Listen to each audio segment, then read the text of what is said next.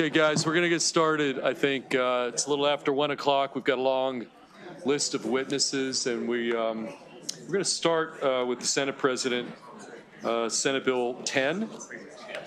And Mr. President, why don't you come up to the table? You've got 4 witnesses on your panel, and I'm going to call them. If everybody can kind of keep it down. Let me just say for the folks here in the audience, and if you're listening back we have over 100 witnesses today.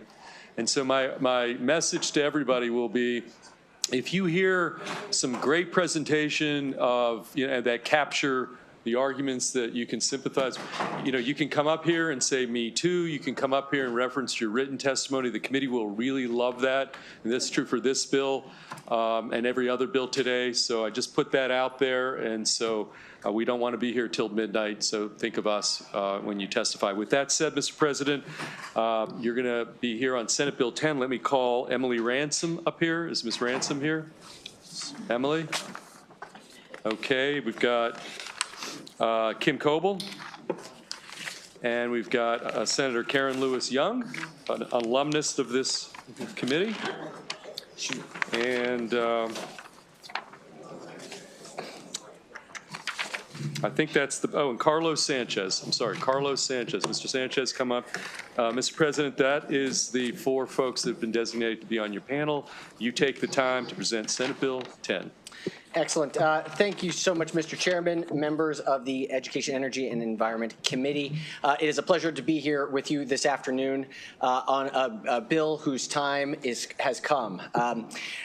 This is an issue that has been sort of 15 years in the making, and so sort of going back on a personal story, SB 10 was one of the first bills, and actually the chairman and I have had many conversations about this, the first bill that I ever voted against leadership on when my very first year as a senator in 2011. And one of the reasons why was because it was largely facilitating the construction of a new waste energy in the 46th legislative district in South Baltimore. The bill moved forward and passed and has been in place for the last 15 years. What hasn't happened is that the incentives that were being provided for the construction of what was going to be a facility in South Baltimore, that never materialized, and yet the subsidy has remained. What this bill does is something that this committee knows very well and has seen many times in the past. This year is the right year to move forward, to remove waste incineration as a Tier 1 rec in Maryland's energy production portfolio. Why now? As we know, we're facing an unbelievable crisis from climate change, something that is existential, and we are facing an energy generation crisis. As we look to bridge to the future, and we will be back with another package that I know that this committee is spending a great deal of time on how we can generate energy here in the state of Maryland. As we are aggressive in thinking about our energy future, we have to do it as cleanly as possible, and so all subsidies and incentives should be based on truly clean and truly renewable sources. And so what this does is cleans up the Tier 1 renewable energy portfolio standard to remove waste to energy. With capacity prices the way that they are today, this is the right moment to bridge, and I look forward to the committee's thoughtful consideration of the issues involved here. I will hand it over to the sponsor panel, but we'll just want to reiterate to the wonderful folks who are supporting this bill. I am very confident that this committee knows this issue very, very, very well, and so appreciate the testimony and advocacy today. And they have a long day, so we thank you for being here, and to the point is the best. More words never necessarily making a better case. Okay. I also want to thank Senator Karen Lewis Young as well, who's been a champion for this issue. Yeah, why don't we go to the panel, then we'll take some questions. Let's go to Senator Karen Lewis Young, and you take the time you need to present them. Thank you, Mr. Chair, and thank you, Mr. President, for working with me in partnership on this bill. We've had a long journey, and I congratulate you. You did a wonderful job of covering this bill, so I'm going to skip most of my testimony. Just a few points of reinforcement I'd like to make. This is a tough budget year. We are very concerned about where dollars go and do we get the best use of our money. Investing in dirty energy just isn't a good policy. If we stay on track with the current renewable portfolio, we will have spent almost $500 $1 billion investing in dirty energy between 2004 and 2030. Let's make our dollars work for us and put it towards clean energy. The other reason that I've been passionate about this bill is the health consequences of incinerators. Not going to go into a lot of detail. I'm sure that you will hear more about it, but this, the particles from waste incinerators are worst of the worst, and they result in congenital disorders, miscarriages, and infant disease. So please be aware of the health concerns as well. My third and final point is frequently incinerators are in low-income communities. Communities of color bear the burden. 80% of municipal solid waste materials are located in communities that are lower income or minority. So this is a health equity issue as well. So thank you very much for the opportunity to come back on this issue. And I agree, I hope this is the year. Okay, let's, who wants to go next? Emily Ransom, why don't you go next? Okay. Good afternoon, Chair Feldman, members of the committee. I am Emily Ranson with Clean Water Action, here in support of Senate Bill 10. As you all know, there is broad support for this issue for many years across Maryland and across different sectors.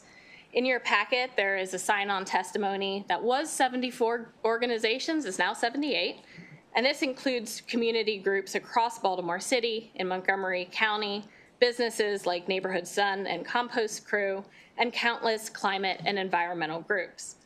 You'll also notice that this year there are letters of support from Mayor Scott and the Baltimore City government, the Baltimore City Comptroller, and just this past Monday, the Baltimore City Council passed a unanimous resolution calling on the state to please pass this bill. For the past several years, Maryland has wasted escalating amounts of money subsidizing 3 trash incinerators, from $11.5 million in 2020 to $24.3 million in 2023. Over the past 4 years, we have spent $75 million of ratepayer money subsidizing these facilities. We cannot keep wasting ratepayer money subsidizing greenhouse gas intensive energy. When you pass the Reclaim Renewable Energy Act, you are making that funding available for actual renewable energy, either through utilities purchasing replacement RECs or paying alternative compliance payments into the Strategic Energy Investment Fund. I also want to point out that this year's fiscal note, the previous year's fiscal notes from the Department of Legislative Services, as well as the Power Plant Research Project, all confirm that eliminating trash incineration from the renewable portfolio standard is not projected to increase consumer electricity prices. So thank you, and we urge a favorable report. Okay, thank you. Ms. Coble, why don't you go next? Good afternoon, Mr. Chairman and members of the committee. I'm Kim Coble, Executive Director of the Maryland League of Conservation Voters. I am here in support of SB 10. We have submitted written testimony, so I will be very brief in my oral here. This is a small bill that carries a big punch, and I want to thank President Ferguson for introducing it. As Emily has said, this bill is a community-driven initiative that results in smart investments of our state's limited resources. 2 points in addition to what's already been said. Number one, in 2023, the state wrote the Climate Pollution Reduction Plan, and explicitly in that plan, which spells out how we meet our climate goals, it calls on removing trash incineration from the RPS. Secondly, I serve as co-chair of the Maryland Commission on Climate Change, and our 2023 annual report, which provides recommendations to the legislature and the administration on ways to meet our climate goals, explicitly recommended removing municipal solid waste incineration from the RPS. That recommendation passed the commission by a vote of 19-1. So we thank you for your time and consideration, and we urge a favorable report. Okay, thank you. We're going to go Yeah, no, I got you. Okay, Mr. Sanchez. Yes, Mr. Sanchez, you're going to finish out this panel. Thank you. Thank you, Chair Feldman and members of the committee. Everybody probably remembers me, but just in case you don't, my name is Carlos Sanchez. I'm a resident of Baltimore City and part of a grassroots community-based nonprofit organization, the South Baltimore Community Land Trust. I'm running to express our strong, but my strong support for SB 10, which I've been in support of since I was 13. I'm turning 20 years old tomorrow, and it shows how much this bill matters to me and how long the South Baltimore community has been demanding this legislation. I was born and raised in Lakeland, which is less than 2 miles away from the wind waste trash incinerator. And my entire life, I've seen the health impacts and the health effects that this polluting facility has on my community. But of course, we're not here to talk about that. I'm here to talk about because the past 3 years that I've been here speaking, I've been so frustrated because at the end of the day, I'm paying for this facility to continue to harm my health and my community, and that's what I'm here to talk about. I'll start off by saying that Baltimore and Maryland ratepayers at large have been wasting so much money investing in non-renewable trash incineration, subsidizing what is clearly not an efficient, no renewable way to get energy. A new 2023 study at PLOS Climate found that, and I quote, incinerators emit more greenhouse gas emissions per unit of electricity produced than any other power source, end quote. The Land Trust has long been working to move Baltimore to a healthier future, building a path forward where we can receive our energy from a truly renewable source like wind and solar. But this renewable energy shift has been inhibited by the increasing money going to the Bresco Waste Incinerator and the 2 other non-renewable incinerating facilities in Maryland and Virginia. And this is not a solid waste bill, nor a zero waste bill. This is a clean energy bill. A bill to stop lying to Maryland ratepayers about where their money is going. It reestablishes what the RPS was intended for clean, renewable energy. As Maryland ratepayers, we are frustrated by how our money profits these non-renewable, climate-polluting facilities, further harmful to human health in comparison to wind, solar, and geothermal. As we continue building our sustainable communities in South Baltimore, we are here today strongly in support of Bill SB 10, because the RPS subsidy is paid by our electric utilities and ultimately comes out of our utility bills. We deserve to know that when we're paying for renewable energy, we're actually helping support the actual clean renewable energy we need to fight climate change and clean air. So please, we urge a favorable vote for SB 10, as it's what residents, groups, and organizations need the state to do. We need y'all to help restore the RPS to its original purpose and the funding real clean renewable energy. Thank you. Okay, thank you, Mr. Sanchez. Thanks to the panel. We'll take questions now, either the Senate President or any of the sponsor panelists. Questions? Okay, seeing none, thank you. Thank you all. Thank you, Mr. President. We're going to I'm going to call up a panel of favorables in person. We're going to go favorable in person, then some virtual, then we're going to go to unfavorable. So if you hear your name, you're going to come up. Yara Jangit-Levin. Sir James Weaver. Angela Clark. Emily Hurley. And I should say that everybody here is going to be on a 2-minute clock, okay, because of the length of how many witnesses we have today, 2 minutes. So let's going to fill the table up. Mary Randall. Is Miss Randall here? Mary Randall. Shanae Thomas.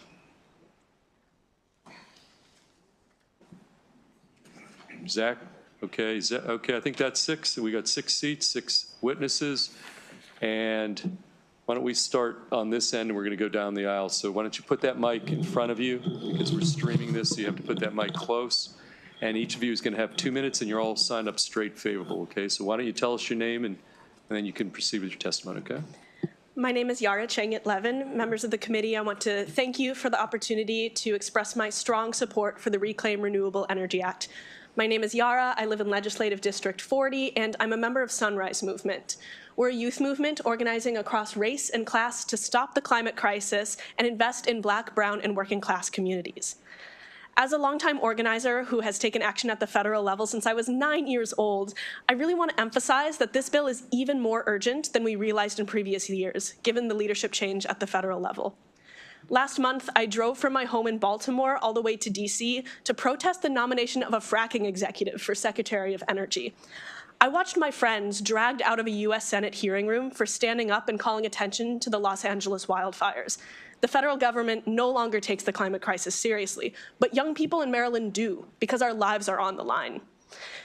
Clean energy is up to the state level. There is no time and no money to waste. But wasting money is exactly what we're doing as long as trash incineration is allowed to benefit from millions of dollars in subsidies. The Renewable Portfolio Standard is a vital tool for investing in clean, renewable energy, but is being misused to fund environmental racism. The Baltimore incinerator is pouring pollutants for which there is no safe level of exposure into predominantly Black and brown communities.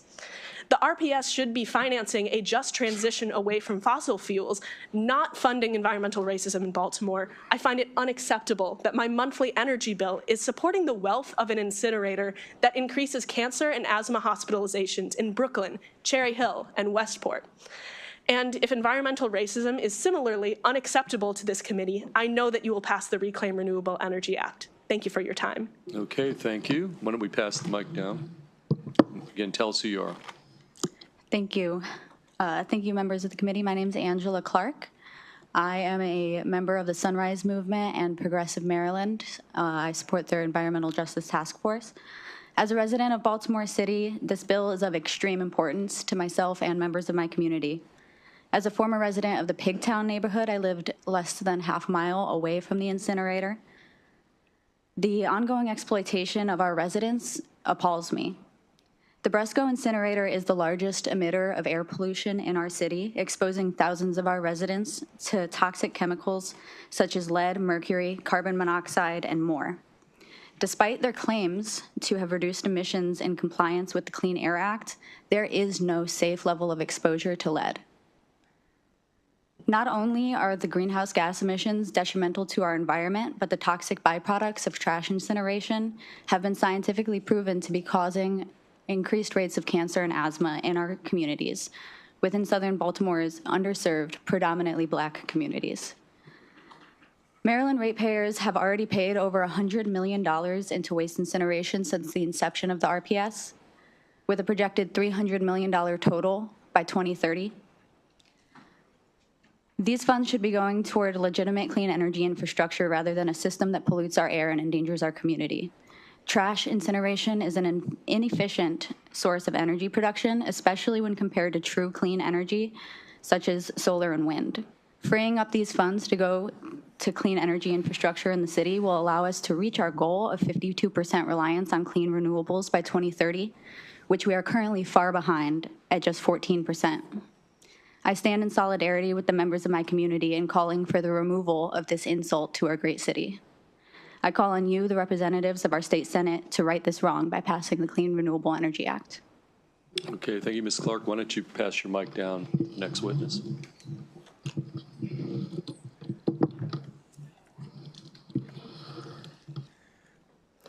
Thank you, Chair Feldman, Vice Chair Kagan, and members of this esteemed state Senate Committee for allowing me the opportunity to share my testimony in support of the Reclaim Renewable Energy Act of 2025. My name is Shanae Thomas. I'm a resident of Cherry Hill in South Baltimore. As I mentioned to this committee last year, I had not been aware of financial exploitation of incinerator companies like Wind Waste getting wealthy from the pockets of my community for 14 years now. Mary Urban's claim to WBAL-TV that incineration is renewable is inaccurate. For example, our state's renewable energy program, which was developed 19 years ago, was intended to support fossil-free energy, and unfortunately, it has made polluters like wind waste rich. Recently, Governor Westmore introduced the Maryland Energize Act to fix our state's disjointed RPS program. According to a peer report, if we keep RPS in our states, RPS, by 2030, we will waste about $200 million. That's a lot of money. It's time to pass the Reclaim Renewable Energy Act so that the shackles can be removed from the pockets of my community. Thank you for your time. Okay, thank you, Ms. Thomas. Sir? Yes, my name is Sir James. Thank you for giving me the opportunity to share testimony in support of SB 10. Thank you, Chair Feldman and Vice Chair Kagan. Thank you for your time. Yes, as Shanae stated, Wind Waste is making fallacious claims about incineration being renewable. There's already been a study conducted by George W. Thurston, who's a professor of environmental medicine at New York University, that was presented in 2017. It's a 21-page study. George W. Thurston has also served on the EPA's Clean Air Scientific Committee that provides insight to the environmental air quality standards. And so that's an expert. And so those claims are filled with illegality. So I'm refuting those claims. I haven't seen a study from them that supports evidence that incineration is renewable. And in addition to that, our state's RPS program was intended to support renewable energy.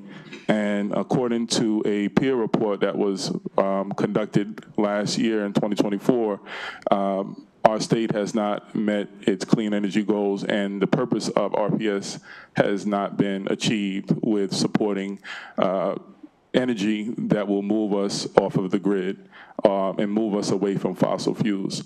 And so for those reasons, I am here to support the Reclaim Renewable Energy Act. It's time that we pass the bill so that the shackles that the incinerator companies have on the pockets of our frontline communities in South Baltimore can be released. And thank you for your time. Okay, thank you for your testimony. Pass that mic down. Thank you, Chair Feldman and members of the committee. My name is Emily Hurley, and I'm a student attorney with the Public Health Law Clinic at Maryland Carey Law, urging a favorable report on Senate Bill 10. Baltimore City by far has the highest rate of emergency room visits for asthma when compared to every other county in Maryland. And this health burden is not felt equally across race. The Maryland Department of Health has found that Black people are sent to the emergency room for asthma over 4 times that of the rate of white people are in Maryland. Unfortunately, asthma is not the only public health issue exacerbated by incineration. There are 2 pollutants that pose significant health risks towards Baltimore City residents. 1, nitrogen oxides, and 2, fine particulate matter. Nitrogen oxides have been known to cause irritation to the throat and lungs and shortness of breath, while fine particulate matter has even more serious consequences, such as lung cancer, heart attacks, heart disease, and even birth defects. This is why Senate Bill 10 is so important. Senate Bill 10 sends a signal to all Marylanders that the state will no longer encourage and incentivize activities that sends its citizens to the hospital. Under Senate Bill 10, Maryland will join the 17 other states whose renewable portfolio standards do not include waste incineration as a renewable source of energy. As a result, the subsidies that the Baltimore incinerator currently earn will be redirected towards clean sources of energy that do not exacerbate already ongoing public health crises and environmental disparities within Maryland communities. Thank you for your time, and we urge a favorable report on Senate Bill 10. Okay, thank you. Playing cleanup, we're going to go to the end of the table. Tell us your name. Dear Honorable Chair Feldman and members of the committee, I'm Mary Randall, a lifetime resident of Westport in District 46. I spoke before this committee last year defending the Reclaim Renewable Energy Act on behalf of Progressive Maryland Environmental Justice Task Force. Today, I'm endorsing this bill once again. I live in this neighborhood of Westport, which unfortunately borders the Bresco incinerator, also known as Wind Waste. As a result of this close proximity, my 2 best friends and members of my community developed cancer and died as a result of breathing in its toxic fumes of the incinerator. I also developed cancer in my left kidney and was able to beat it, but I am still currently suffering from chronic obstructive pulmonary disease, COPD. It is clear that the waste incinerator is not clean, renewable energy source, given that it deteriorates my community health.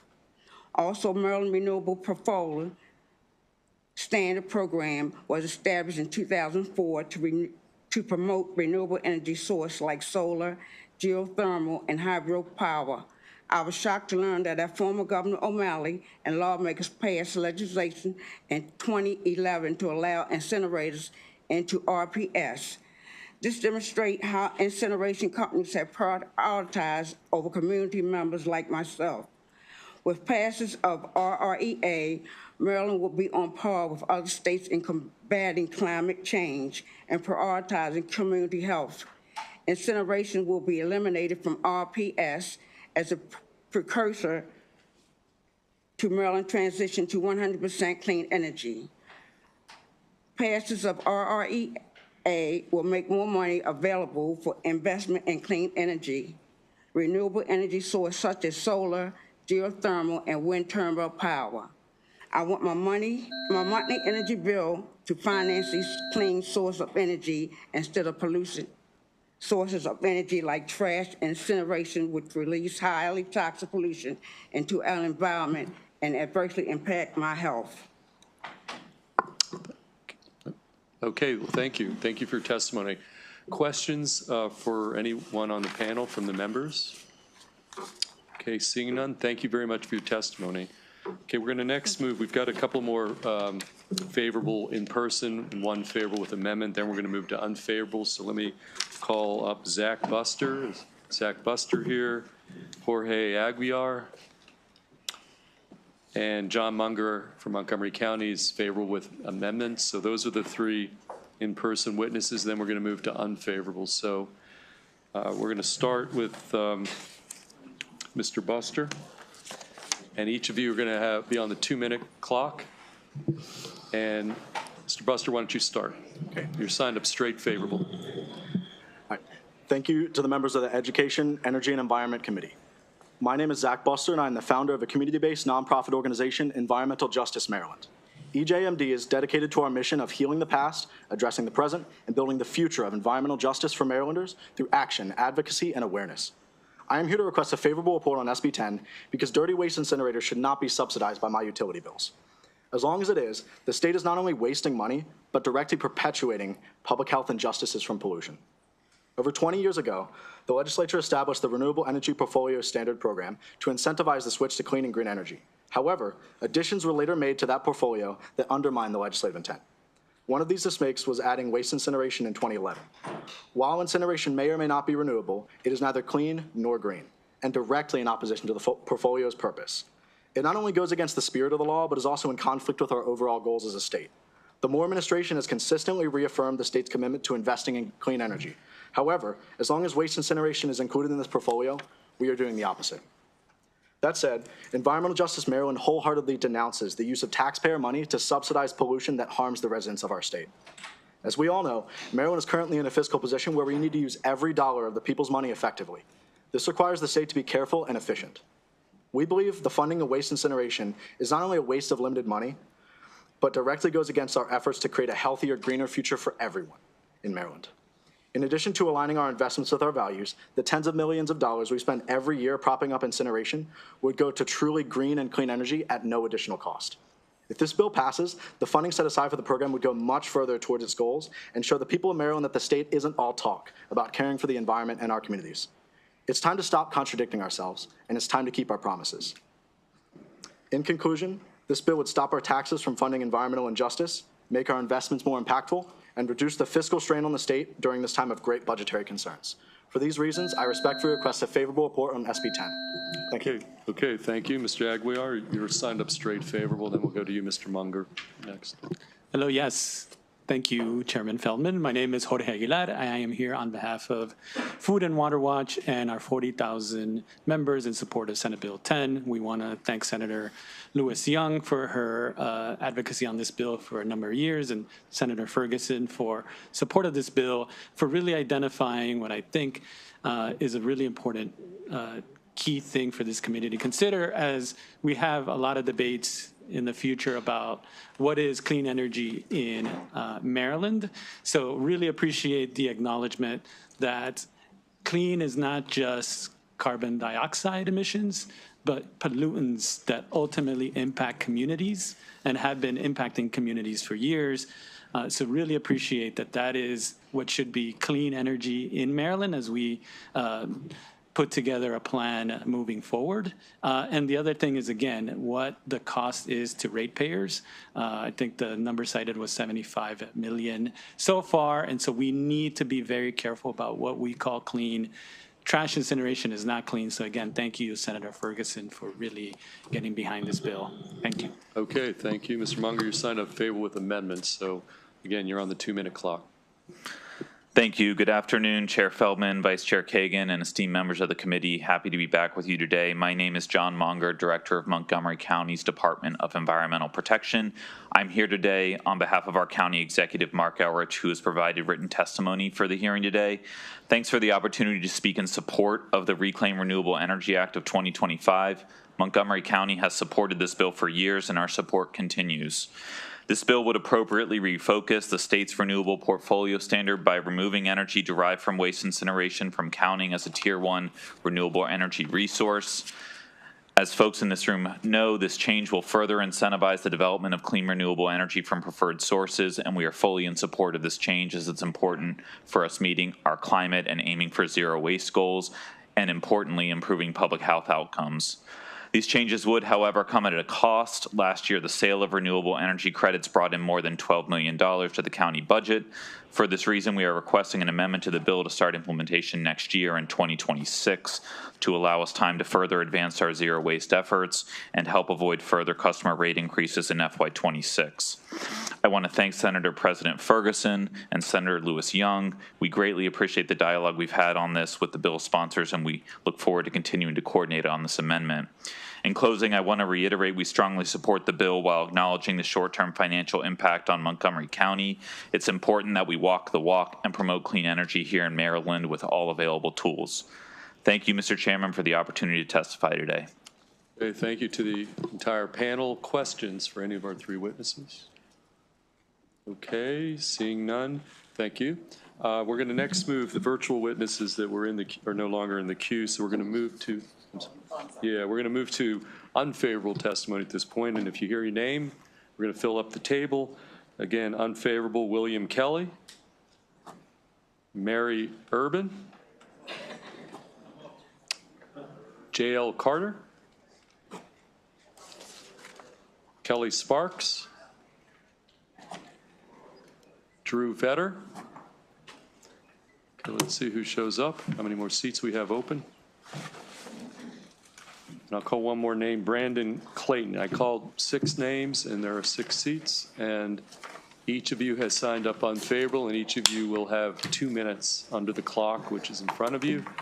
So, sir, let's start at this side of the table, and we'll go down there. Tell us your name, and again, you're on the 2-minute clock, and we'll just go down the aisle, okay? Thank you. Let's start. Good afternoon, Chair Feldman, Vice Chair Kagan, and members of the committee. Interrupt, Mr. Vetter. You're one of the names I called, so why don't you take that seat at the end? Okay, why don't you start again? Yes. Thank you for the opportunity to provide testimony today. My name is Bill Kelly, and I represent the members of United Steelworkers Local 12517. We strongly urge you to oppose Senate Bill 10. Last week, Governor Moore said Maryland must become less dependent on federal jobs, specifying health care as a priority. Health care, like every industry, produces waste. Making that waste into energy provides jobs for approximately 40 of my steelworker brothers and sisters at Curtis Bay Energy. SB 10 would change the renewable energy portfolio standard definition of Tier 1 renewable resource to exclude energy derived from waste, preventing Curtis Bay Energy from continuing to benefit from the renewable energy portfolio standard, potentially causing a shutdown of the facility. This would be devastating to our members, their families, and the local community. Many of us worked at FMC Baltimore until those jobs went to China, and Sparrows Point until the steel mill closed. There is a shrinking pool of industrial jobs in the Baltimore area. The committee need only look at the Luke Paper Mill in Western Maryland. When denied their credit for burning waste, lost over 600 direct United Steelworker Local 676 jobs, shattering the local economy. The impact of Senate Bill 10 becoming law could likely mean our members will lose their jobs. On behalf of the members of United Steelworkers Local 12517, I urge you to oppose Senate Bill 10, and I thank you again for the chance to give my testimony. Okay, thank you. Let's go down, put that mic, and make sure everybody puts the mic close because we're streaming this out. Sir, you're next. Good afternoon, Chair and members of the committee. I am Bishop J.L. Carter, pastor of our church. I am here in opposition of Senate Bill 10, which will hurt thousands of Marylanders, most vulnerable citizens of Maryland, which are children and senior citizens. We serve a vast community in terms of help, in terms of food, in terms of clothing, and the subsidies that we receive along with this allows us to do what we need to do. Baltimore City has stated that moving away from waste to energy would cost more than $100 million to expand landfills and build a transfer station to send our trash to Virginia. That would mean that more tractor trailers and traffic on the road, which is the leading cause of air pollution in our city, and more greenhouse gases in the atmosphere because of the methane from landfills. If this bill does pass, it will not close the facility, but it will make it harder for them to do business and will be more difficult for organizations like nonprofits across the state of Maryland and the city of Baltimore to receive what is needed to fill the gaps that city government and federal government is not doing. Every dollar counts, and we needed an economy like the one that we have. Because Maryland doesn't produce enough renewable energy already, the money is currently going to local waste to energy facilities, would then go to out of state. That subsidy, that money would go to another state rather than Marylanders benefiting from it. I urge you to do what is right for the most vulnerable citizens of our state, both seniors and children, and to help our environment do the best that we can. Johns Hopkins has made a report on this. It's just a few blocks away from our church, and they made it clear that that wind waste does a great job in EPA. Thank you. Thank you, sir. Next up.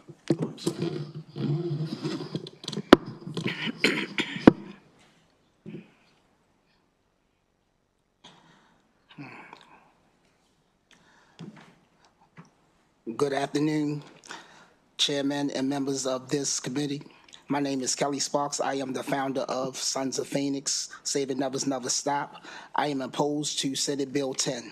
I am a returning citizen and understand the temptations that our youth feel to provide for their families, even if that means breaking the law. I started the Sons of Phoenix after Freddie Gray's death to help these young people make the right choice through guidance, education, job training, and mental health and trauma and counseling services. We make a big difference, but we have a lot more work to do. Lots of people in my community are hurting. The funding that Wind Waste provides to upgrade our community hub includes a new computer lab, gave our youth a safe place to go learn skills and stay on a positive path. Senate Bill 10 will remove funding that Wind Waste invested in more than 20 nonprofits throughout Baltimore City. Together, we provide critical services in Black communities across Baltimore.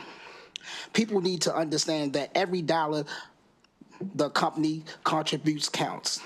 Every contribution can change the lives of someone who needs help and has nowhere else to turn. I have toured the Wind Waste facility and have seen how seriously they take safety, what they do to protect the environment. I know all the waste they manage would have to be trucked out of state in the facilities in the financial costs. That would cost taxpayers millions of dollars and create major health problems. Wind Waste is a good partner to the Sons of Phoenix and the rest of the nonprofit organizations throughout Baltimore City. Thank you. Okay, thank you. Let's go to the Sir, again, give us your name. Yes, good afternoon, Chairman and members of the committee. My name is Brandon Clayton. I am the Executive Director of Young Successful Leaders, a nonprofit in Baltimore dedicated to equipping young people with essential skills in entrepreneurship, financial literacy, and leadership, and violence prevention. I stand before you today in a strong opposition to Senate Bill 10. The work we do depends on strong partners, and there is no stronger partner in Baltimore than Win Waste. This bill threatens to weaken Win Waste, ultimately harming its ability to support the young people who we rely on organizations like ours. Win Waste invests much of renewable energy subsidized that Senate Bill 10 seeks to eliminate into partnerships with local nonprofits, providing critical funding for mentorship, resources, and guidance that help young people become independent and product adults. At this time, when the city is struggling to provide adequate resources for its youth, when the state faces significant budget cuts, and when federal funding is under threat, we cannot afford to lose this vital support. Maryland should not be taking money from a company that reinvests in our communities and sending it out of state, especially during difficult times financially. Whatever benefits this bill is intended to provide now, I apologize.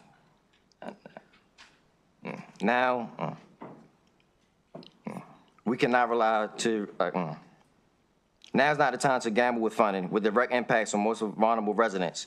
When Maryland has a deficit of wind and solar energy and a balanced budget and struggling federal support. Perhaps this bill could be reconsidered, but now is not a reality today. We do not stand with companies that stand with our communities. We need to keep Maryland dollars in Maryland. I urge you to prioritize the needs of Baltimore's youth and the organizations and the support of voting against Senate Bill 10. Okay, thank you. Next up. Thank you. Thank you, Chair, Vice Chair, Committee. I'm Mary Urban with Wind Waste Innovations. I'm a South Baltimore resident, and I'm here representing not just the 10 workers here, but about 75 back home managing the plant 24/7 because we make waste 24/7. And I promise you, if there were health impacts from our plant, we'd be the ones that would be very concerned. However, there's decades of research that shows that it does not. So there's a lot of discussion about whether we'll close or whether this will just hurt us.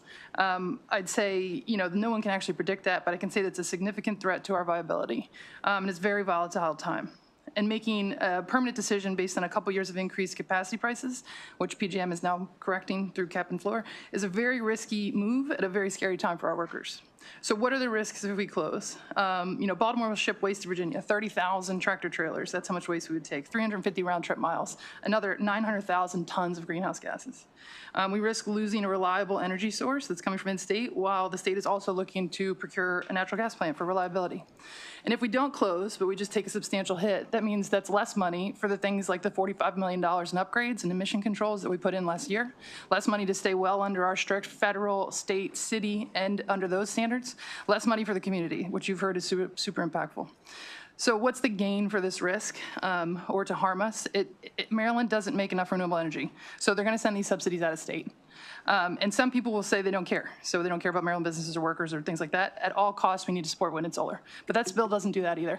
This bill, because it only targets us, will remain chicken manure, wood pellets, landfill gas. Those are all staying in the tier 1.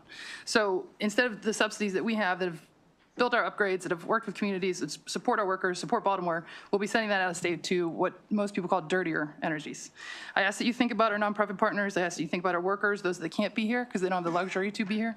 And I ask that you vote unfavorably to SB 10. Okay, thank you. Mr. Vedder.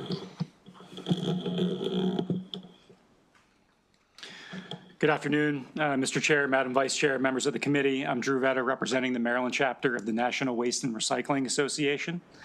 We represent the private sector of the waste and recycling industry in Maryland.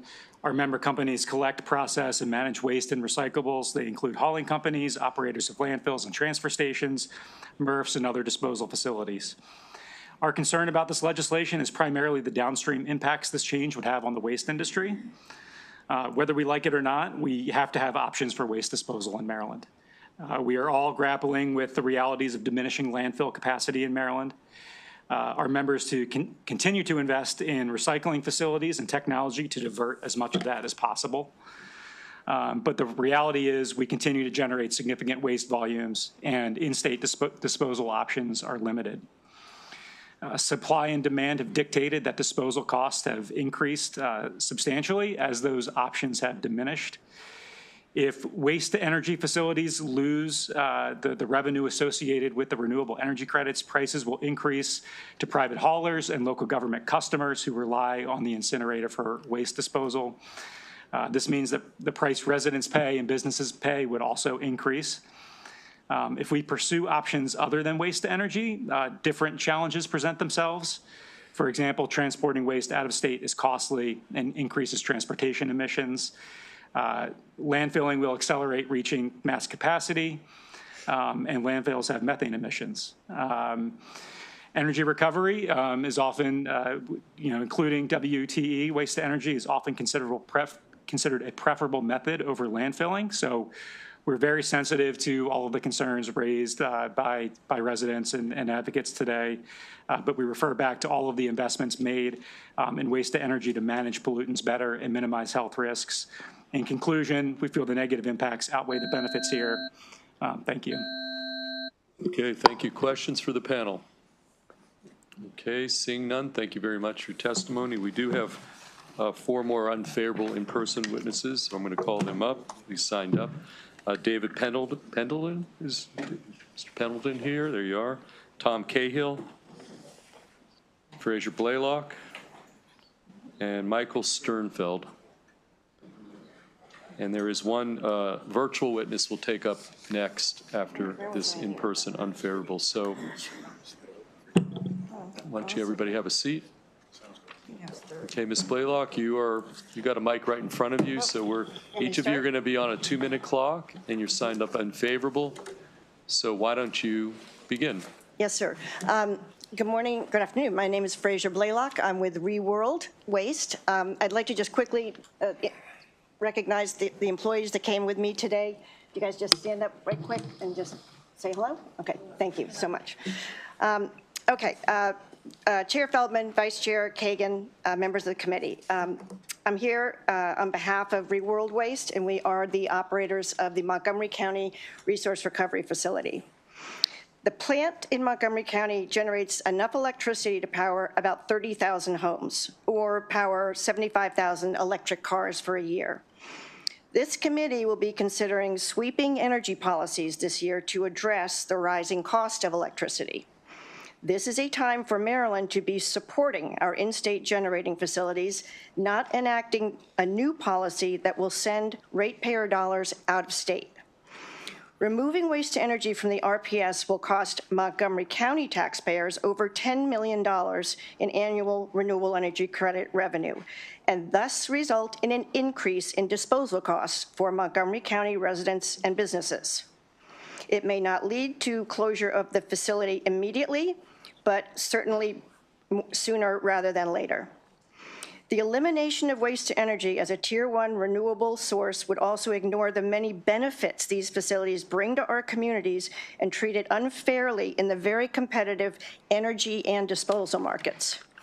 Senate Bill 10 would continue to allow out-of-state landfills, which are as far away as Ohio and Illinois, to earn Maryland RECs, while disqualifying our 2 in-state waste-to-energy facilities. It would have the result in adding to the state's budget crisis by sending Maryland ratepayer dollars out of state. I'm running out of time. To remove waste-to-energy from Tier 1 but leave landfill gas in is counter to Maryland's goal of reducing greenhouse gases, and it would also raise the cost of trash disposal for citizens in Montgomery County and throughout the state. Thank you. Okay, thank you. Mr. Pendleton, why don't you go next?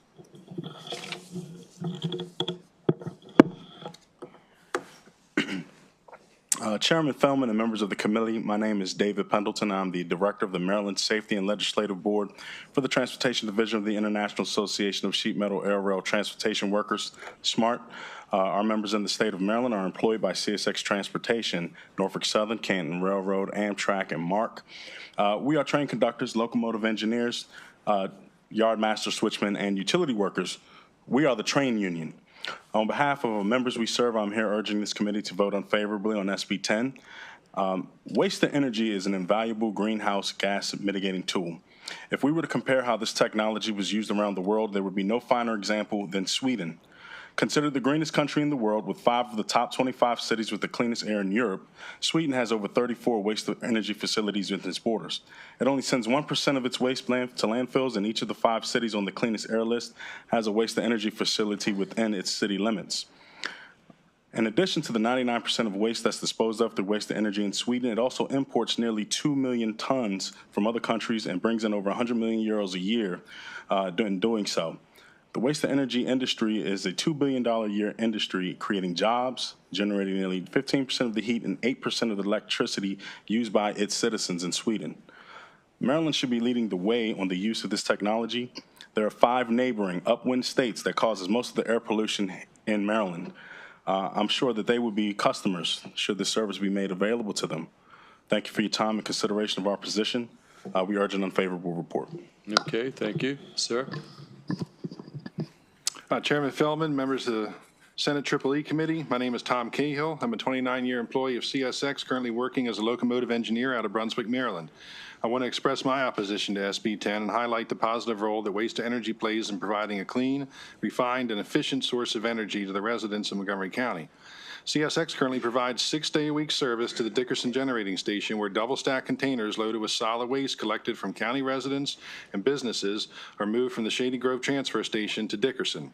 CSX generally moves 75 to 94 containers at one time, and one train keeps 300 trucks per day off local roads, preventing what would be over 3 million gallons of diesel fuel from being burned and nearly 70 million pounds of CO2 being emitted into the air. Dickerson Generating Station has been a good idea since its inception and continues to play a vital role in waste disposal for the county to this day. Power generated there provides heat and electricity for 30,000 homes annually, while avoiding 442,000 metric tons of greenhouse gases from being emitted into the air each year, the equivalent of removing 109,000 vehicles for the road for 1 year. Dickerson has evolved over the years to stay at the forefront of clean burning and efficient technologies, just as CSX's locomotives have evolved to meet current Tier 4 requirements for exhaust emissions. Removing WTE from Tier 1 of the RPS and closing Dickerson would make perfect the enemy of good. The partnership between CSX, Reworld Waste, and Montgomery County is the best and cleanest method to manage the residual waste with the benefit of contributing to the regional electric grid. The current partnership also provides good-paying union jobs, and additionally, leaving waste in a landfill would release untold amounts of methane gas into the environment. Methane gas is more than 30 times stronger than CO2 over 100 years, and 84 times stronger over 20 years. The partnership is a win-win for all those involved, especially the county residents who are the electric utility customers in the region. I ask for your support of this program for years to come and urge an unfavorable report. Okay, thank you. Before we take questions, I just want to make sure, is Michael Sternfeld here? Mr. Yes. Chairman, apologies. He had an emergency. Okay. He couldn't make it today. Okay, fair enough. So now we'll take some questions from members of the committee. Okay, seeing none, thank you. Thank you for your testimony. We have one virtual witness, Michael Dorsey, who's in the queue. We're going to pull him up. He's also signed up unfavorable. He'll be the final witness on Senate Bill 10. And Mr. Dorsey, you're on the 2-minute clock. And again, you've signed up unfavorable, so why don't you start? Hello, thank you, honorable members of the committee and everyone else who's been here. My name is Michael Dorsey. I'm the executive director. Mr. Dorsey, can you turn your volume up? We're having difficulty hearing you.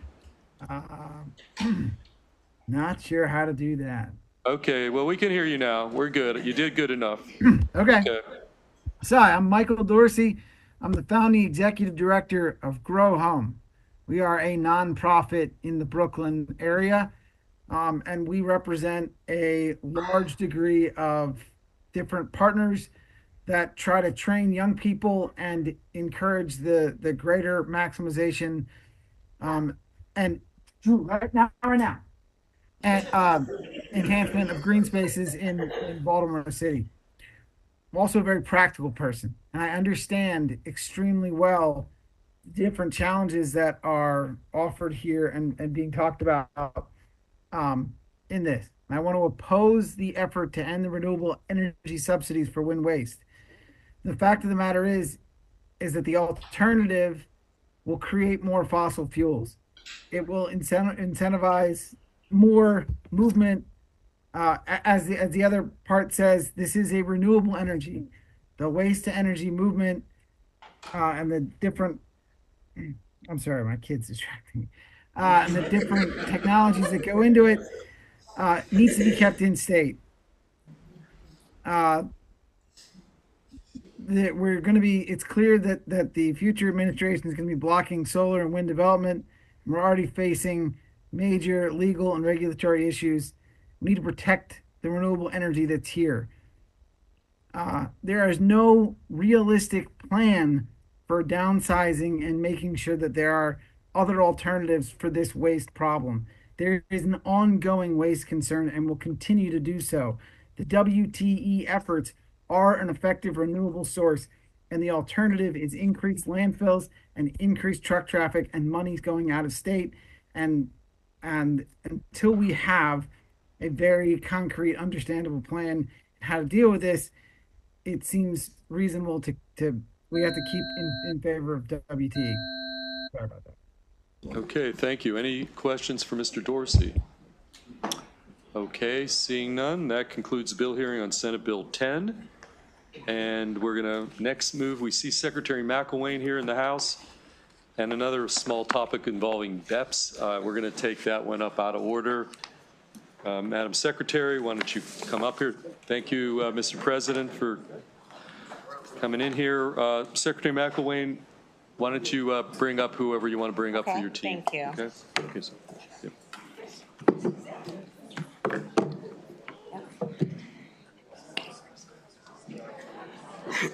Excuse me.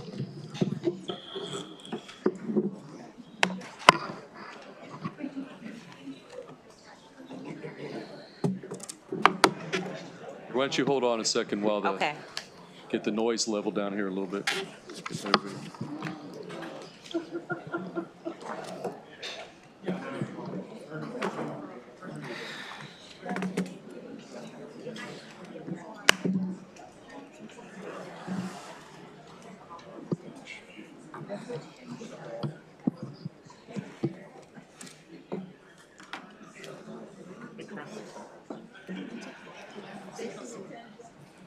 Back for more? Yeah.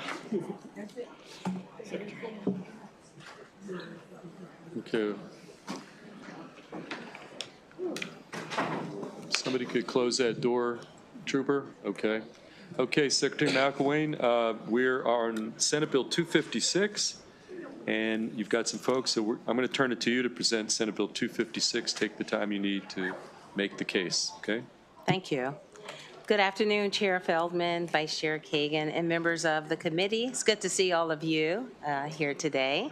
For the record, I am Serena McElwain, Secretary of Maryland's Department of the Environment, and I am asking for a favorable with amendments report for Senate Bill 256.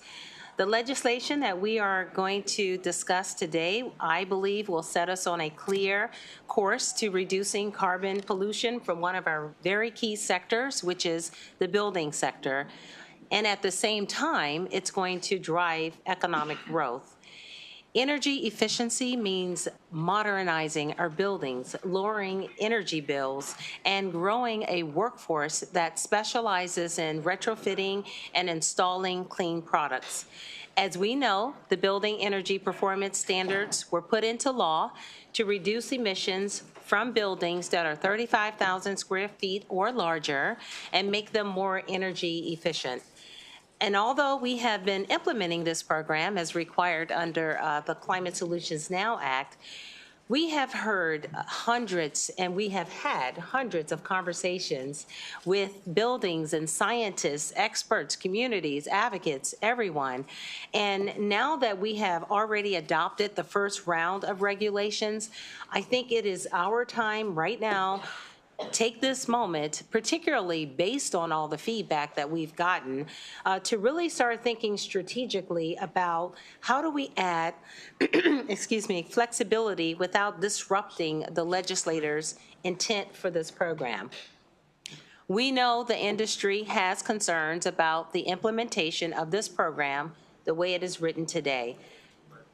But then we also have others on the other side who actually think we should be moving faster. And so I think through this bill and the proposed amendments that we have, I feel very strongly that we are meeting most of the interested parties halfway. And I also believe that we have addressed them fairly and practically as well, based on all that we've heard. So I want to take this opportunity to talk about what's really important about this bill. We've heard from building owners, and they are, simply put, looking for more flexibility. And they're also worried about cases when some of the projects that are required for their buildings, it's just not going to work in those buildings. You can't retrofit some of the projects that are necessary in those buildings. And so we've listened, and we're going to help the building community be a part of this transition. This bill will create several big new flexibilities to address the building's concerns. Okay, I'll start with economic feasibility waivers. Building owners can now receive a waiver if they can simply demonstrate that certain equipment upgrades simply will not work. And also when they're looking at those upgrades, sometimes those upgrades can be a lot more expensive than even what the return on investment is.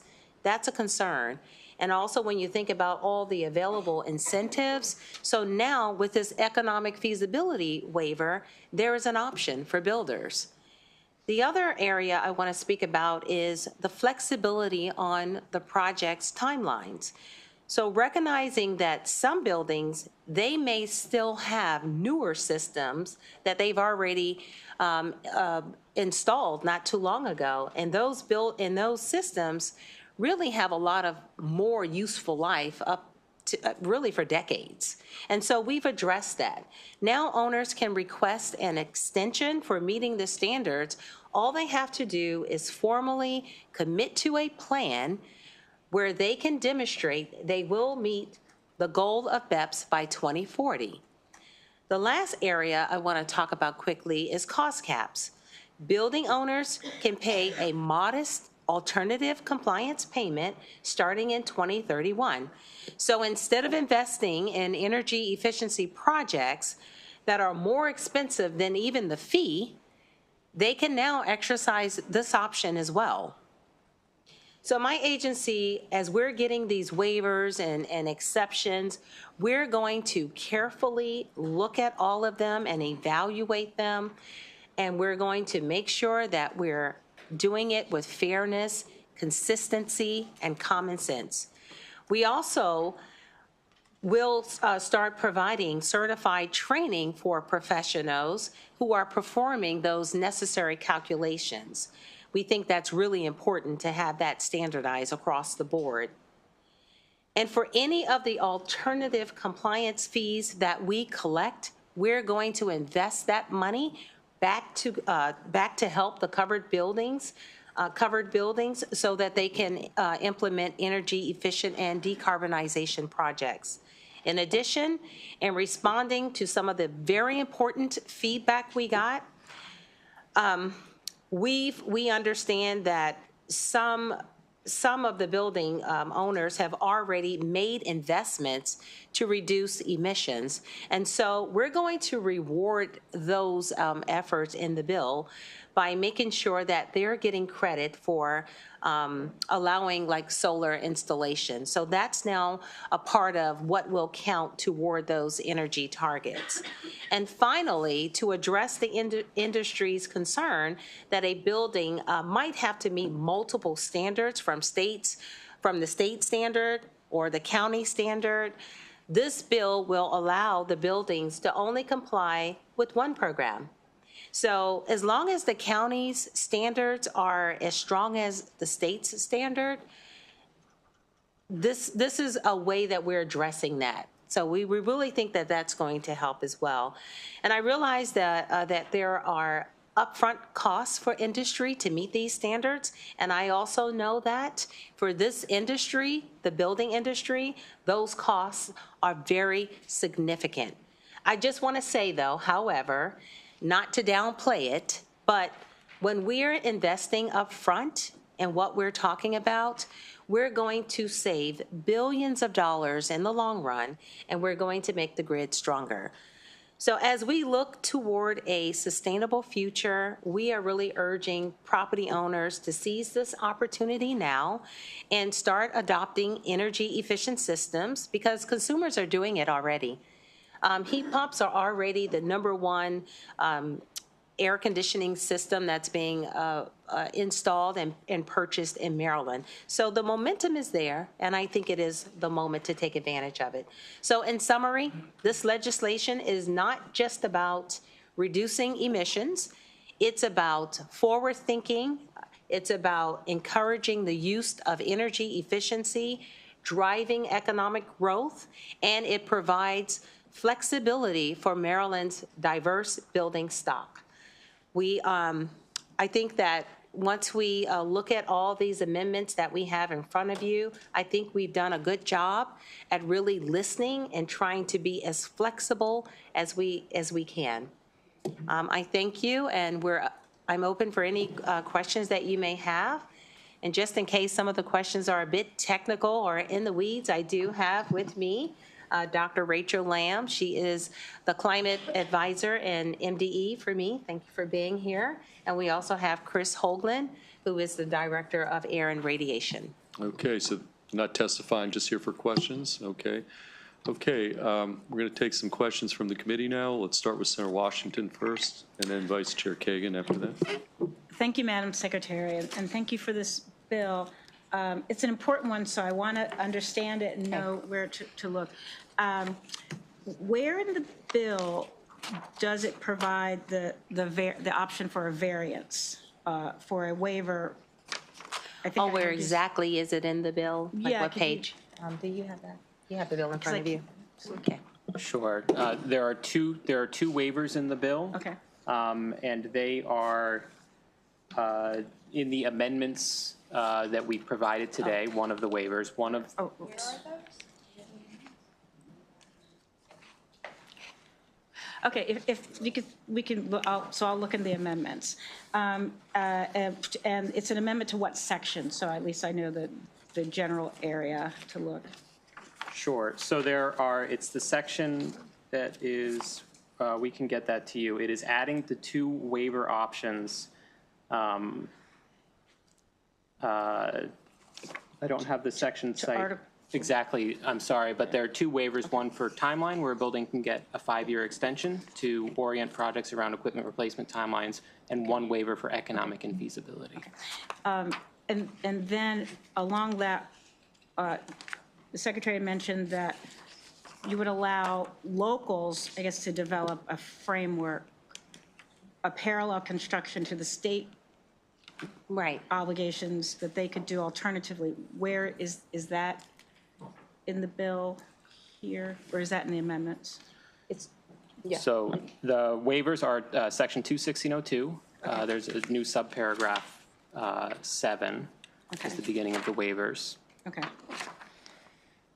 Okay, yeah, 260, and then there was, so the entire waiver scheme contemplates that there will be a local ordinance that has to be as strict as Yep, the and then state. the section dealing with county programs is later on. Okay, so they'll be called county programs?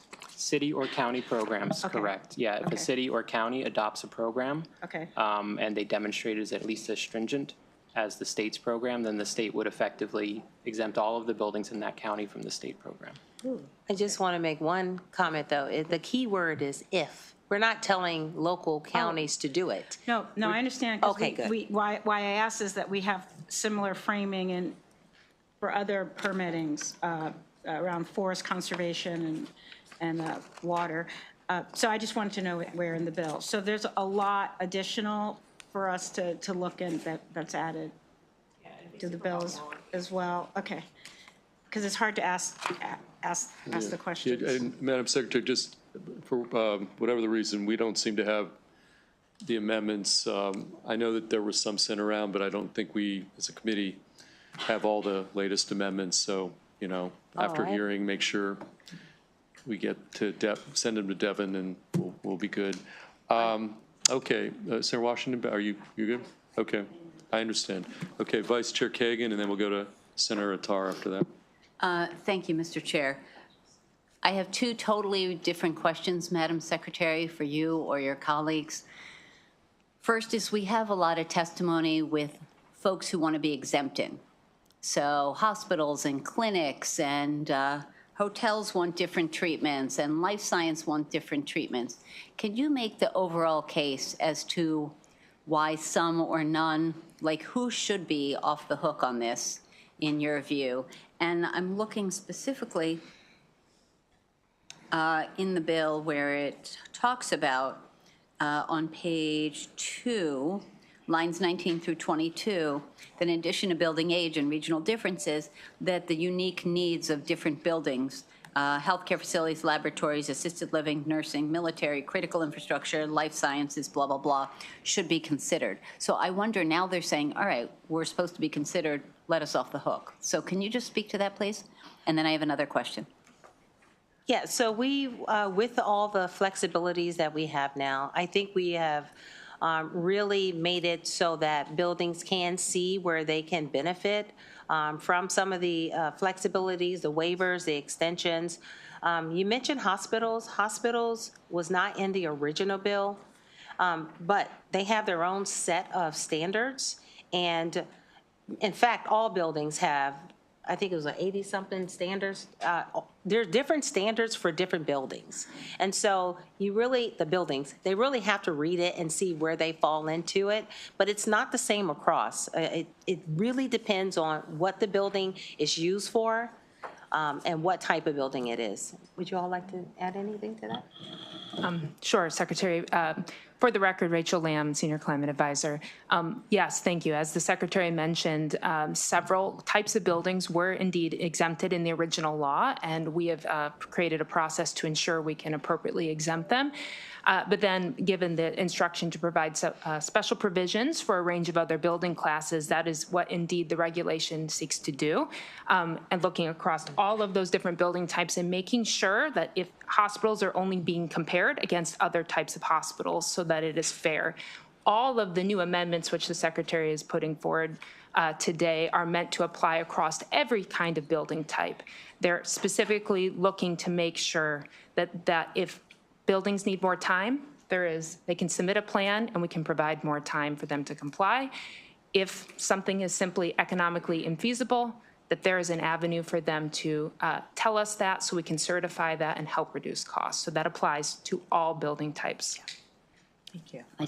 Thank you both. Mr. Chair, my second question is related to where the funds go. So the Strategic Energy Investment Fund, SEIF, is under the Maryland Energy Administration. I'm saying you guys know this, but I want to make sure anyone watching from home is aware, which is already a very well-funded big chunk of money. There are a lot of conversations going on now in these tight fiscal times about sort of claiming some of that funding. So I'm so curious how you feel confident that money in SEIF will be used for any particular purpose for which the fees are being assessed. I think that's fair. I think that's a very fair observation. But with the, I think you're referring to the alternative compliance fees that we're going to collect, and we're going to take that funding and make sure that it's given back to the buildings. I think that's your concern. That money is going into SEIF funding. We don't control SEIF funding, so I get your point. It is within MEA's purview. Yes. But I'm confident that I mean, the money that's going into SEIF now from Reggie, most of that money is used for what it is supposed to be used for. And so I don't see that being a problem, but I can't guarantee that. Right. I'll say so, that. I'm not criticizing you or MEA or the Regional Greenhouse Gas Initiative or SEIF or anything. I think that where we are collecting fees that are for a purpose, And because right now everyone's looking for pennies lodged behind the seat cushions, I just wonder how secure some new funding might be when we're all looking for cash flow options. You want to address that? And it may be that we don't know yet, which is valid, but I do think that should be part of the conversation. Okay. So that if there's going to be movement and if there's going to be a fee, that it's actually going to do the work for which it is being assessed. That's just for your consideration. I'm Very eager to valid. hear more. I think we concur with that. In the language that we're advancing, we're proposing to say that the funding would be used to provide grants and loans to help owners of covered buildings comply with regulations adopted under this article. Assuming that money is available in the fund. That's all I'm saying. I just think there are a lot of folks who are, including me, I was looking to snag $5 million of it for one of my initiatives. So I think it's something that we all ought to be thinking about. I agree. So thank you, Mr. Chair. Sure, and by the way, we have located your amendments. Oh, good. And Devin's printing them out right now as we speak. And so we'll go to Senator Attar next. Thank you, Mr. Chair. And I just received the amendment. My question is actually on that. So it's about the 25-year payback period. Why'd you choose that 25 years? And what are the simple payback periods for other state-funded energy efficient programs? Chris, I'm going to allow you. Sure. So we looked at examples of other programs. Maryland is not the only jurisdiction with a BEPS program. So we started with 25 years for the payback period for the economic feasibility waiver process based on examples from other programs, and also to have a number that could represent the range of lifetimes of building equipment. Different types of projects, of course, have different lifetimes.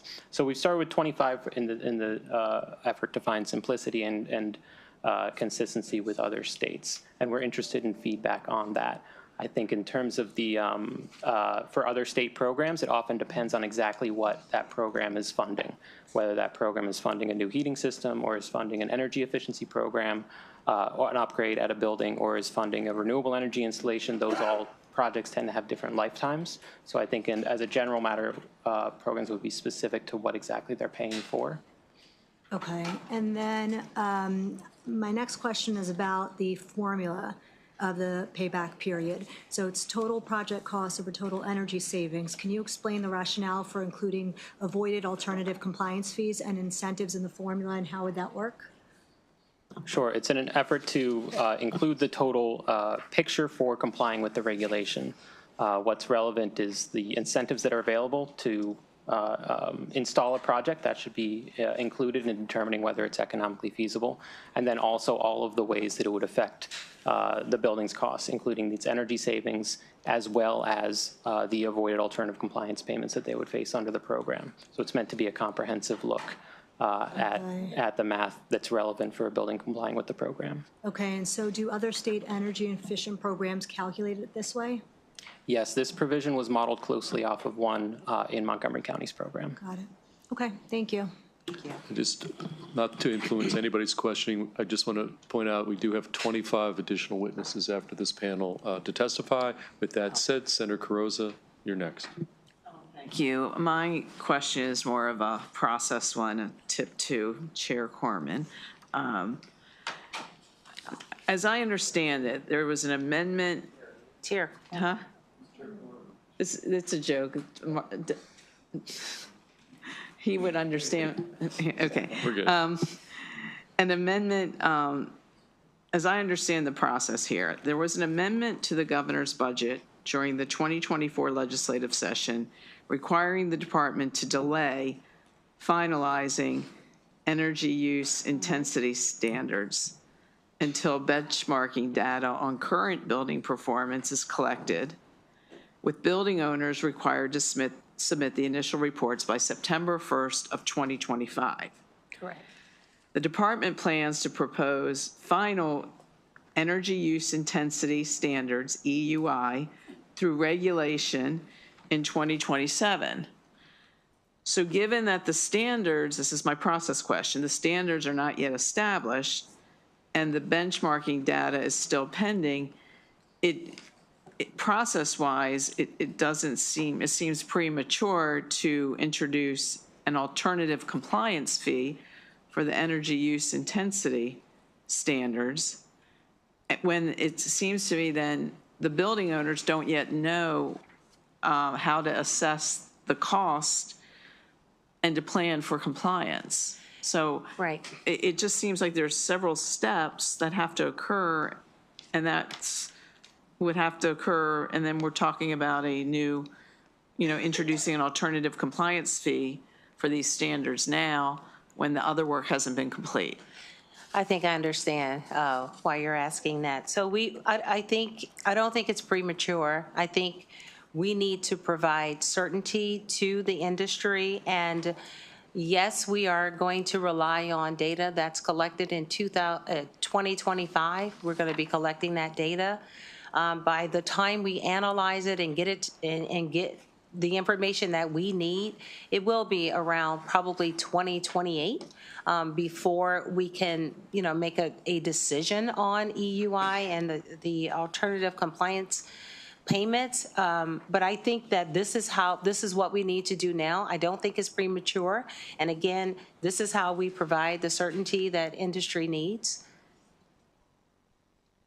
Okay, it just seems that they won't have the information they need to plan for compliance, but I'll take it up. But it's only, it doesn't start now, though. The standards don't go into effect until 2030. So we still have a lot of time. Okay, Senator Hester. Thank you. It's always great to see you, Madam Secretary. You too. And I want to just commend your staff. I asked them a number of questions that they responded, with really detailed answers.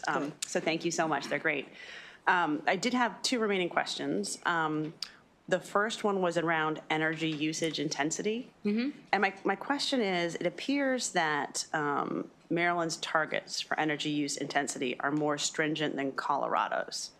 And so I'm curious why they're more stringent, and then whether or not there are more cost-effective or easier ways to implement the grid reductions in the BEPS. Why don't I turn it over to you? Sure. Thank you for the question, Senator. So per the budget amendment process language that we were discussing in the last question, we don't have energy use intensity standards promulgated at the moment. We did propose them originally, and when we proposed them, we used the same methodology that Montgomery County had used when they were proposing theirs, in the interest of being consistent with the county program within Maryland, to provide the industry with that sort of consistency that the statewide program and the Montgomery County program would be as similar as possible. So our standards quantitatively were very similar to Montgomery County's because we used the same methodology and applied it to a statewide data set. That said, following the direction in the budget, we will, of course, be reformulating our energy use intensity standards using 2025 data when it is reported next year. In the regulation that the Secretary mentioned, we would have complete in 2027. So we are open to feedback on how those should be calculated in the next round. That's fabulous. And if I might, my second question.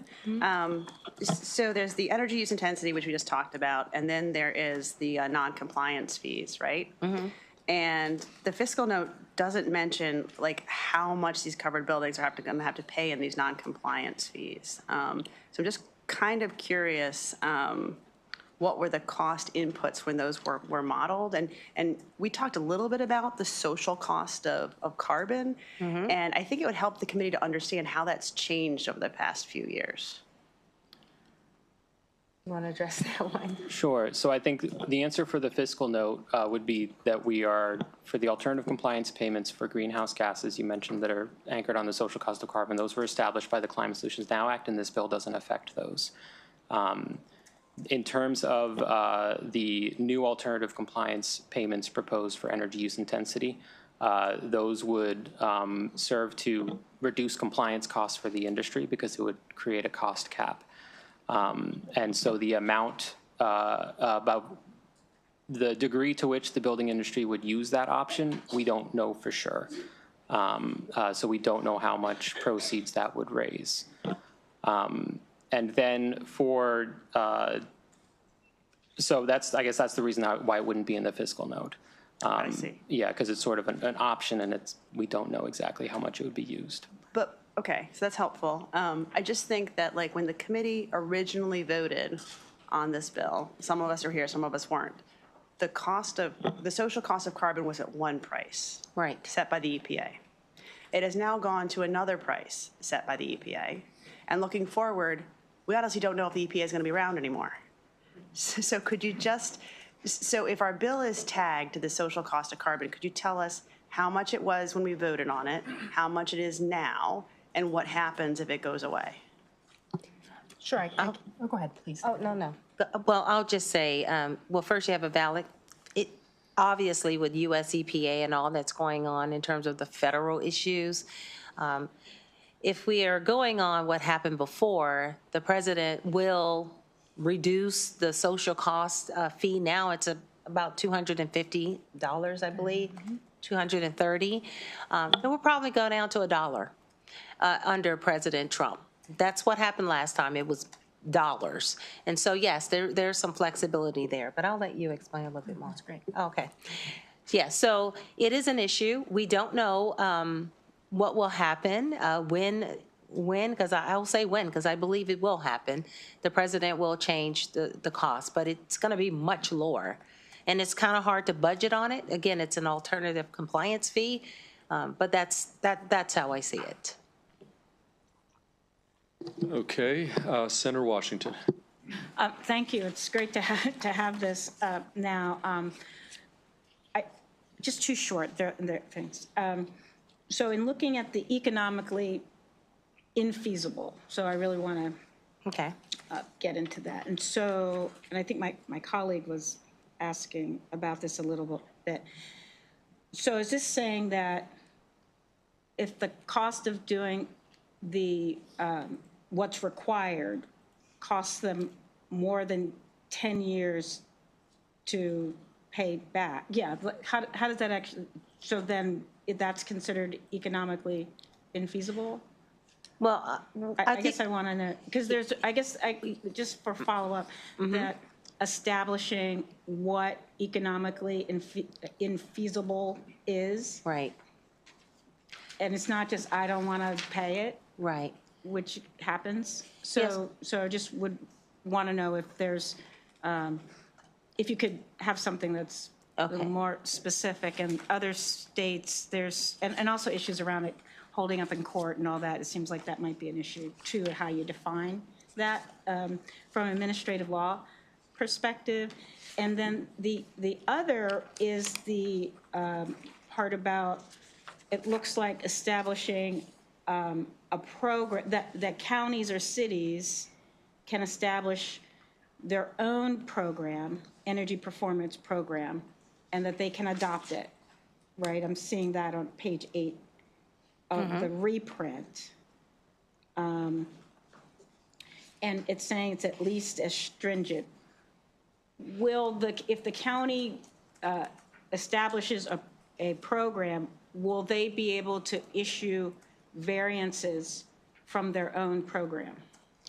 Okay, so you asked two questions. So regarding the economic feasibility waivers, building owners have an opportunity to explain to us in writing that it will cost them way more money to retrofit and put the new systems into their buildings. Sometimes that is actually the case, where they may have to tear down a piece of their building just to put in this new equipment. And when you do that, that's a lot of money. And so the building owners are saying, and we agree that we need to take a look at that. If it costs much more money than feasible, they can request a waiver and show us through an analysis of costs that it's just not feasible for them to make those changes. Secretary, could I ask, one, who would do the analysis? So that would be one, is to think about that there's some sort of external, and that the vendor or that the applicant is not providing their own analysis. And then the other would be, in the contemplation of the local, what we've seen, or what I've seen, is that the locals establish a program that on paper looks like ours, but then there are variances issued at the local level, which ultimately undo, the purpose there. So I just would, if they're going to have a program, let's not have variances being able to be issued. So that's a concern. Okay. I don't know if that was, That's I think just she was a expressing a concern. Yeah, yeah, so we can get back to Okay. any amendment that could address that. Okay, any additional questions for the Secretary or the MDE panel? Okay, thank you, Madam Secretary. We're going to go next to, I've got a mix of favorable with amendment witnesses in person. I'm going to just call names. Jose Coronado Flores, John Munger. I know Mr. Munger was here at the last bill. Ms. Munger, why don't you come on up?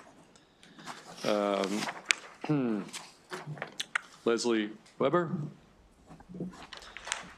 Zachary Blay. Chris Parts. Just gonna wait till we get to 6 here. Is Rick Bremen here? Rick Bremen? Okay. Let's see, are we missing anybody from when I called? Got one more seat left. Okay, I think we got full plate, 6 witnesses. Each of you are going to be on the 2-minute clock. So we're going to start at the left, to my left, with Jose Coronado Flores, and then we'll go down the table. Okay, sir, 2 minutes. Thank you, Chair Feldman. Chair Feldman and members of the committee, my name is Jose Coronado Flores.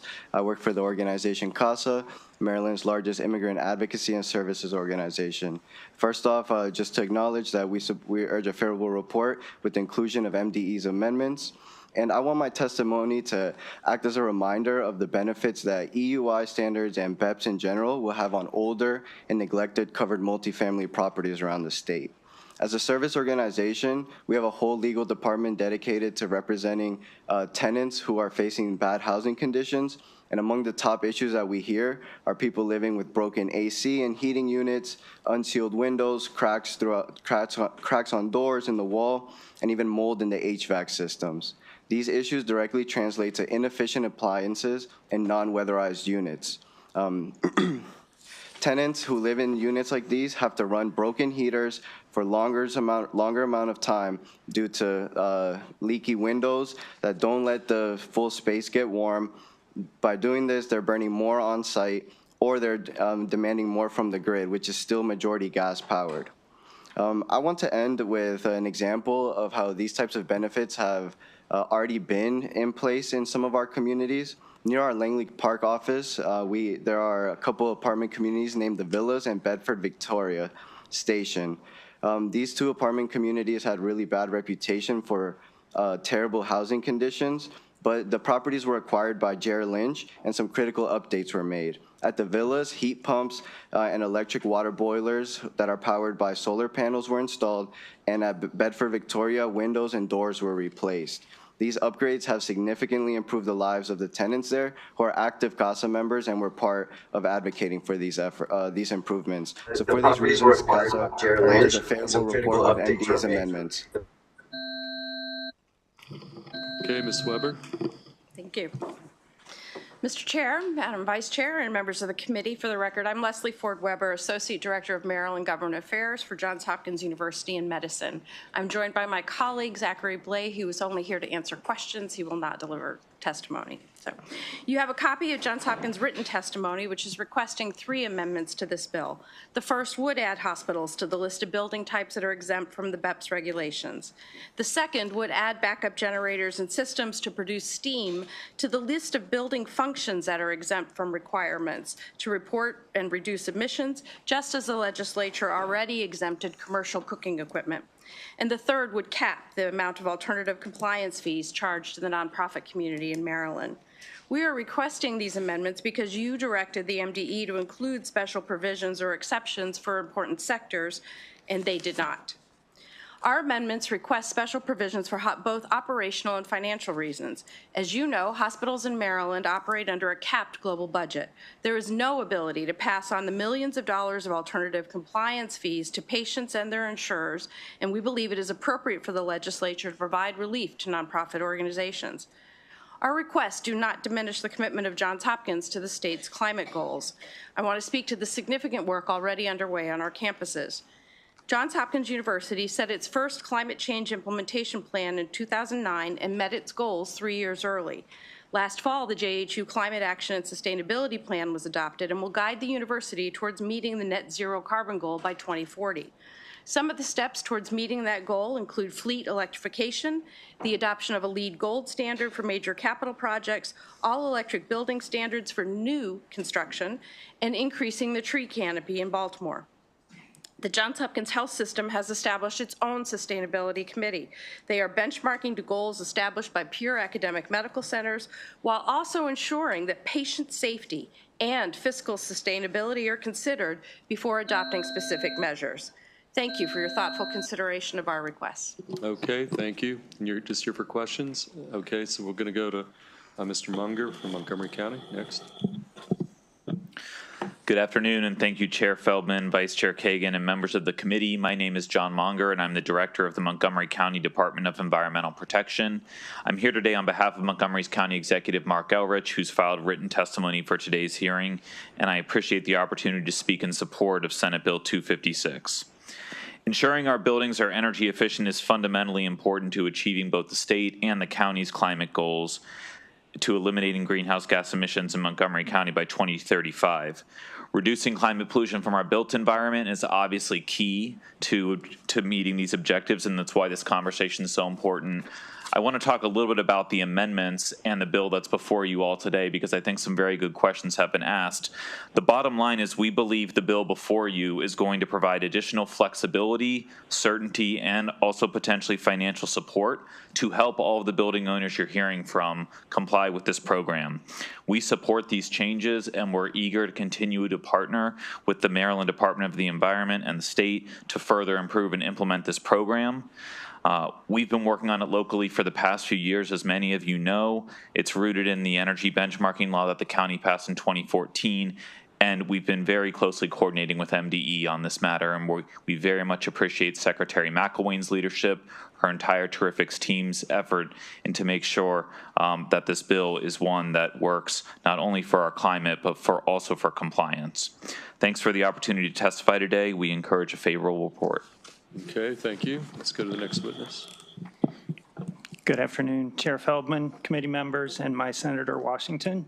I'm Chris Parks here with AIA Maryland, representing over 2,000 architects across the state to share my assessment as an architect who works in planning these projects when being built new, and also we help to advise clients when undergoing renovations. The reality is that all buildings can do better, and there shouldn't be blanket exemptions.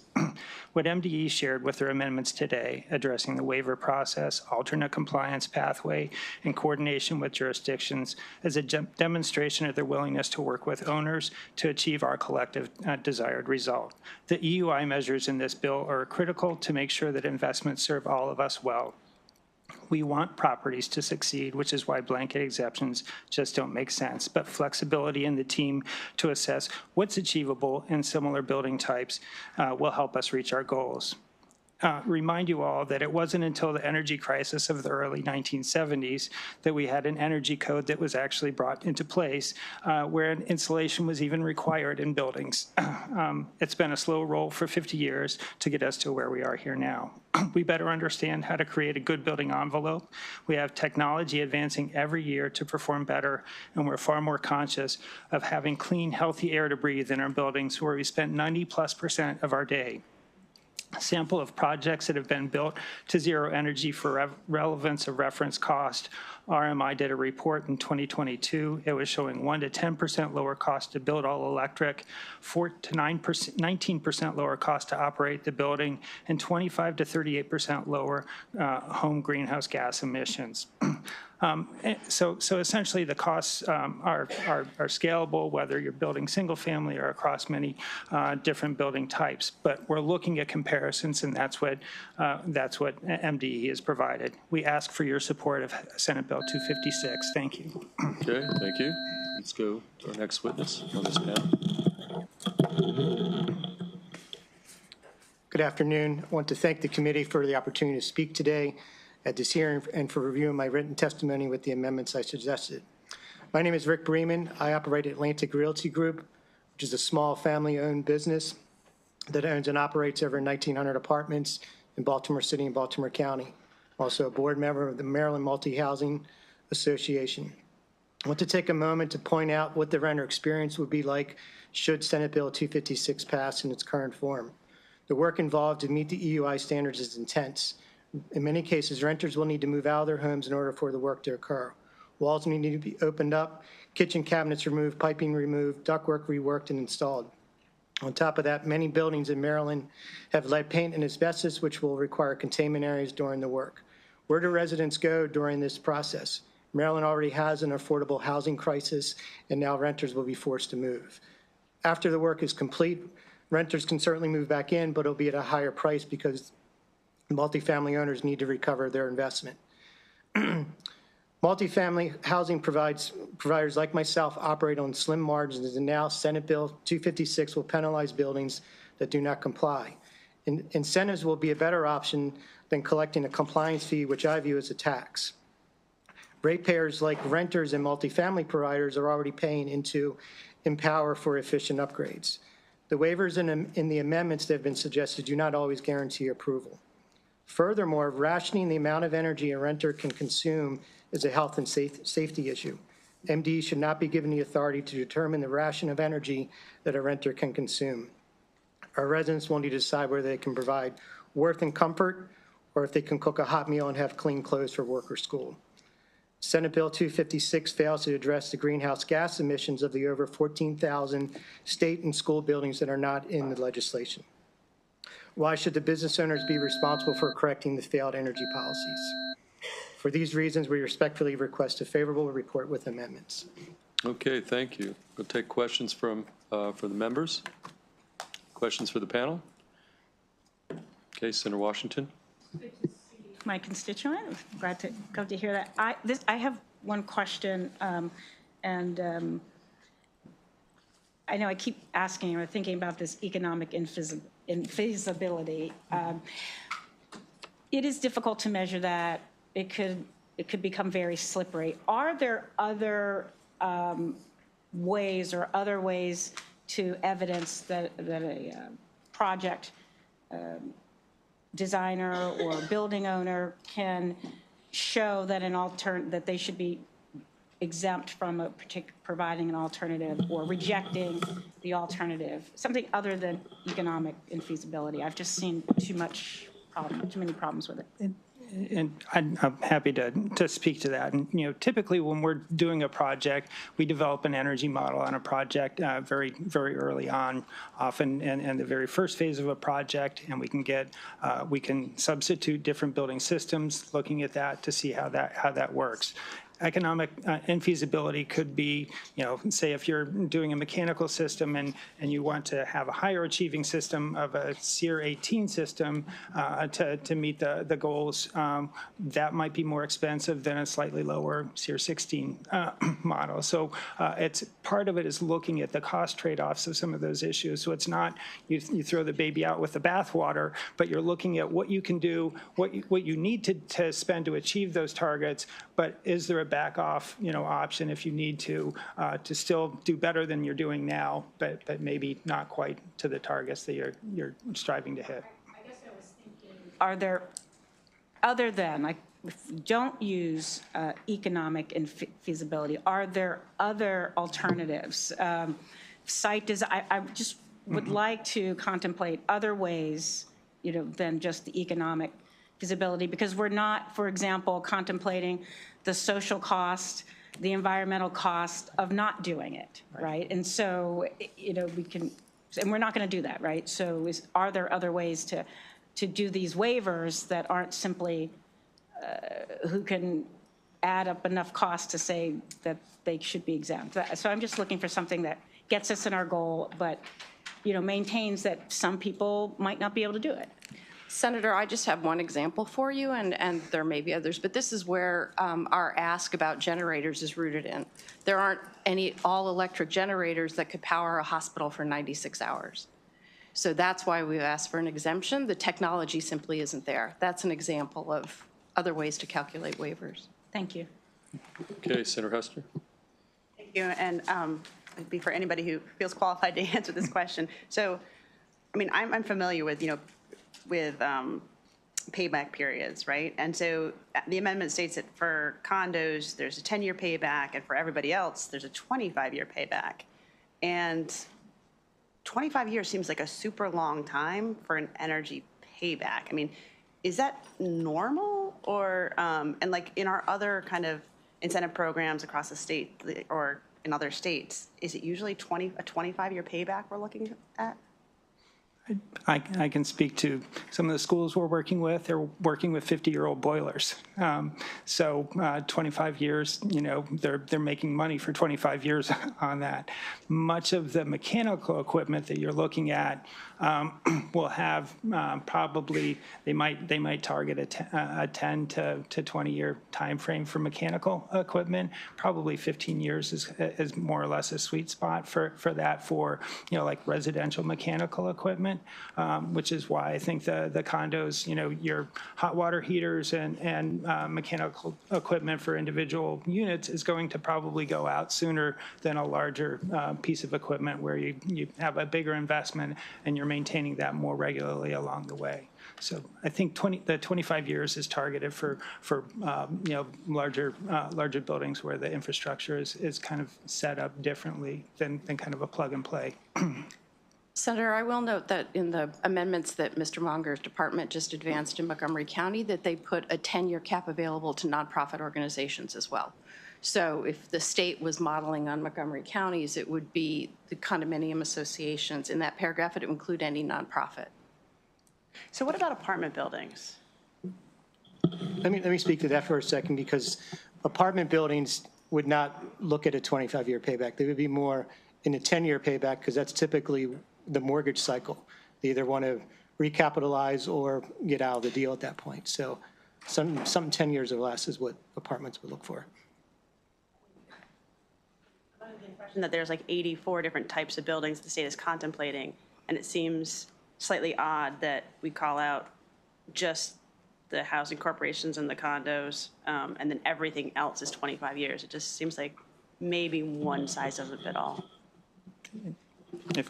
Okay, why don't you have last word on this one? If I may add, but, you know, equipment is cycled to be replaced over a certain period of time. And, you know, whether it's apartment buildings, you know, they're looking at replacing that equipment, whether it's a gas or an electric piece of appliance, and whatever the life cycle of that equipment is. So it's not an unanticipated cost. What we're looking at is those bigger equipment purchases, guiding larger buildings to make smarter investments in their equipment over the long haul.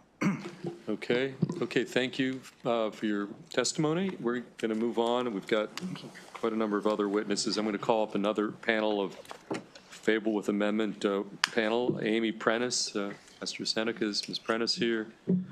Dominic Butchko, Mako, Dom. Natasha Mayhew, Maryland Hospital Association. Jean Endereg. Clifford Majersic. And is Brian Anlou from AOBA here? Brian, come on up. Okay, we're going to, Ms. Prentice, why don't we start with you, and then we'll just go down the table end with Dom, and you're all signed up favorable with amendments. So, Ms. Prentice, each of you's got 2 minutes. You're on the 2-minute. Yeah, no touching, just leave it there. Okay, 2 minutes. Am I on? Okay, thank you. Yep. Chair Feldman, Vice Chair Kagan, members of the committee, thank you so much for your time today and the opportunity to testify on this matter. I'm here today on behalf of AstraZeneca, a global biopharmaceutical company. Maryland is home to one of our strategic R&D centers in Gaithersburg, our Frederick Manufacturing Center, and our soon-to-open cell therapy site in Rockville. Between those, we employ a community of over 5,000 individuals in the state. We appreciate Maryland's efforts to address climate change. We do believe a healthy environment is critical to the health of the people, community, and our world. However, BEPS, as currently structured, would harm AstraZeneca operations. We respectfully request amendments to this legislation that would provide a categorical exemption from BEPS for life science research and development buildings. R&D centers develop and produce medicines for clinical trials. This requires a strong focus for the prevention and disruption of process power and heating, precluding much of the electrification required to achieve BEPS emission standards. Our Maryland sites utilize renewable natural gas as a decarbonization strategy. The benchmarking tool Energy Star does not currently provide an adjustment for RNG use. Therefore, calculations by the tool would not be representative of emissions impact for AstraZeneca sites. In addition, while Maryland continues to address building energy performance standards, counties are also establishing separate requirements, increasing the complexity of compliance. We recommend amended language prohibiting counties and municipalities from establishing or enforcing BEPS for any building type that is exempted by the state. Thank you again for your time. Okay, thank you. Let's go down the table. Good afternoon, Chair, Madam Vice Chair, members of the committee. Natasha Mayu here on behalf of the Maryland Hospital Association in support of amendments on Senate Bill 256. Hospitals generally support efforts to address climate change, but the unique nature of the healthcare provided by our hospitals requires special consideration for the significant operational and financial impacts that achieving these goals under this bill would have.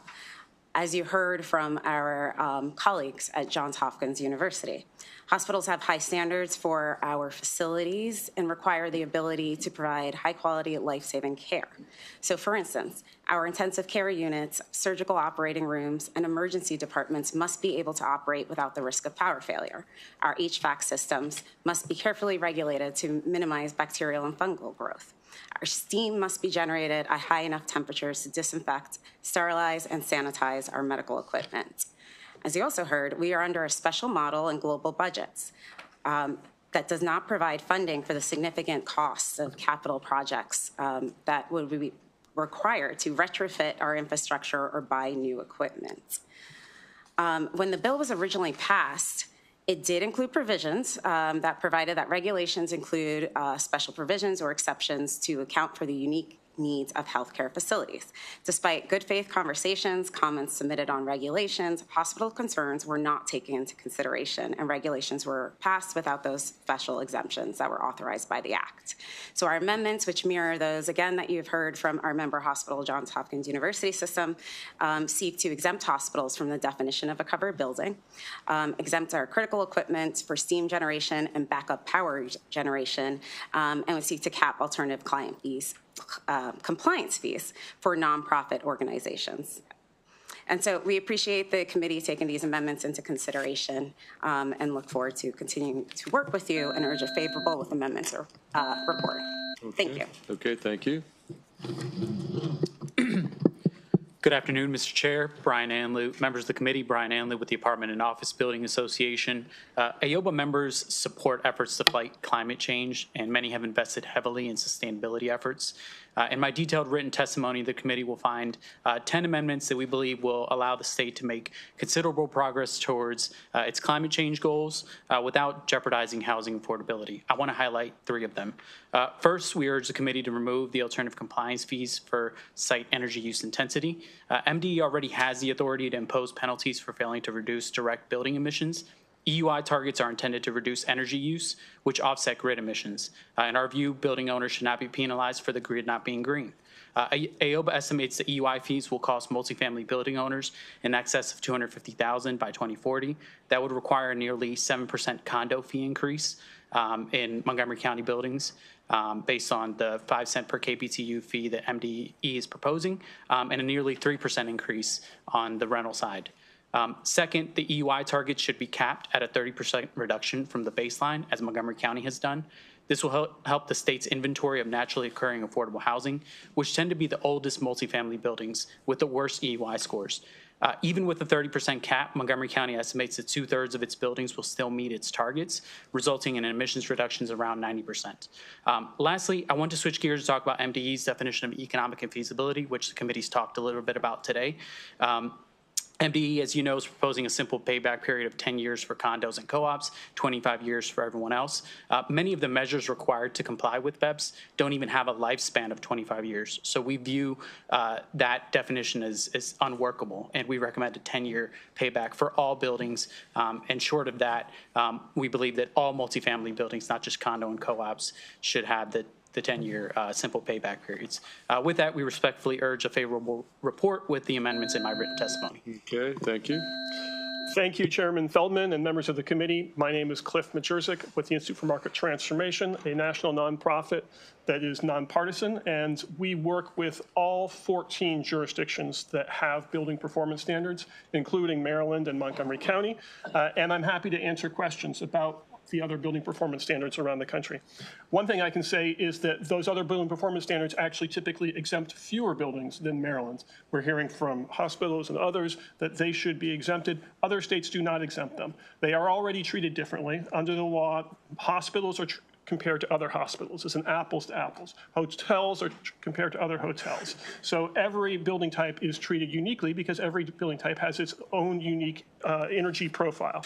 Also, other states do not typically permit some of the other exceptions that have been suggested.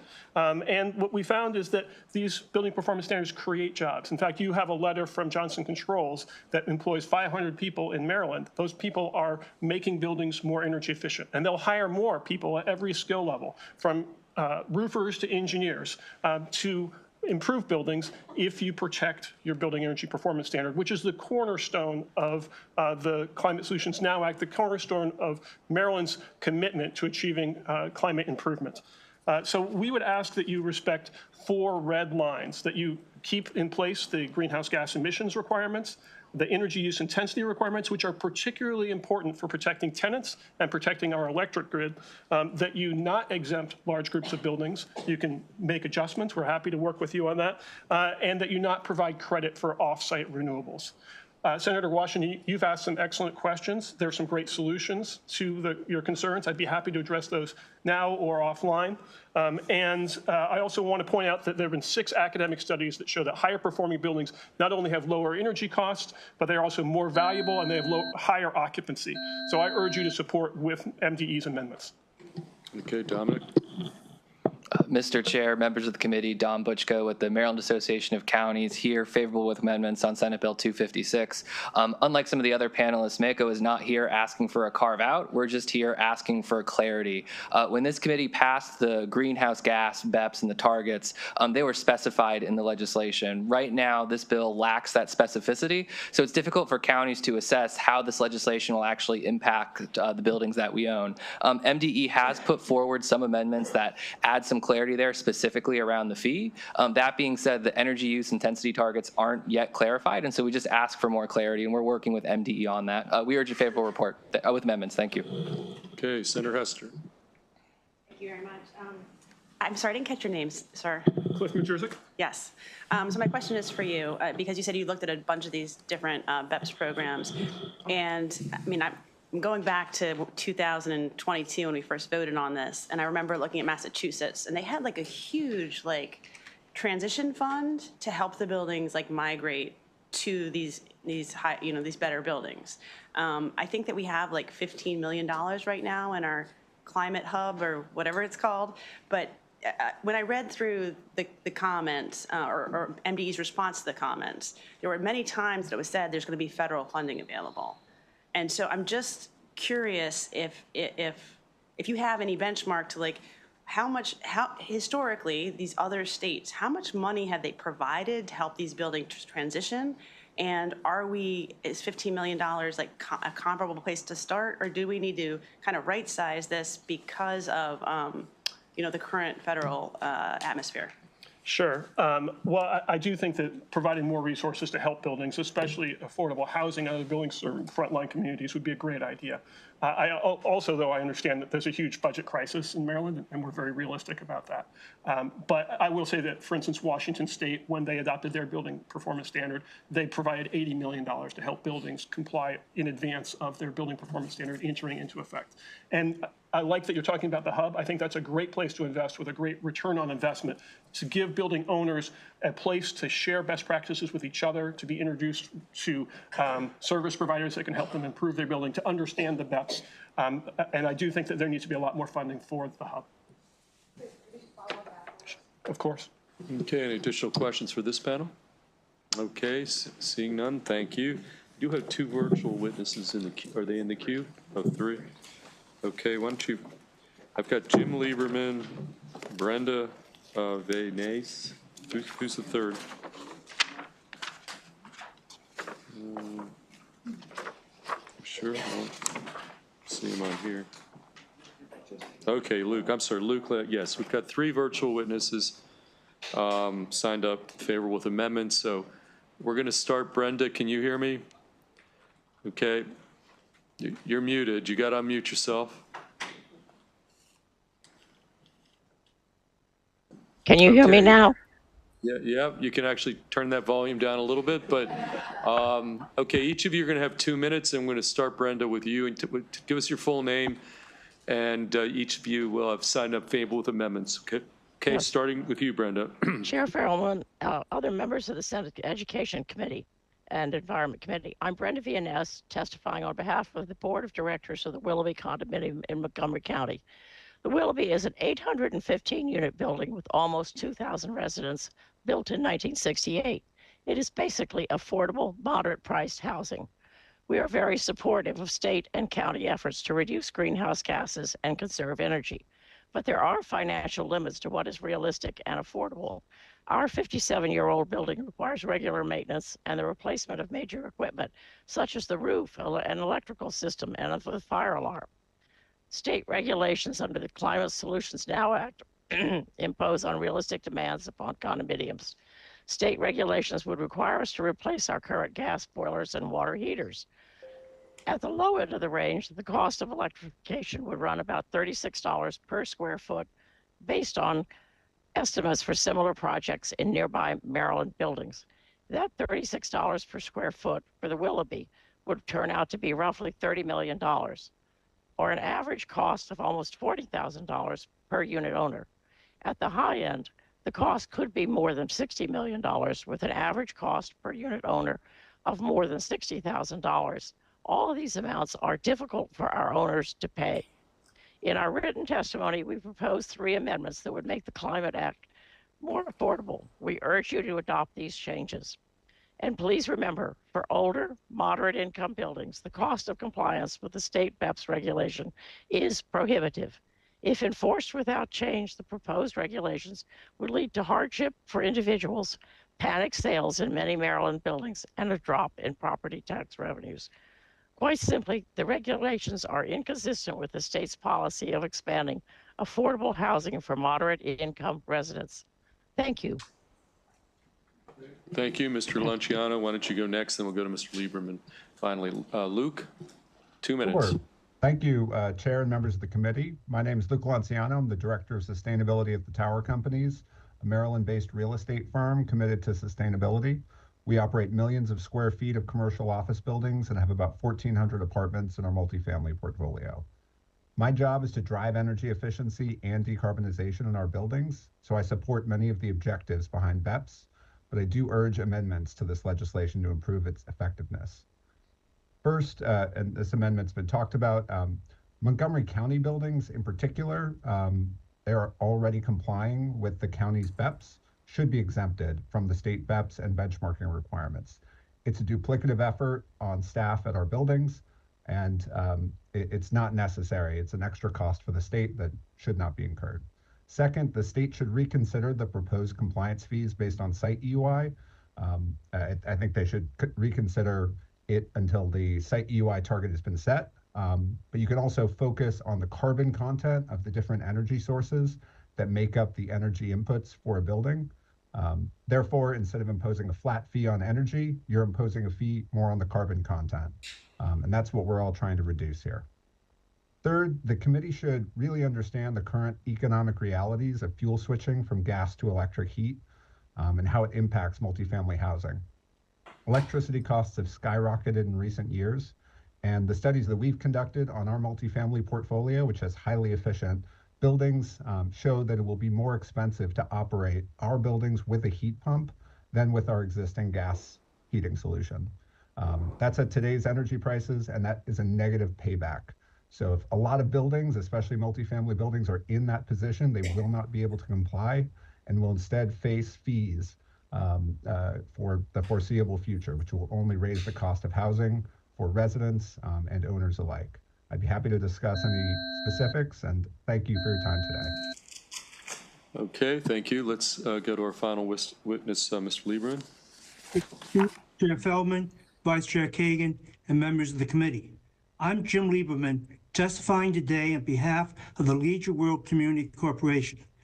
Leisure World is a senior adult community in Silver Spring, Maryland, with 32 buildings that have more than 3,000 units impacted by this bill. Leisure World supports the goal of reducing greenhouse gases. However, we recognize that our community faces significant financial challenges in meeting BEPS. Leisure World urges the committee to adopt 4 amendments for the reasons provided in our written testimony to provide a more achievable path for addressing climate change. One of our amendments addresses the situation where there's more than one jurisdiction with BEPS requirements. Not addressing this creates confusion and unnecessary costs for meeting different targets, different implementation deadlines, duplicate reporting requirements, different alternative pathways, and facing different penalties for failure to meet requirements. Having dual requirements causes the need to unnecessarily expend limited government resources to implement essentially duplicate programs. Building owners would need to unnecessarily expend additional funds to meet duplicate requirements. From the Leisure World perspective, it will increase housing costs that are already too high. Montgomery County is a jurisdiction that has adopted and implemented BEPS with somewhat different requirements than the state, but their effort is years ahead of the state. Maryland should take advantage of the progress in Montgomery County and focus the limited resources of the state on jurisdictions that are not yet established and begun implementing BEPS requirements. We believe strongly that the bill needs to be amended to allow the Montgomery County BEPS program to preempt the state's requirements. Thank you for your attention. Okay, we're going to go to Senator Hester and anybody else who has questions for this group of virtual witnesses. Senator Hester. Thank you, Mr. Chair. My question is for Mr. Luke Lecciano. I've been trying to wrap my head around the 2 parts of this bill, right? The greenhouse gas reductions and the emissions reductions. And you had mentioned something about the economic realities of fuel switching. I know that that many states have used either the EUI or the greenhouse gas reductions, but few states have both. Can you just try to unpack for us, like, what you're saying about the fuel switching and whether we should still be holding all of our buildings accountable to both compliance mechanisms? Sure. I'm not as much a legislative expert, but I will say, based on experience that I've had with some of the other BEPS programs as they've been developed, essentially the idea is if you focus only on a site EUI metric, you won't fully encompass all of the direct emissions, which is sort of the gas use, the scope 1 emissions in a building. And then if you only focus on the scope 1 emissions, then you basically would encourage, and we've had this in doing engineering studies at some of our buildings, the first thing an engineer tells us is take the nameplate rating of your gas boilers and put an electric boiler in, which is electric resistance heating, and it's extraordinarily expensive to do that. But by virtue of the way the systems are designed in a lot of these existing buildings, it is the easier drop-in mechanical solution. It's not the cheapest option, certainly. But yeah, so the idea is they want to ensure that gas is reduced and then that the most efficient system is installed. So that the efficient system is sort of the site EUI, and the limiting of gas is where the net direct emissions target comes in. From our standpoint, like I totally understand that. I don't disagree with it. Our buildings are 90% Energy Star certified, 95% LEED certified. We have all the certifications, kind of under the sun for an existing portfolio of buildings, mostly built in the 60s. But the challenges remain. Like, if we want to keep these buildings occupied long term, we need to do work while people are in those buildings. And it just becomes very challenging to reduce the energy use for the site EUI component to an incredibly low level. And becomes very difficult to completely eliminate the net direct emissions from gas use at the buildings. Bottom line, like you're saying, are you suggesting that we use one or the other, or that we use both? If one were to use just one, it would be site EUI likely. That sort of covers the bases. It's sort of the energy use. If you're going to use net direct emissions, that you would just need to structure it in a certain way to make sure that it's effective.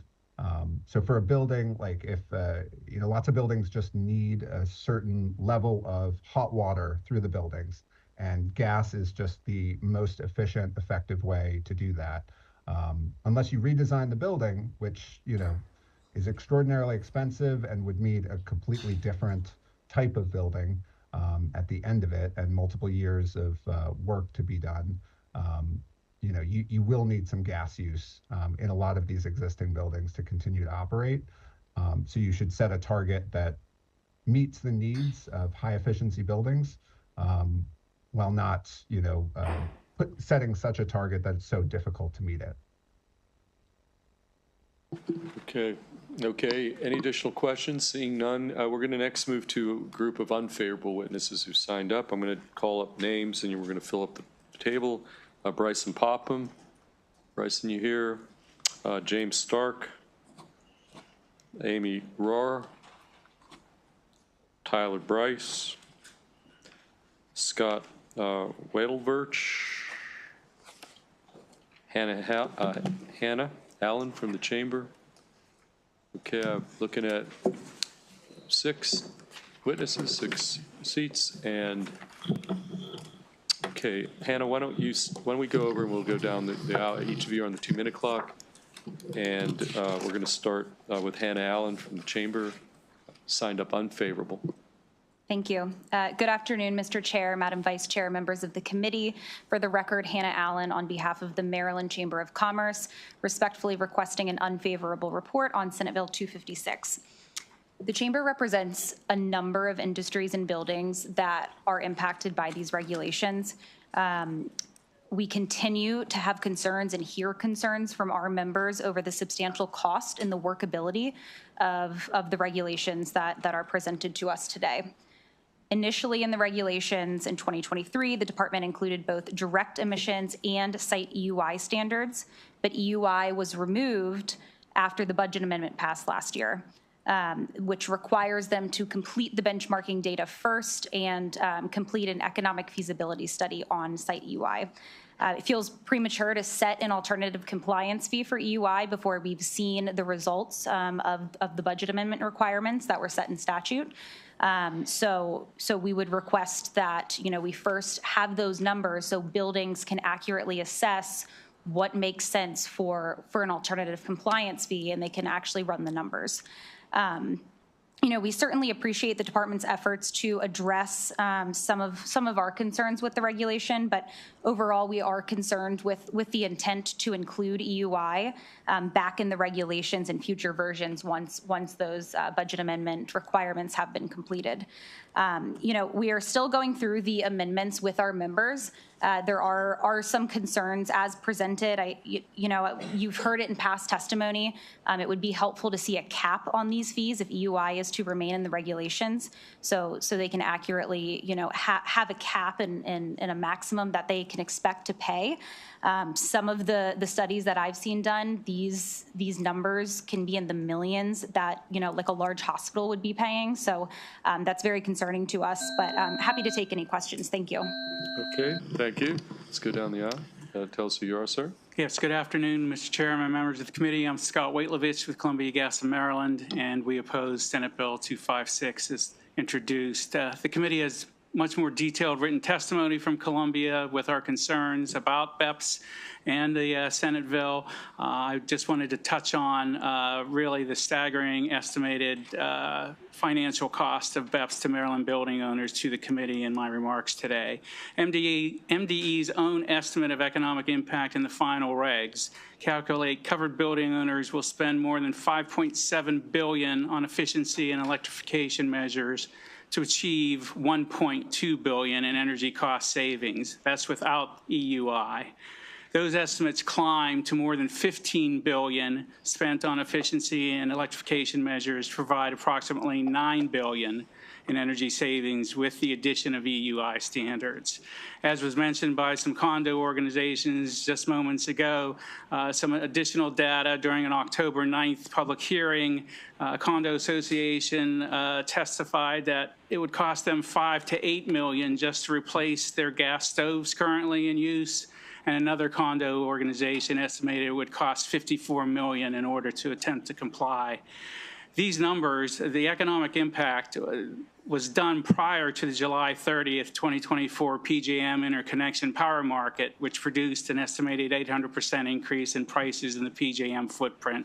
We're confident MDE's energy cost savings estimates will be even less with increasing electricity costs, and the public and the Maryland General Assembly should be aware of the new economic impact to building owners.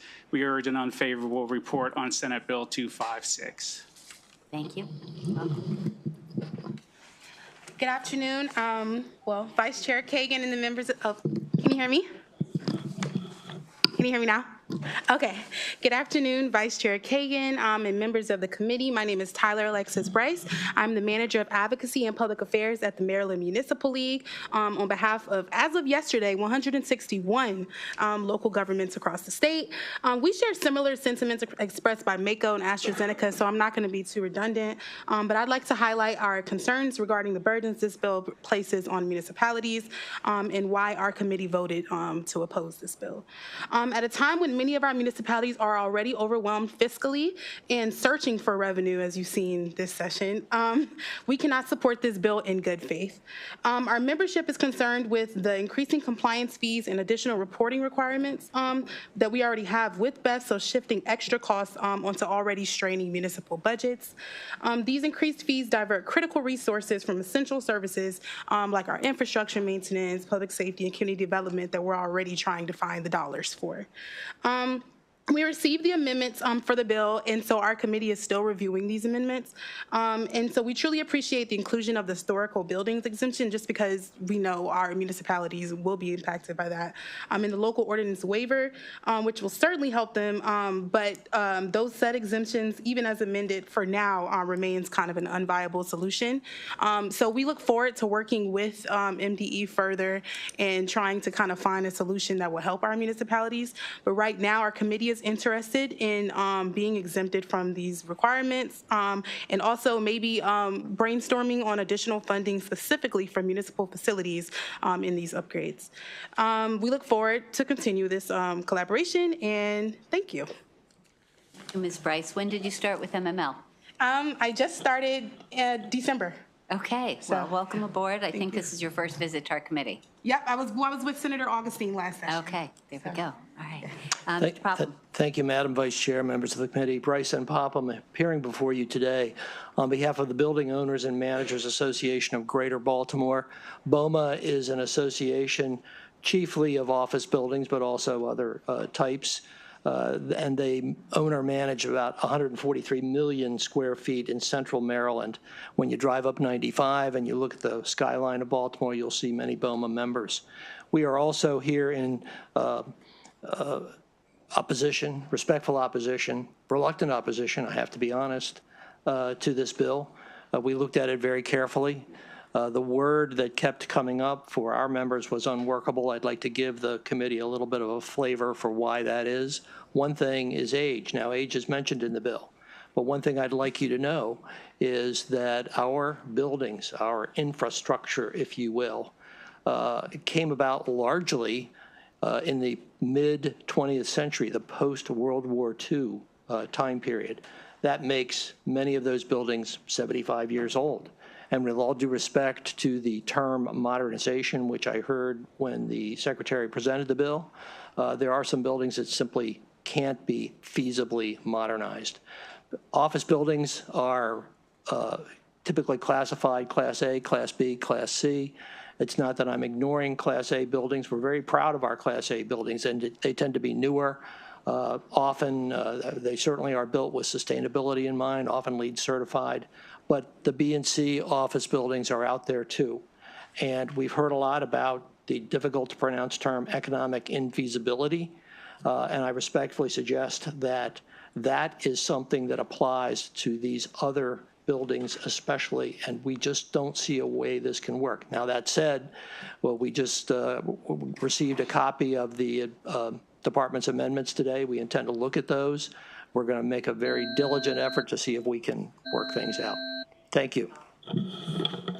Good afternoon, Madam Vice Chair, members of the committee. For the record, my name is Amy Rohrer, here on behalf of the Maryland Hotel Lodging Association in respectful opposition to Senate Bill 256. I want to start out by saying that we do want to do our part with helping the state achieve ambitious climate goals, but we do have concerns with the overall costs of coming into compliance. And we understand that this bill is intended to help, but without knowing what the EUI target will be for our industry and without a cap on alternative compliance fees, we don't feel comfortable with what is currently proposed. At the end of the day, it's largely hotel guests driving energy consumption in our buildings, which impacts a hotel's ability to achieve an EUI target, and that is out of our control. Additionally, we have some real challenges when it comes to replacing boilers and laundry equipment, specifically dryers, in hotels with electric units. Unfortunately, the options that are currently available to us are just not as efficient as their gas counterparts. That was stated earlier today. We can hope that that will change in 5, 10, 15 years, but at this moment in time, we don't know if that will be the case. And again, that's outside of our control and will certainly impact a hotel's ability to meet an EUI target, whatever that may be. You have our written testimony with more details, and I'm also joined by a member here today who will talk about his specific concerns at his property. So thank you for hearing our testimony and for your thoughtful consideration. Good afternoon, Mr. Chairman, members of the committee. My name is Jim Stark. I'm the VP of Hotel Operations for the Best Western Plus BWI Arundel Mills in Howard County. I operate a 133-room hotel, select service, so it's just a little bit larger than the average size hotel in the state of Maryland. And we actually used my hotel as sort of a case study to see not only what the original BEPS would be, but also plugging the implications of this bill into our operations, not only from a capital standpoint, but from just an operation standpoint. Two things. If we were to go through and electrify the three major components that our hotel would have, all hotels would have, would be our boiler system for hot water, our laundry equipment, more specifically the dryers, and then our pool heaters. Two of those three, the boilers for the hot water and the laundry equipment, we've met with our mechanical engineers and our electrical engineers, and if we were to make a change, nothing really exists right now from a technology standpoint that could perform up to what we need it to perform to operate the way that we do today, not only for our own internal operations, but also to service our guests in an appropriate way that they deem, appropriate with their expectation. When we go to hotels, it's our home away from home. That's our guest expectation. And we have certain periods of time throughout the year, high occupancy levels, things of that nature, to where the guest being the end user in the room, they use more energy. So not only are we having equipment that is not up to the efficiency it needs to be to satisfy them either with hot water or a laundry facility that is accommodating guest turnaround, so on and so forth, it's going to cost more money in the long term using all of this electricity to achieve the needs that we need to. When we're sold out and guests are in their room, they have all their lights on, they have all of their equipment plugged in, they have their TV on, we can't control their consumption. So this bill, not only do we know what the cap is, we don't know what the fee is, but also too, the technology doesn't exist for us to sort of horizon out what all the expenses will be if we were to have that equipment in place if it was efficient. So considering that, we urge an unfavorable. Thank you. Questions for this panel? Senator Gallion. Chair. Question for the Hotel Lodging Association. You're Maryland hotel, but I know you have counterparts in neighboring states. Are any of those states looking to do any of this stuff? And, we're so close to our neighbors, whether it be Pennsylvania, Virginia, West Virginia, Delaware. Are any of those states looking at moving in this direction at all? I would say, To answer that question, I will say this. From a national level, hotels absolutely want to be more sustainable. All the major brands have moved in that direction to be as sustainable with everything as we can be. The systems that I just mentioned a second ago, those are the ones that are lagging behind in the technology for all the brands to be on that bandwagon. Trust me, if they would work, we would love to do it, but they're just not there yet with the technology. I'll let Amy answer the other part. I'm aware of BEPS legislation in, I believe, California, Colorado. There may be others. I can get back to you with an answer on that, but from what I've heard, what is being proposed in Maryland is more aggressive than what has been proposed in other states.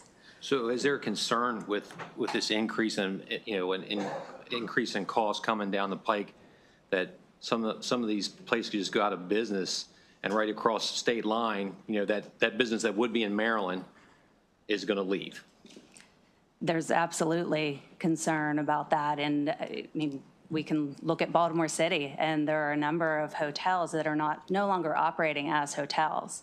And so this is yet one more significant concern. And, Baltimore City in particular is an area where you have a lot of older hotels that will have a hard time coming into compliance. Thank you. Senator Hester, followed by Senator Carrozza. Thank you. I was just curious, is your testimony right now, have you all seen the amendments? So you're testifying on the bill as introduced?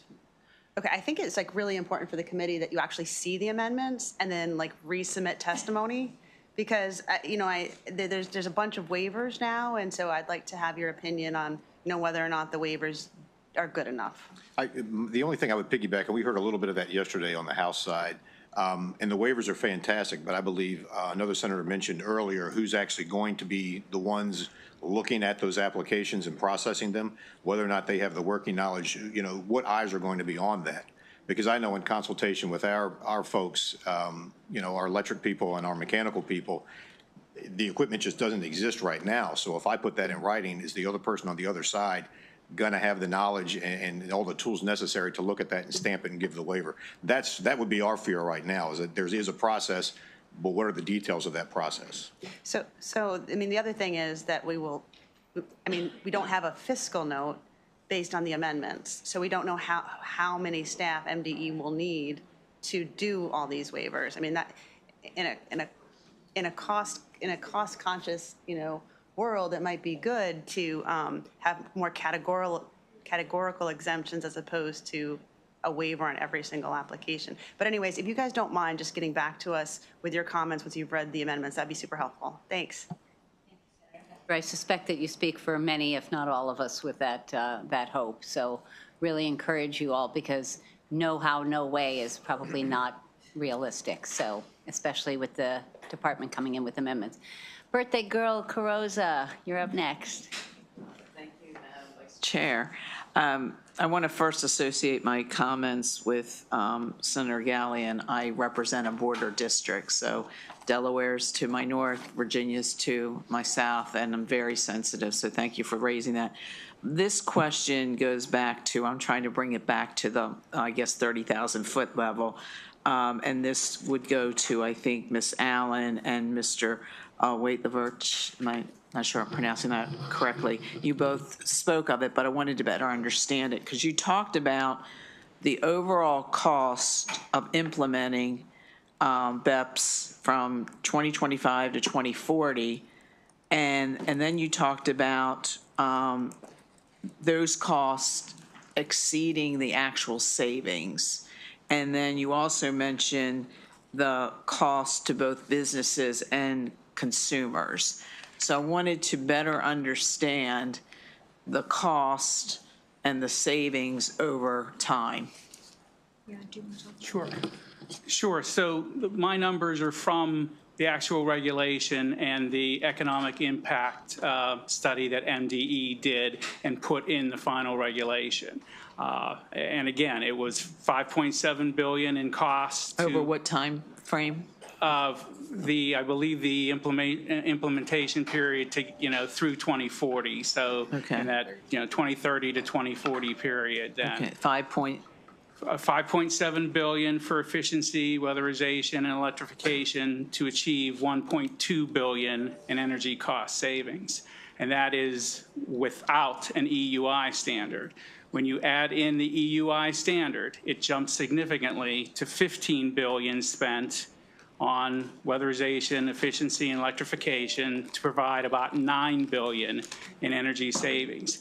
But that analysis was run before the PJM market capacity auction this past summer, and we asked in our final comments to MDE to rerun those numbers to see what the actual updated numbers would be, and we don't have updated numbers based on current electric prices. And what are the, when we talk about the cost, how does that kind of, who's bearing the cost? Because I know you both mentioned businesses, consumers, and I just want to understand how even those costs break down. Right. So, I mean, for Columbia's customers, the large building owners, whether it's a warehouse, a hospital, a college, university, a grocery store, they would have to take these steps in order to comply with the various standards and goals in the BEPS regulation. And it has been mentioned, there's 80+ different standards based on what your building type is. So you would have to make modifications to your building,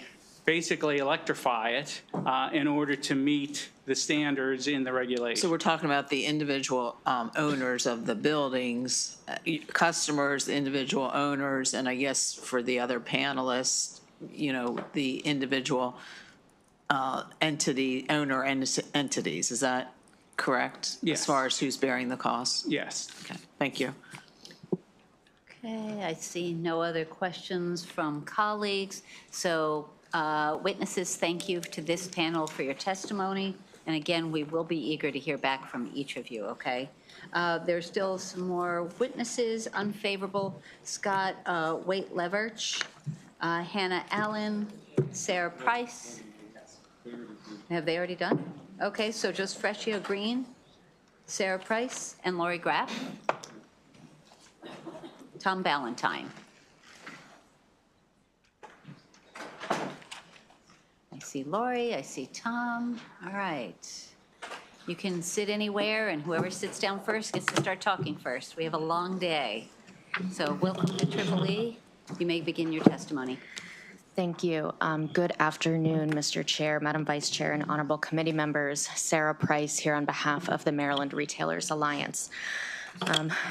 Waivers and extensions sound lovely, and that would be very meaningful if the only issue that our industry is facing were the cost of the technological upgrades. But the reality that we are seeing from members is that even when a business can afford to make do renovations, it's not enough to meet the reduction requirements. We have a grocery store member operating 9 family-owned stores in Maryland. They own 7 of the buildings. Last year, they spent $7 million on a complete renovation of 1 store location. They changed out all of the lighting. They upgraded all of the refrigeration equipment, which to my understanding are some of the highest energy drivers in the grocery industry. And they were able to reach 15% energy emissions reductions. The alternative pathway fees are a nice way for businesses to try to make up the difference, but it frankly feels punitive when the targets are unachievable. We have concerns with the bill as introduced for the reasons I just stated, and we would honestly respectfully ask the committee to consider revisiting the existing targets. We don't know if businesses can meet them with the existing technology. I would additionally note that the simplest way to allow businesses to comply with one consistent standard is to have one consistent standard and apply preemption. So with that, I would urge an unfavorable. Thank you. And just to all of you, I assume that none of you had seen any of the amendments before writing your testimony and before you even deliver it now. So just want to make that clear to anyone who's watching at home as well. So thank you. Lori, are you next? Who's next? Tom? Okay. Good afternoon, Mr. Chair, Madam Vice Chair, members of the committee. Lori Graff, I'm CEO of the Maryland Building Industry Association. Our members build housing, but we also own housing. Lori, will you pull the mic closer, please? Yes, sorry, specifically multifamily. I'm not going to reiterate a lot. You guys have already heard quite a bit about this. We do appreciate meeting with the department. We met with them last week, and we're happy to look at the amendments and see what we can kind of get to. I did want to circle back. We talked a lot about EUI and other things. This is going to make housing more expensive. Our members are already having to incur costs as far as benchmarking and other things. So this is not going to make any housing more affordable. I did want to touch on when we negotiated Climate Solutions Now, which I know some of you were here when that happened, we talked a lot about incentives, and that was a big piece of it for us. And we were told that they would come eventually. And we do see that there is, some of this money is going to go towards the C fund. But we have concerns, as was mentioned before, about that's not really a dedicated fund towards this. So that's a big concern, because I think if we had some incentives, a lot of this would be a lot more palatable. So with that, we're happy to talk about other amendments and certainly look at the department's amendments and see what we can do to move forward. Thank you. Thank you, Ms. Graff. Ms. Green. So, good afternoon. I first want to thank the committee for allowing me to speak on Senate Bill 256. My name is Freshia Green. I am a renter. I live with my 13-year-old son and my boyfriend in a multifamily housing in Baltimore City. Over the past few weeks and months, I've been hearing about this bill, and I wanted to give my input in regards to the rising energy costs and about how the bill would ration the amount of energy that I can consume in my home. I am concerned that the state of Maryland will require my housing provider to do major renovations to my home that will be disruptive to my currently peaceful home. The appliances in my home are mainly gas, and they are in good working order as my landlord keeps them very well maintained. The bill will require my landlord to convert my entire home to electric, which will also require me to move while this is being done. Moving is expensive, and I don't want to change schools for my son. Even if I were able to stay in my home, it seems like a lot of work that will have to be done during this time, and I won't have full use of my home. I have been renting long enough to know that when landlords spend money to upgrade their apartments, that rent will increase to pay for these upgrades. So I'm concerned that this will happen to me. Even after these upgrades, my utility bill will not go down enough to offset the higher rent. RewiringAmerica.org says I can expect to save only $60 a year when my furnace is switched to a heat pump. I recently got notice that my Baltimore City water bill is going to go up by 15%. Lastly, the concept of EUI is worrisome, as the Maryland Department of Environment is going to tell my landlord how much energy their property can use or be fined. Finish your sentence, Ms. Green. Okay. Go ahead. Thank you. Which ultimately impacts my ability to heat or cool my home to my preferences, and for these reasons, I respectfully oppose Senate Bill 256. Thank you. Thank you, Ms. Green. So on behalf of the committee, I can just tell you, people like you help make us smarter, and whether we agree with you or disagree with you, we hear from the interest groups in the industry all the time, but you taking your time to tell us about your son and your boyfriend and your situation is helpful. So thank you for making that effort, and thank you for sharing your voice. Thank you for having me. Mr. Ballantyne, wrap it up. Good afternoon, Chair Feldman, Vice Chair Kagan, members of the committee. My name is Tom Ballantyne, here representing NAIOP Maryland. We're a commercial real estate trade association here in opposition to Senate Bill 256.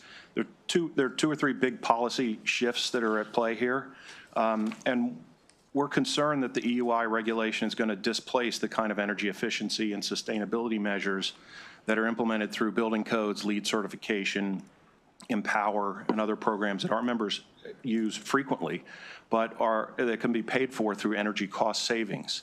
I don't know a lot about the amendments, but there is a indication that the regulatory requirements and the waiver aren't based on cost effectiveness, but how MDE defines economically practicable. Couple things the bill does, you'll be solidifying MDE's authority to allocate energy use limits in commercial and multifamily buildings, and it provides new authority to charge the EUI fee that's been discussed here. It acts like a price surcharge on energy use that gets above the allocated limit for each building.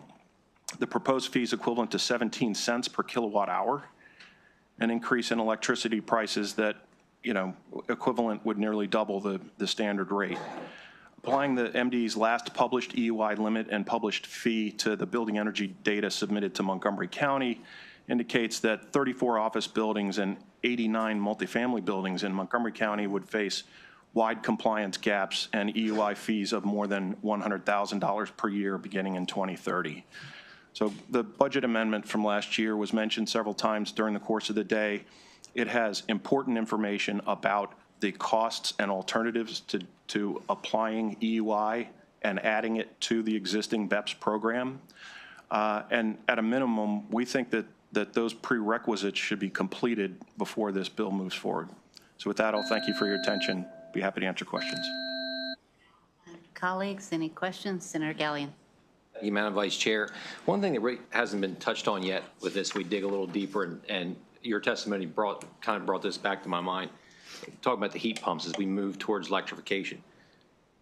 Can you tell me how well do they work when it's below 32 degrees? I know a month ago we had some really cold weather. So I've heard that, if that weather is below 32, those things are running so much, it's jumping up electric bills like crazy. Can you please speak to that? Who's our heat pump expert? I think the heat pump technology has challenges, but it's improving. Works better in smaller spaces than large buildings. There are cold climate heat pumps, but they're more expensive and would be a challenge for some on the cost factor. They do also use less electricity at the times of peak heating, but a heat pump isn't a good solution for this building. Okay, thank you. Okay, Senator Croza. Thank you. And my question's directed to Mr. Ballantyne. You heard my question earlier to the panel, taking it back to overall costs over a period of time tied to the savings. And it sounds like you have some limited knowledge of the amendment. So again, I'd like your take, especially on how the cost, who bears those costs, especially, in your industry across the board, and just how you're looking at the cost versus the savings over time. Every building is its own science project, so there's a lot of variability. I think when you look at the Montgomery County data, it looks like there are a lot of buildings that would pass the standard that was published in the spring, but there's a large percentage that won't, and their gap to the compliance targets is very wide, which means that they'd be exposed to very high fees or extremely expensive building modification requirements. In commercial real estate, it'll depend on what the leasing arrangements are. There are some leasing arrangements where the occupant, the tenant, is responsible for both the utilities and the mechanical systems. So in that case, the tenant would pay for the upgrades. In other cases where it's a single meter full service office building, the building owner would be responsible for paying for those things. But the uncertainties about energy efficiency, you can target a number, but the end outcome has some variability to it. Are we going to be able to hit the number? Sometimes almost 50% of the energy use in a commercial building is related to the activities that are going on in the building. So we're talking about limiting what our tenants can do, limiting productivity, sometimes limiting set points, kind of equipment they install. So it becomes much more complicated to regulate EUI as opposed to the direct emissions that were in the Climate Solutions Now Act. And I think one of the other panelists mentioned this earlier about the targets. I think what I just heard you say is that when you have a target, in order to reach it, you might then have to it then impacts usage, which gets into customer and client lifestyles. Is that what I just want to. Sure. The United Therapeutics building in Montgomery County is a fantastic piece of engineering, and it's a marvel. Mm-hmm. But it has like a worker population of 1 per 1,000 square feet.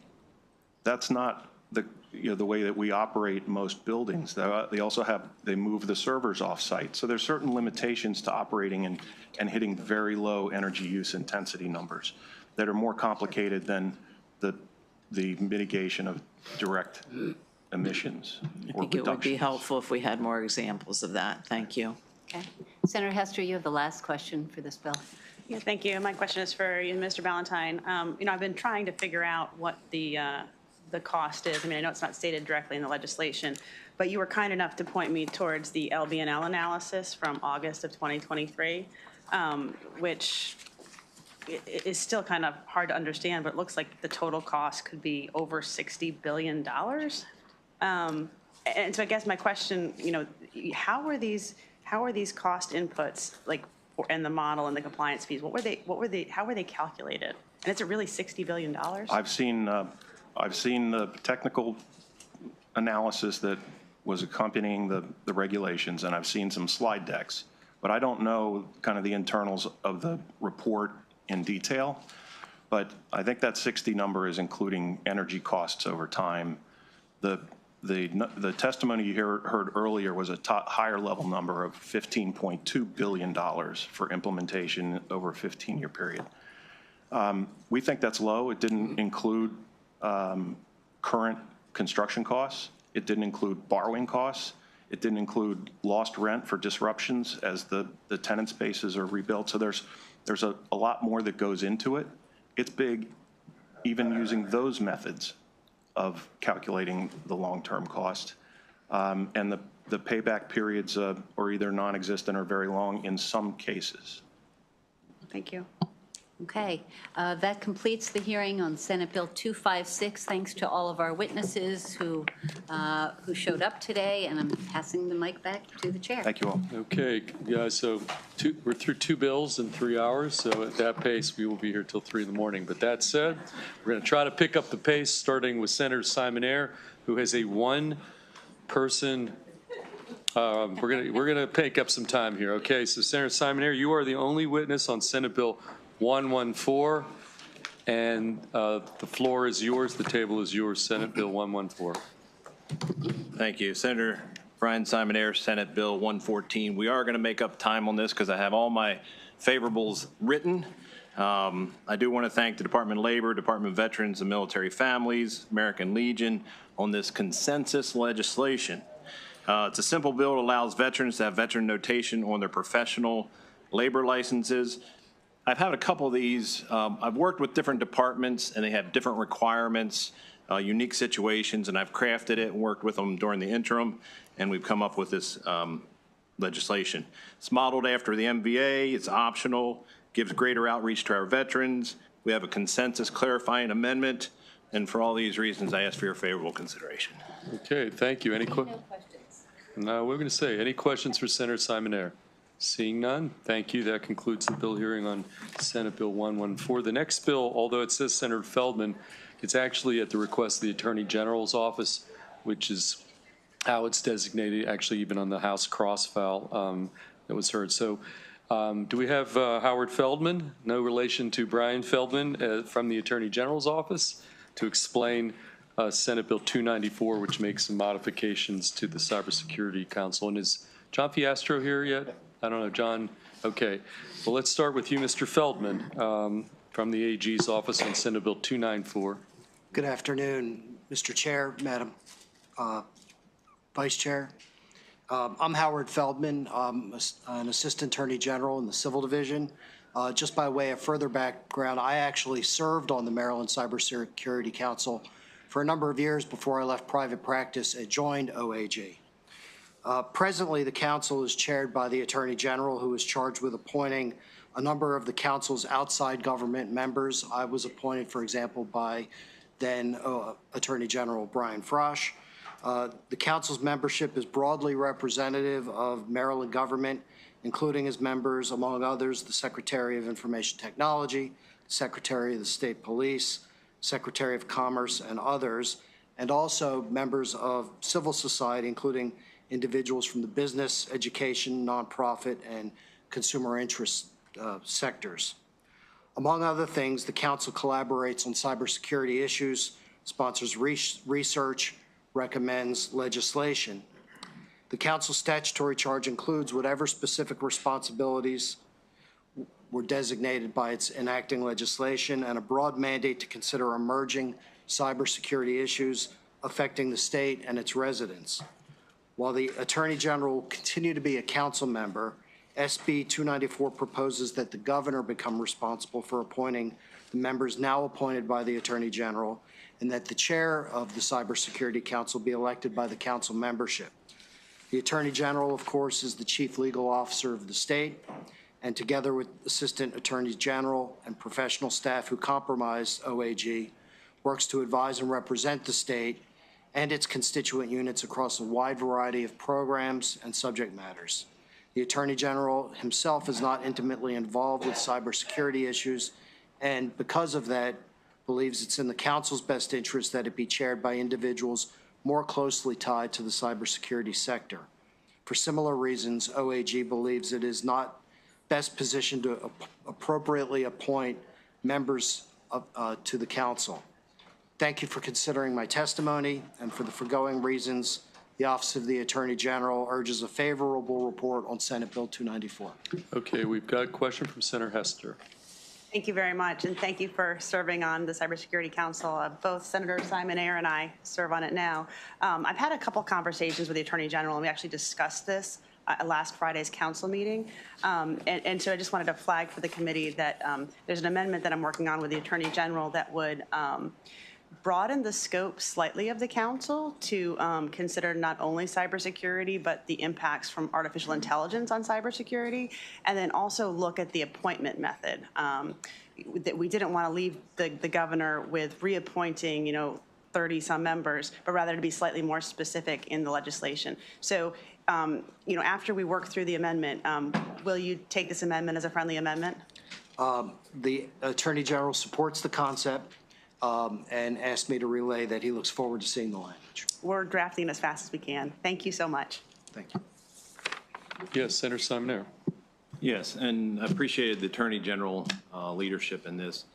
One consideration of the chair, just curious, should we have the chair be a representative of the state? I know there's a lot of private entities on this that may have conflicting goals from the state. And I know this, the way it is now, it's open to anybody could be on it. And then the other thing is, we didn't have an issue with the Attorney General, obviously, but how do you remove somebody if it starts going awry? I don't see any, it's just they serve for 2 years. There's no provisions in here to handle that. I certainly understand your concern that the chair be neutral, I guess, not industry, or advocacy groups. And if that's a desired amendment, I would certainly be happy to take that language to the Attorney General. Thank you. Mr. Fiastro, I think, is testifying over on the other side. I think that he also was coming in to testify had he been able to with another amendment, so we'll have this conversation. Okay, well, it's a little unusual to say thank you, Mr. Feldman, but I thank you for your testimony on behalf of the Attorney General. Okay, that concludes the bill hearing on Senate Bill 294. Senator Hester, we have a sponsor-only bill, which is you, on Senate Bill 37, the RTO bill, and I think this would be a good opportunity, since it's only you as a witness, to just come up and knock that out quickly. Senate Bill 37, Senator Hester.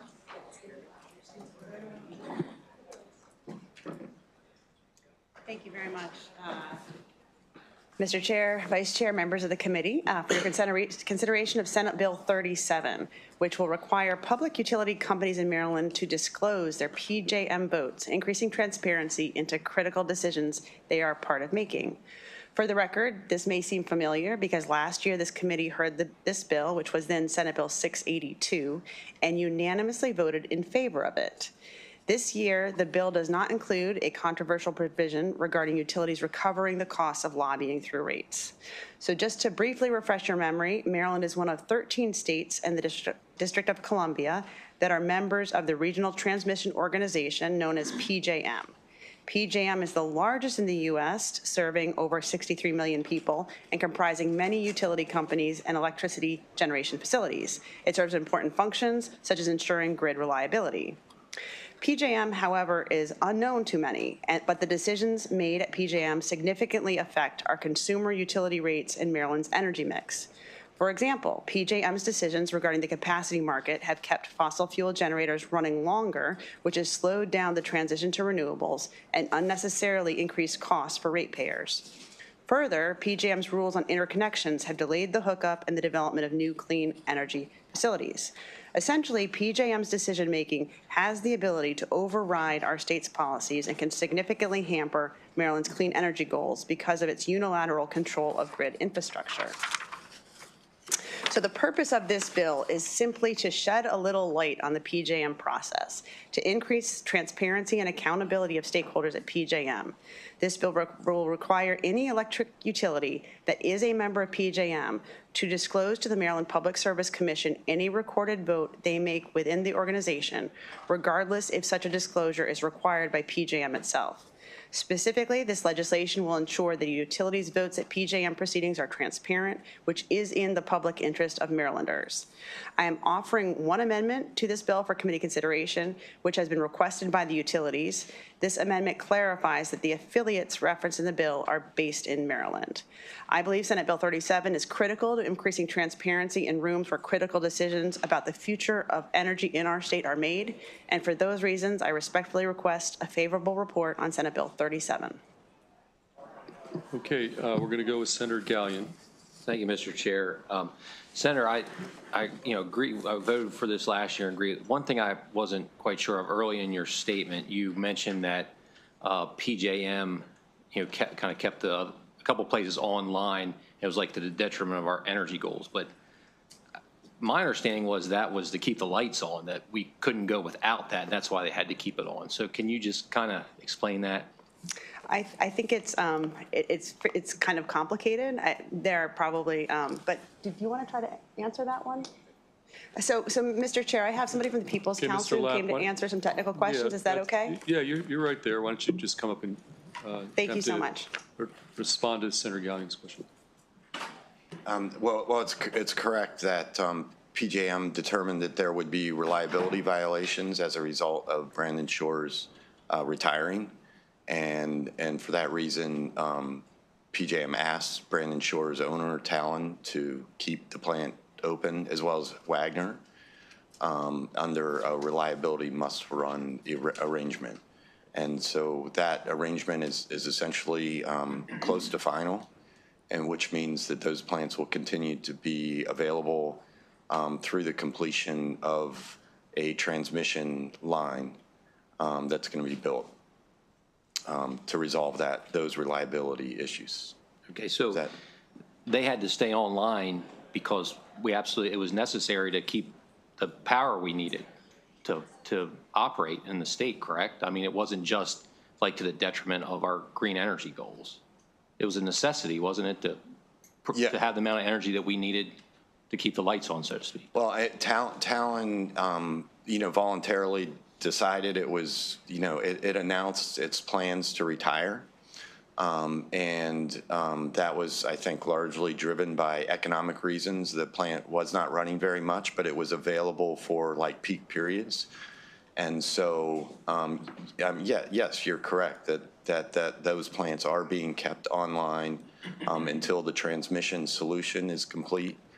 In order to help ensure reliability in the state. Just to piggyback on that, ideally, I mean, we were talking about the transmission. That, as you well know, that's a very controversial issue with some of these lines. So ideally, it would be more beneficial to our ratepayers if we had actually more energy production in the state. Wouldn't you agree with that? Well, ratepayers are paying for that transmission line, so PJM proposed that. Our office, I'm David Lapp, Office of People's Counsel, so I don't know if I introduced myself. Apologies, but we challenged some of the costs related to that, but PJM filed with FERC, and FERC approved that. So those costs are going to be borne. They just essentially doubled in the amount. The original cost estimates were around $750 million. Exelon just presented to PJM, increased costs that are going to be over $1.5 billion, and so that line is going to be built. So whether there's other generation built in Maryland or not, customers and BG customers are paying for the biggest portion of that transmission line, and it's going to be built. That's sort of a matter of federal law. Thank you. Okay, any questions for Senator Hester or her special guest witness, David Lapp? And I also have to acknowledge the presence of the Minority Leader, Senator Hershey, a special guest representing the honor of the Senate Finance Committee here today. Okay, any other questions for the sponsor? Seeing none, that concludes the bill hearing on Senate Bill 37. We're going to next go to Senator Karen Lewis Young on Senate Bill 116. So, Senator, why don't you come up? You've got 4 folks designated as panelists. I'm going to call them up. Elizabeth Law, Mike Turner, Kristen Harbison, Susan Miller. Those are the 4 that I've got on the list. Does that sound That sounds right. Okay. That sounds correct. Okay, so we're on Senate Bill 116, and why don't you start, okay? Sure. Thanks so much. Good to see you all again this afternoon. I can't stay away. And I came back to speak about a topic that you might remember me for, data centers. So I just want to give a little bit of a historical background. You might recall that, in fact, Senator Hershey passed SB 397 in 2020, which exempted, it was a personal property tax exemption for data centers. Hindsight is wonderful. Unfortunately, at that time, we didn't develop clawbacks for employment expectations or clean energy goals. Last year, we had robust discussions on the CPCN issue and bypassing for diesel engines for emergency and testing purposes. During that conversation, many of the issues surfaced, such as, do we have enough energy? Do we have enough clean energy? What are the environmental consequences? Are the financial forecasts accurate? Do we need objective financial forecasting? Are the jobs all up front during construction, or will they last over time? We've had the opportunity to learn so much from the experience of other states, from Ohio, certainly from Virginia, Illinois, Washington, Oregon. In fact, just within the past month, the governor of Washington, his name is easy to remember, Governor Ferguson, has commissioned a study on data centers and the impact. So I have on my panel, I'm not going to go into these issues because I have on my panel people that will speak to some environmental issues that they feel we need to study, energy demand issues that we need to study. And I have a very special guest that some of you may recognize from Virginia, Supervisor Mike Turner, who had an absolutely brilliant white paper on Virginia's experience that I shared with many of you. It came out last May or June. And then he was Senator Hester's guest on an NCSL panel. There is absolutely so much we can learn from the Virginia experience. But, you know, we're not here to backpedal on the data center effort. And I think there was a misunderstanding in the House hearing that this study would anyway slow it down. We recognize commitments have been made. Data centers could constitute a strong economic opportunity, but we need to carefully, strategically balance that economic opportunity with the concerns of our citizens. I'm delighted that there are so many positive responses today, and I hope that they won't repeat the testimony that they hear up here. But I do want to share some quotes I saw from the testimony. Industry specialists estimate 5-year data center demand growth from as little as 10 gigawatts to as much as 65 gigawatts through 2029. That's quite a spread. 10 to 65, we need to better understand that so that we can plan for it.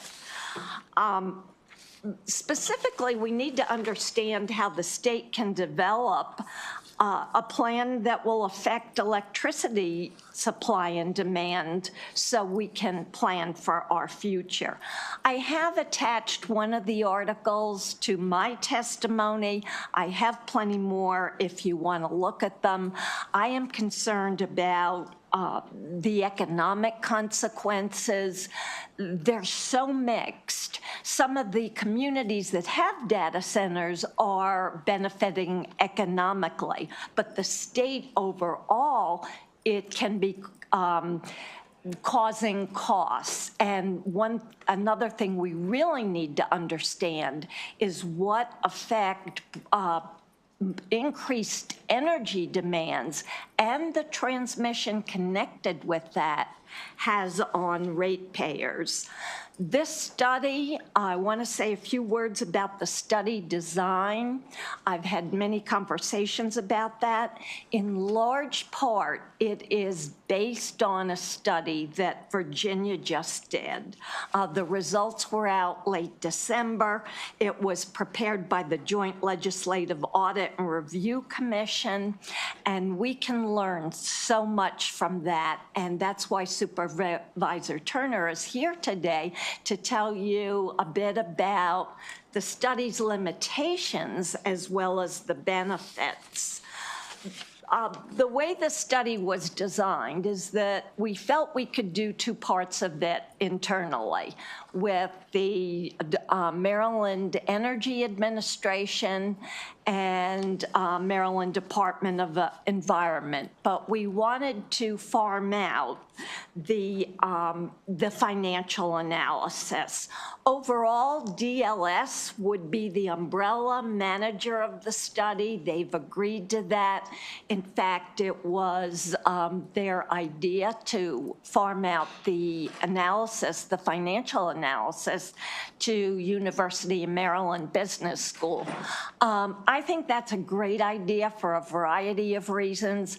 I will tell you, as a graduate of a business school, I learned the most from real life experiences, not from what I read in a textbook, but when we were given actual case studies of existing challenges and problems. Those were the real learning experiences. So I think that would be a great partnership. Finally, I do want to speak to the fiscal note because I can't imagine anybody would have an objection to doing a study. But of course, the price came in much higher than expected. Originally, I was told by the individual in leadership in DLS to expect roughly $250,000 overall, but that's before we went out to the university University of Maryland. So I was expecting overall it to come in less, but as you will see in the fiscal note, both the Energy Department and Maryland Department of Environment each had a $250 price tag. Just for comparison, I was able to obtain costs from the Virginia study, and their economic analysis was $10,500. Their energy demand forecast was between 30 and 40,000. So I think it's a legitimate question to ask why our energy demand study would be $250 when Virginia could do it for between 30 and 40. Anyway, I do have some ideas about that. We could change the scope of the study. We can be realistic and say, hey, we can only fund so much. Here are the priority issues. Let's change the scope. Also, you will notice that there is a due date of September 2026. Supervisor Turner questioned me about that. He said, why so long? The landscape is really changing. So I was thinking about maybe July of 2026, and this is so that we could spread the costs over 2 years. We could do a phase 1 and a phase 2. So I think it's really important we do this study. Let's figure out how to manage the costs. And with that, I would like to pass it on to my panel. Thank you. And I hate to do it, but we're been tight with this 2-minute per witness clock, and I'm going to have to hold you all to it as well. So Supervisor Turner, I saw your piece that Senator Lewis Young was referring to. And anyway, why don't we start with you, Supervisor Turner. In my district, is right across the river from Loudoun County, just for your information. Okay, 2 minutes, and you're signed up straight favorable. Thank you, Mr. Chairman, and thank you, members of the committee. I'll talk fast. 2 minutes is tough. Loudoun County has the highest concentration of data centers on planet Earth. We have 199 data centers on the ground in the 30 square miles of eastern Loudoun County. We have 117 in the pipeline. Last night, at last night's board meeting, we are discussing a very controversial issue. Do we grandfather in? We are attaching a special exception to all data centers, requiring them to come to the board for approval. Do we do that and cause the 36 that are in the pipeline that have spent considerable resources to now have to go back and do a legislative application? We don't know, but it's very controversial. The reason I bring that up and waste a little bit of time there is because the landscape is changing extremely quickly. If I could do everything all over again and stand on the doorstep in Richmond and say, come up with a plan in advance of what's happening over the last 20 years. And that plan should be framed, in my judgment. I'm speaking strictly as myself, not as a representative of the board in Loudoun County. It should be first an inventory of where you are. What does the landscape look like in Maryland right now for data centers and for energy? Our energy commitments in 5 years between 2018 and 2023 went up 240%. Dominion and PJM had to tell the data centers, we're sorry, you will have no power for 3 years. You'll not be able to get your maximum power. We're using 3.4 gigawatts of power. My paper estimated we need 11.56 gigawatts by 2028. An independent study that I wasn't even aware of came up with 11.59. We have 6 new transmission lines going in just in eastern Loudoun County, and that's going to get us to 6.5 gigawatts. It's essential the state lay out, do an inventory and say, this is where you are, and then say, this is what's coming over the next 5 years or so. And then, very important, don't be prescriptive to local jurisdictions and tell them what to do. Give them a menu of best practices locally that the jurisdiction can then tailor to their each individual jurisdiction. Thank you. Okay, thank you. Okay, let's just go down the table. Tell us your name.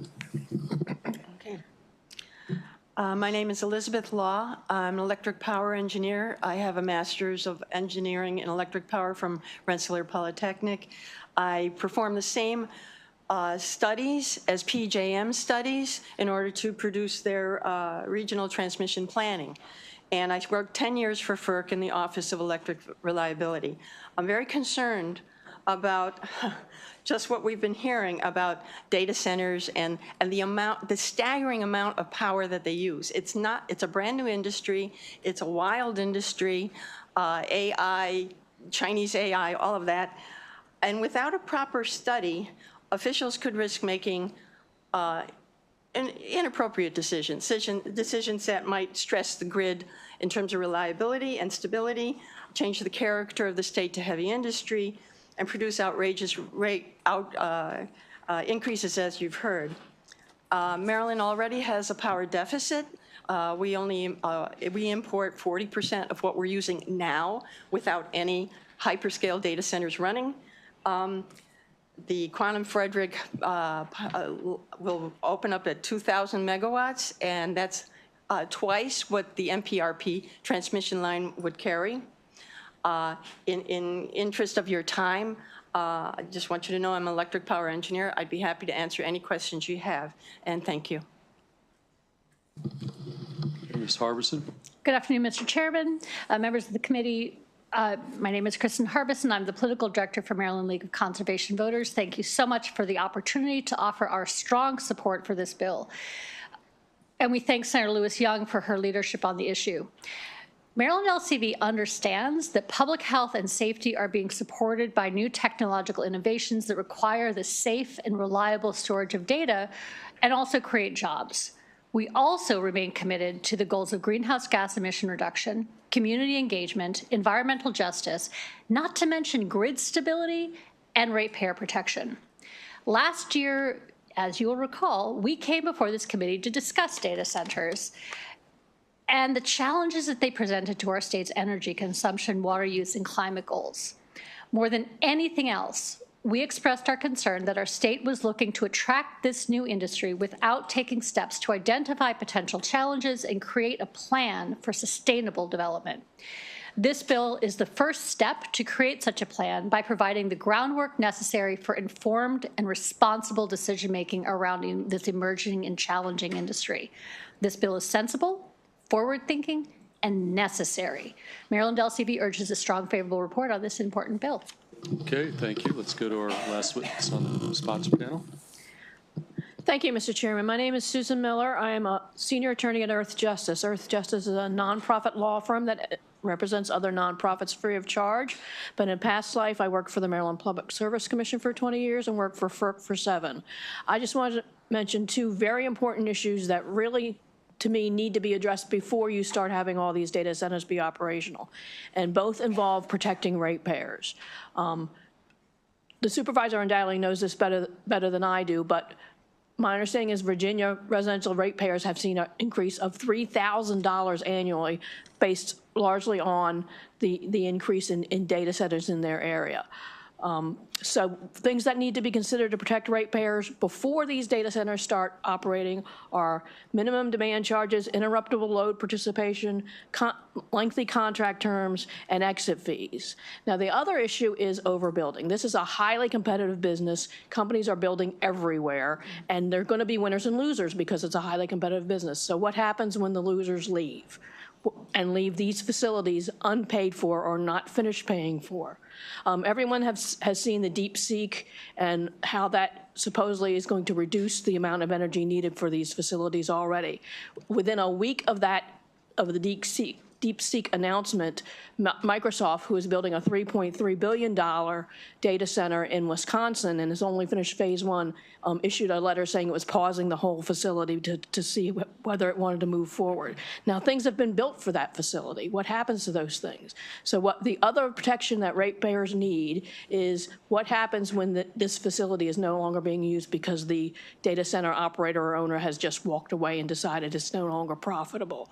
And it's always residential ratepayers are the ones who are always focused on, and they should be. But this harms businesses as well. It raises their rates, and it harms their ability to expand themselves because they can no longer afford it because of the cost of power. Thank you. Okay, thank you. Questions for the panel? Senator Gallion. Thank you, Mr. Chair. Ms. Harbison, you mentioned water use in your testimony. I was kind of looking through the bill, and I didn't see that specified in there. Where would that look? Because these things use what, millions of gallons? I'm not sure. A lot of water. So where would that be in the bill? I'd have to look at and get back to you about that. I do know that one of the things that has become evident is that you can have high energy use and reduce your water consumption, or you can reduce your energy use and have a higher energy consumption. So it's one or the other. And so this is one of the reasons that we need to be looking at, we need a plan. We need a plan. We need to figure out what we're looking at. We need to be doing things like saying, in a drought condition, how are data centers that are relying on water going to be using that water? Where is the water? How much water do we have? How much water can be used, will be needed for these facilities? And how can we make sure that they have the water that they need, and so do the residents around them? I remember, 15 years ago, there was a pretty deep drought in Frederick County, which is where these the first of these data centers is going to be built. What happens if those kinds of conditions return again? So I think it's just, I'd have to look and see where it is in the bill. So could that be under I, which would, that would be the potential impacts on air and water quality. It says water quality, but this is actually water volume the way I look at it. So that's something we can figure out. We can certainly, we can talk about that. Because water quantity is definitely a concern. And I think other people will be testifying to that later. Okay, thank you. Okay, any additional questions for this panel? Seeing none, thank you very much. I'm going to call the remaining witnesses on this bill. We've got Angie McCarthy. Ms. McCarthy here. We've got David Lapp, Office of People's Counsel. Anna Griffith. Ms. Griffith here, Dave Arndt, and then finally Ann Jones. I think Ms. Jones had to leave early. Okay, Ms. Jones not here. Okay, so this is the remaining in-person panelists, and so Mr. Lapp, why don't you proceed? Each of you are going to be on the 2-minute clock. Okay. Sure. Good afternoon, Chair Feldman, members of the committee, Senator Hershey, David Lapp for the Office of People's Counsel, and thank you for the opportunity to testify today. I'm pleased to be here to testify in support of SB 116. While data centers are important for our digital economy, data centers bring substantial risks to residential customers because of their high energy demands. About a year ago, PJM allocated hundreds of millions of dollars in new transmission costs to Maryland customers, primarily driven by the 7.5 gigawatts of new power demand for data centers that you just heard about. That is more demand on our system than our state's largest electric utility. We protested the cost for Maryland customers at the Federal Energy Regulatory Commission unsuccessfully, and now Maryland customers face significant costs for those transmission projects. Maryland customers will bear those costs even if all those data centers never actually materialize. In fact, there is a well-documented history of overestimates of growth in electricity demand from large customers, which can drive profits for big corporations that captive utility customers pay for. A recent Bank of America investor report concluded that demand growth is likely to fail to materialize as forecast, which can lead to significant bill increases for ratepayers. Even more recently, as you just heard, the new, more efficient AI app, DeepSeek, sent power stocks tumbling. We need a better understanding of all these events. While PJM bears some responsibility for ensuring data centers have skin in the game before massive investments are made, Maryland and other states can take action to protect their existing customers and to influence PJM policy. The study here will provide important information for the state to consider. Data centers must be developed responsibly, consistent with protecting existing utility customers, and SB 116 will help the state do just that. We ask for a favorable report, and thank you. Okay, thank you, Mr. Lapp. Sir, good table. Good afternoon, Chair Feldman and committee members.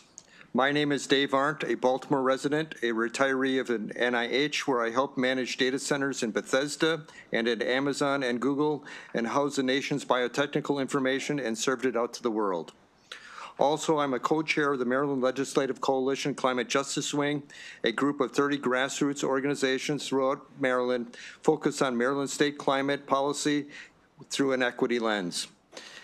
After the 2024 legislative session, we started a data center study group within our organization. Initially, we had 4 people. Now it has over 40 members from 20 other organizations. To put it bluntly, this is a hot topic. We covered a lot of troubling things. Data centers just happen in Maryland. No one agency manages them at a state level, and every county is approaching them differently. Even scarier, no one really knows how many data centers exist today in Maryland, let alone how many new ones are being proposed or approved. Please forgive me for using an old analogy. Our current situation is like having 3 visually impaired people describing an elephant. We have someone in the front marveling at the tusk and strong trunk and saying, imagine how much money we can make, basically tax revenue and jobs. We have somebody underneath the large belly saying, how are we going to feed this thing? Who pays for it? Basically massive electrical and water usage, transmission lines and ratepayers. We have someone at the back saying, how are we going to clean up after this thing? Thinking of greenhouse gas emissions, diesel emissions, and noise. We need to answer these questions before we spend tax money and make our energy policies. Otherwise, we may have a herd of these elephants in Maryland and regret our haste. For these reasons, I strongly support SB 116. Thank you. Okay, thank you. Good afternoon, Chairs Feldman and Kagan and the rest of EEE. I'm Angie McCarthy, and I'm the Maryland Conservation Advocate for Nature Forward, and I'm here on behalf of Nature Forward and our 30,000 members.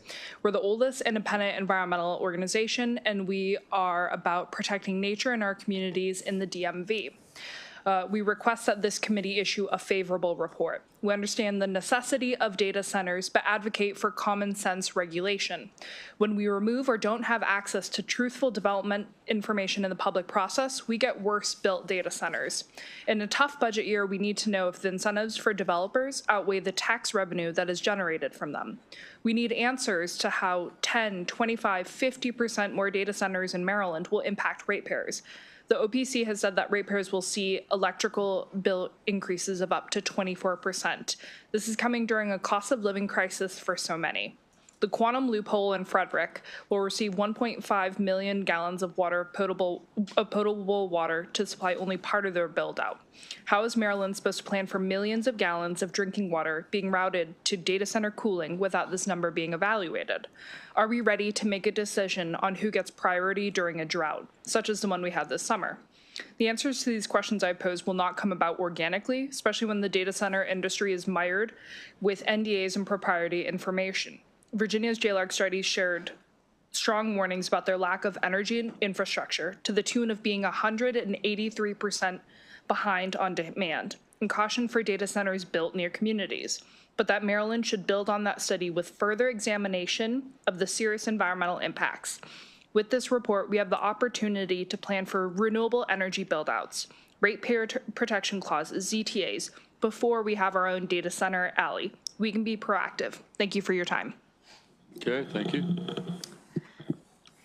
Thank you, Mr. Chair and members of the committee. My name is Anna Mudd, and I'm the Senior Director of Policy for Potomac Conservancy. We're one of the region's leading clean water advocates, and we fight to ensure that the Potomac River has clean water, healthy lands, and vibrant communities. While much of the feedback you've been hearing about data centers is related to energy use, our primary concern relates to the impact that this industry may have on water quality and land use in the Potomac region. All of my best lines have been stolen already by previous testifiers, so I'll just end by saying we strongly support this legislation and we urge a favorable report on this bill. Thank you. That's the best testimony I heard so far. Okay, any additional questions for this panel? Seeing none, that concludes bill hearing on Senate Bill 116.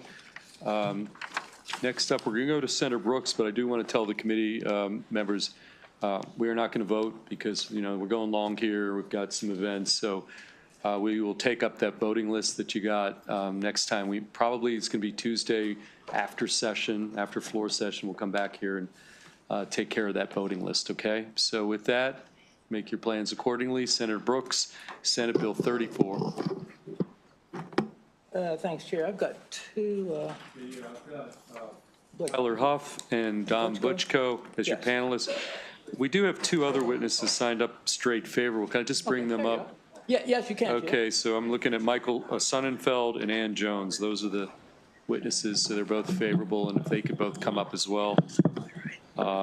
and we'll have the extent of it. So Senator Brooks, we're on Senate Bill 34.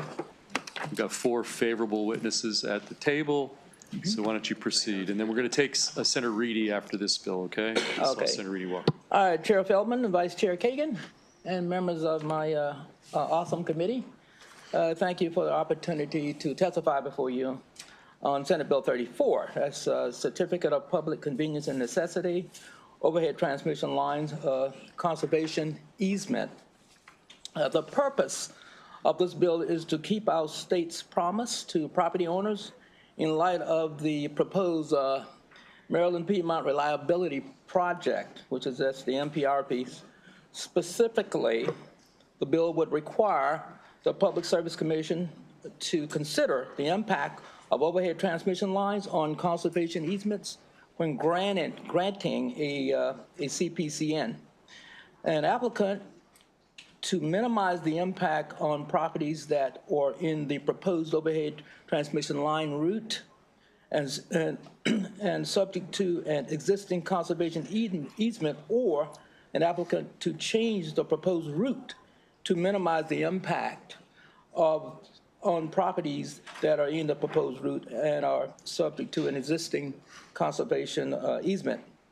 The MPRP is the new transmission project that was awarded to PSCG, that's the Public Service Enterprise Group, by PJM. As the regional transmission organization, PJM is responsible for operating and planning the regional grid that Maryland is a part of. Since PJM is responsible for ensuring continuous flow of electricity on the grid, in February of 2023, they began commencing the implementation of an elaborate series of projects to improve enhancement and supplement the grid. One of the most controversial of these projects was the MPRP, the construction of a new 70-mile, 500 kilovolt transmission line running 70 miles here again from central Maryland all the way down to Frederick County. With increasing demand, it is no secret that Maryland needs additional generation. Our state is a net importer, thus generating only 6% of the electrons that we are consuming. However, we must not compromise on our obligation to reinforce the permanence of agricultural and conservation easements.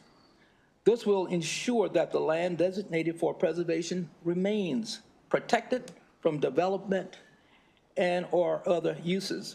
The Maryland Agricultural Land Preservation Program, in existence since 1977, is one of the most successful programs of its kind in the country. Its primary purpose is to preserve sufficient agricultural land to maintain a viable local base of food, fiber, and production for the present and future citizens of Maryland. The program purchases perpetual agricultural conservation easements to prevent farmland from being developed for residential, commercial, or industrial uses. Further, with the passage of Maryland the Beautiful Act in 2023, the state committed to preservation of 600,000 additional acres of agricultural and open space land by 2040, with a goal of 40% of Maryland land by 2040. Utilizing these lands for the construction of transmission line will decrease the productivity of the farmlands and agricultural economic growth for our state. Moreover, the construction of ongoing maintenance of these high voltage transmission lines will be destructive to natural habitats and the ecosystem. While the PJM may claim that the Maryland Piedmont Reliability Project is necessary for grid reliability, it comes at a dire cost to Marylanders. Our state cannot and should not break its promise to the residents who have invested time, money, and care in conserving our pristine agricultural lands. Currently, the PSC is already tasked with making careful consideration when including a CPCN. SB 34 merely adds one additional necessity for additional protection of our preserved lands while holding an applicant to a higher level of accountability to confirm all alternative routes and their impact on the conserved properties have been considered. For that reason, I'm requesting a favorable report on Senate Bill 34. Okay, thank you, Senator Brooks. Let's go to the panel. Well, Don, why don't you start, and then we'll end up, why don't you lead off here? And you're on the 2 minute, each of you are on the 2 minute clock.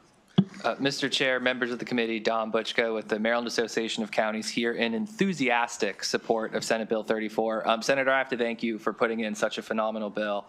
The state and the counties collectively since the middle of the 20th century invested billions, with a capital B, billions of dollars in conservation. And so it's really important that in Maryland we are a small state with big goals, and we have to make sure that those goals are not competing and that they're working to propel each other. That's exactly what this bill does. This is probably one of the best bills of 2025, and MACO again enthusiastically urges a favorable report. Thank you. Okay, Tyler, why don't you go next? Mr. Huff. Thank you, Mr. Chairman, Madam Vice Chair, members of EEE. For the record, Tyler Huff, Director of Government Relations, Maryland Farm Bureau. Maryland Farm Bureau farmers work tirelessly to safeguard agriculture land for future generations, maintaining the state's agricultural heritage and ensuring food security for its citizens. Conservation easements play a vital role in these efforts by preserving farmland, protecting ecosystems, and supporting climate resilience. However, when infrastructure projects target these protected lands without proper consideration, it undermines the intent of preservation programs and discourages landowners from participating in them. SB 34 provides necessary safeguards by requiring the PSC to evaluate the impact of transmission lines on conservation easements and to consider alternative routes. This approach strikes a fair balance between infrastructure development and preservation of Maryland's agriculture and environmental resources. It ensures that landowners' commitments to conservation are honored while promoting responsible planning for the state's energy needs. We thank the Senator for his work on this great bill, and members of Maryland Farm Bureau urge a favorable report. Thank you. Okay, thank you. We're going to go to our final witness on this bill. Sir? Yes, thank you, Chair Feldman and Vice Chair Kagan. I'm Michael Sonnenfeld, the Chair of the Easement Committee for Land Preservation Trust. LPT supports Senate Bill 34, requiring the Public Service Commission to minimize the impact of new electric transmission lines on privately owned conserved lands. Over the last 40 years, Maryland has invested over $1.3 billion to protect land throughout the state by purchasing conservation easements on private properties. Conservation easements allow the state to dedicate land to an important public purpose at a low acquisition cost with no ongoing expenses as the owner of the land. Preserved land is critical to maintaining Maryland's largest economic sector, agriculture, maintaining scenic views and the rural character of communities throughout the state, promoting clean air and water, capturing carbon and limiting greenhouse gas emissions, and promoting the health of the natural ecosystems on which we all rely. SB 34 does not prohibit the use of conserved lands for new transmission lines. It accommodates both land preservation and economic progress. Again, Senator Brooks and the others have done a great job talking about the bill, so we'll end quickly. Enacting Senate Bill 34 will protect our longstanding investment in agriculture and open space. We respectfully urge a positive report on the bill. Thank you. Okay, Senator Gallion. Thank you, Mr. Chair. A couple questions. So on the ag preservation part, you mentioned MALF, Maryland Ag Land Program, but does that also cover the different local county programs like Rural Legacy, all of that? It's not just MALF, correct? Okay, that's good. Yeah. I like most of the bill. The only part it seems like on page 10 we're kind of doubling down on the offshore wind, which gives me a little concern because I know we've been working at that for years and haven't had much to show for it. And with the current climate at the federal level, I think there's a lot of uncertainty there. So do you have any thoughts on that, having that included? Page 10? Yep, it's number, let's see, 10, go down to line. I think, 20. Senator Gallion, I think you may be on the other Brooks bill. There's two Brooks bill. No, this is Senate Bill 34. Oh, that's right. Never mind. All right. Yeah. Okay. Yeah, I only the guys were looking at okay. they got a blank. Okay. Any other questions relevant to Senate Bill 34? Okay. Okay, seeing none, that concludes the bill hearing on Senate Bill 34, and we're gonna take Senator Reedy. I believe there he is.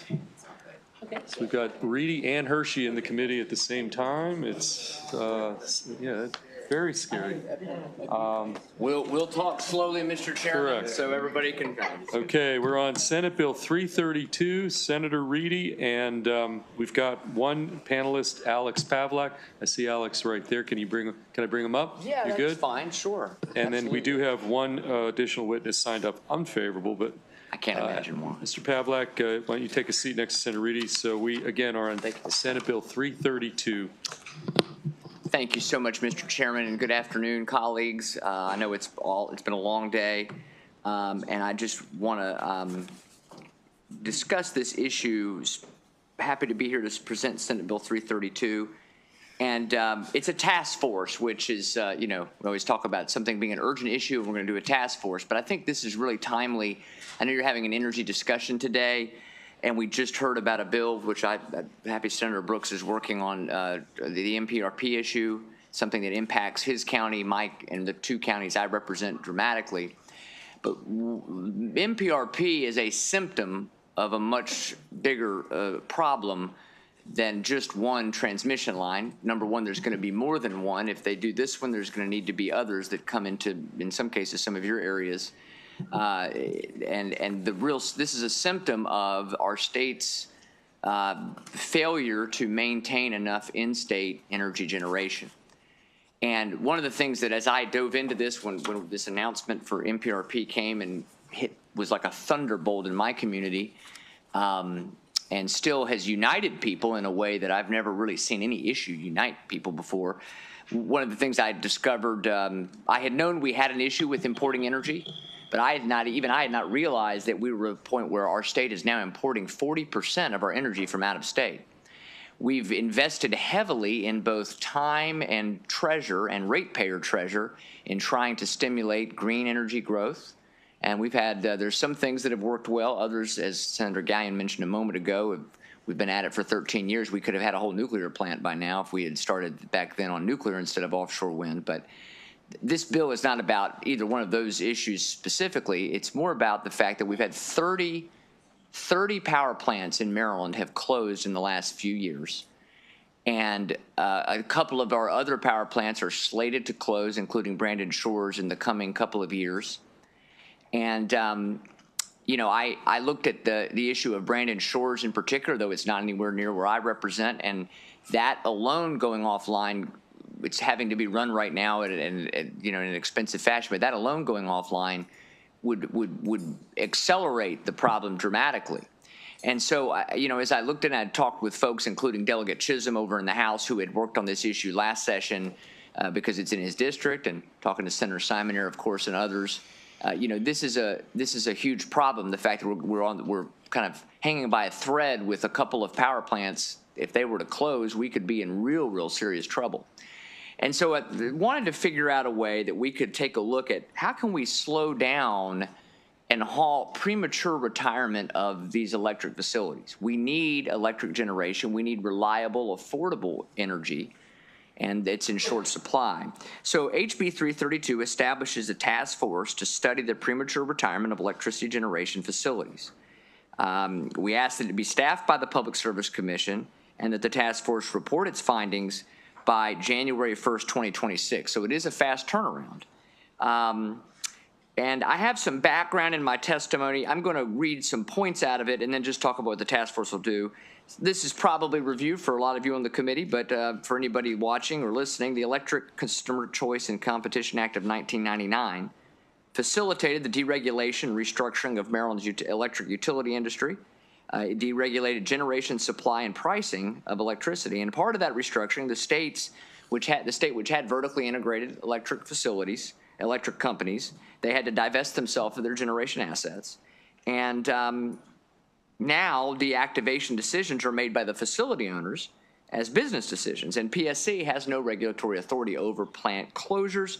In order to meet long-term anticipated demand in the state for standard offer service and other electricity supply, the PSC may require or allow an investor-owned electric company to construct, acquire, lease, or operate generating facilities and transmission facilities.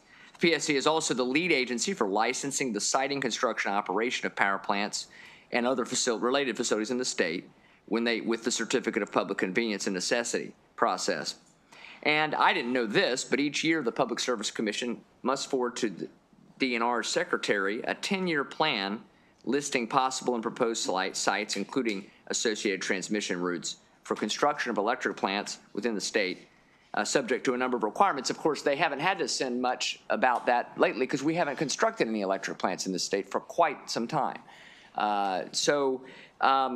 What this task force is trying to do is do a quick look, but an in-depth look at assessing cost savings for customers that result from the retirement of electric generation facilities, evaluate the impact that the premature retirement of a facility has on the reliable energy supply for customers and the price impact, evaluate environmental impact of premature retirement of electricity facilities, including consideration of habitat disruption and wildlife impact as we have to go now and bring more things into our state. And look at potential nationwide consequences of shortages, or at least, I would say at least grid-wide. I have nationwide, but grid-wide consequences of shortages in reliable and dispatchable electricity if we have a generating facility that retires prematurely. And I think also we want to examine economic challenges faced by the companies that are faced with this.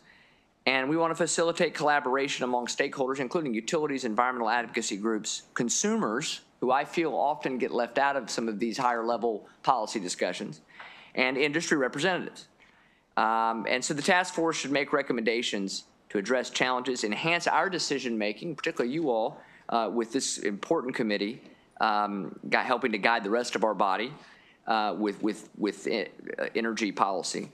And we want energy reliability solutions that address the imminent energy reliability gap and balance the need between economic considerations and our state's commitment to cleaner energy goals. And I think economic considerations are at the forefront of everybody's mind, considering what's been happening with our energy pricing.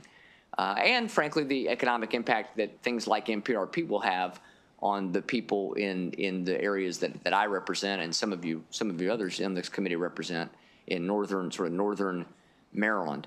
So, Mr. President, I know there's been some requests from different folks about amending the task force to add this person and that person. I'm pretty agnostic about that, other than I want a good representation. I think we had a good one in the task force, but good representation of the industry, advocates on multiple sides. But I do think the consumer's voice is critically important in this as well. And so, Mr. President, I would just ask for your support for it. I'm open to suggestions about ways that we can tweak it if you see a thing that needs to be improved, or something that maybe is superfluous. But with that, Mr. Mr. Chairman, I'll battlefield promotion there. I will turn it over to my panelists. Let's take Mr. Pavlik, then we're going to go to the Vice Chair. I will acknowledge, since we mentioned the Public Service Commission so much, I see the chair of the PSC hiding in the back, Fred Hoover. Okay, so Alex, why don't you go ahead, and then we're going to take Vice Chair Kagan's question after that. Okay. Thank you, Mr. Chairman, Madam Vice Chair. Maryland is a RGGI state. That means you've volunteered to put a carbon tax on the fossil fuel plants within the state of Maryland. That tax increases every year. It's gotten to be big. You are surrounded by states that are not RGGI states, that do not have this carbon tax. Their cost of doing business is lower than the cost of doing business in Maryland in the fossil fuel industry. Maryland plants can no longer compete, so they leave. Is there any wonder? This is the cause of the reason why we've retired 30 fossil fuel plants in the past number of years. RGGI is a very effective way to shut down the fossil fuel industry in the state of Maryland across the board. It's not just coal plants. There are no good solutions to this that I see. You could shut down RGGI, you can dial back RGGI, you could impose a tariff on imports, electricity imports. There's also a sense of real urgency here, and at least in my mind, that right now PJM sees the decline in capacity. They're trying to compensate using the tools that they have, with capacity payments and with the RMR. And what they're doing is they're basically paying the fossil fuel plants enough money for them to pay the Maryland tax and for them to stay in the business. And that, to me, is an unstable situation. And over the long haul, I think Maryland can probably overcome PJM's ability to support its remaining fossil fuel plants. And I think there's a real sense of urgency to get something done quickly. This task force appears to be a good vehicle to bring the kind of skills and political talent necessary to make decisions. Thank you, Mr. Chairman. Okay, thank you. Vice Chair Kagan. Thank you, Chair. Senator Reedy, thank you for the bill. I think all of us share the whole question of energy supply, and obviously retirement is an issue. So whether it's called premature or just retirement. I have a question. The task force you're proposing to create has one member of the Senate and one member of the House. And I ask you, as the Republican leader, how do you envision making sure that we have lots of smart people in the room who represent a diversity of political opinion? Well, our Republican leader's in the room. I'm the number 2, first of all. Yes, sorry. I know my Oops, role. Sorry, I didn't mean to depose. I think we'd be my friend smart to Senator actually Reedy. possibly put the Republican leader on it, even though I know when you have a task force bill and you're required to serve on it usually, but, and I'm not nominating myself necessarily. I'm open to, if you want to try to balance it a little bit I was not thinking partisan politics when I put this together, and I'm not snapping back at you. I just mean, I'd like to be sure we don't have a lot of political people on it. I actually want a lot of industry and consumer folks, and you do need some elected officials on it, obviously. Open to that. I think you could even consider, putting a delegate, a state senator, and maybe a county official, and make sure that maybe there's a political balance there or something, but. We can talk about it offline. Yeah, but sure. I can say that for the 911 Commission that I chaired for 4 years. Did you chair the 911? You never knew that about me. I never talked about it. But having 2 senators and 2 delegates, 2 Republicans, 2 Democrats, was actually really great. And when the 4 of us were aligned, it was really powerful, and people listened. Oh, fair enough. No, whatever that's worth. Very open to that, sure. It's going to go to Senator Brooks next. Thank you. Thanks for your bill, Senator. Uh-oh, I'm going to get some questions now. Now, what would you consider a premature shutdown?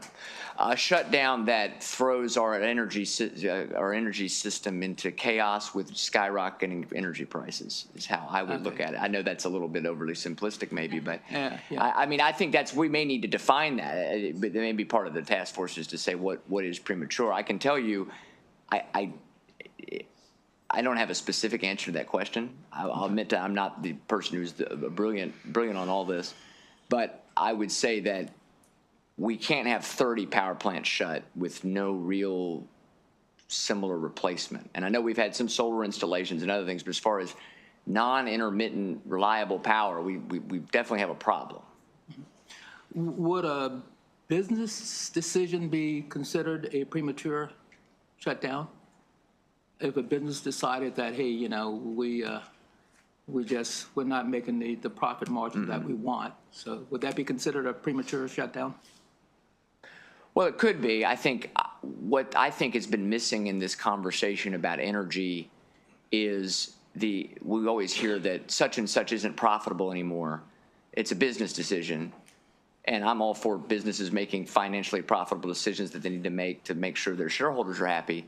But it doesn't look at all of the factors of state policy and even national sort of political pressures and stockholder pressures that are brought to bear by decisions that have been made to make something less profitable. So as a business decision, they are partners with us in keeping the lights on. So it's a little different than if a Walmart decides they want to close the Walmart in Owings Mills or Glen Burnie or Westminster.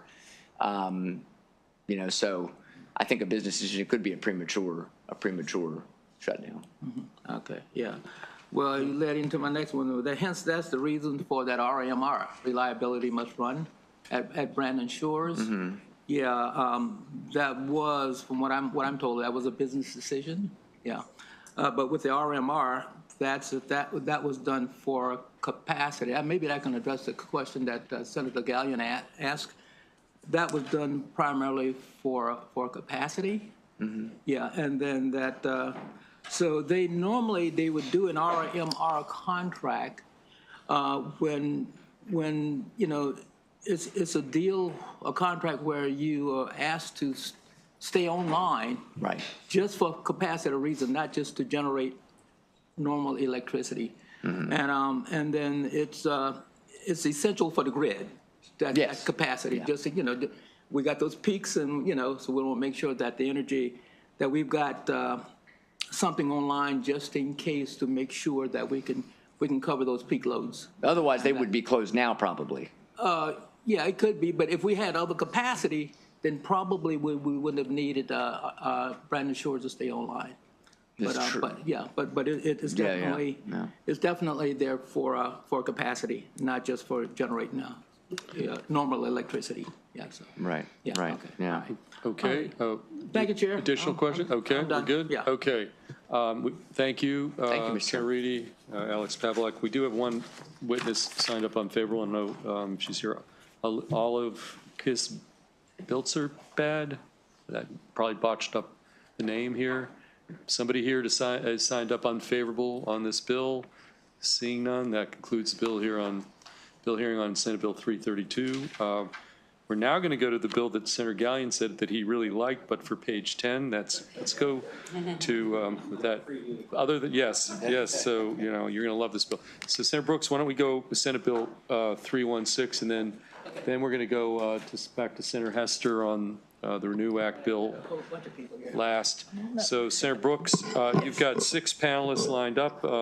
Designated: Rebecca Rare, Michael McHale, James McCullough, Laurel Peltier, and Brian Dunning. Those are actually Robin Duda. I miss Robin Duda.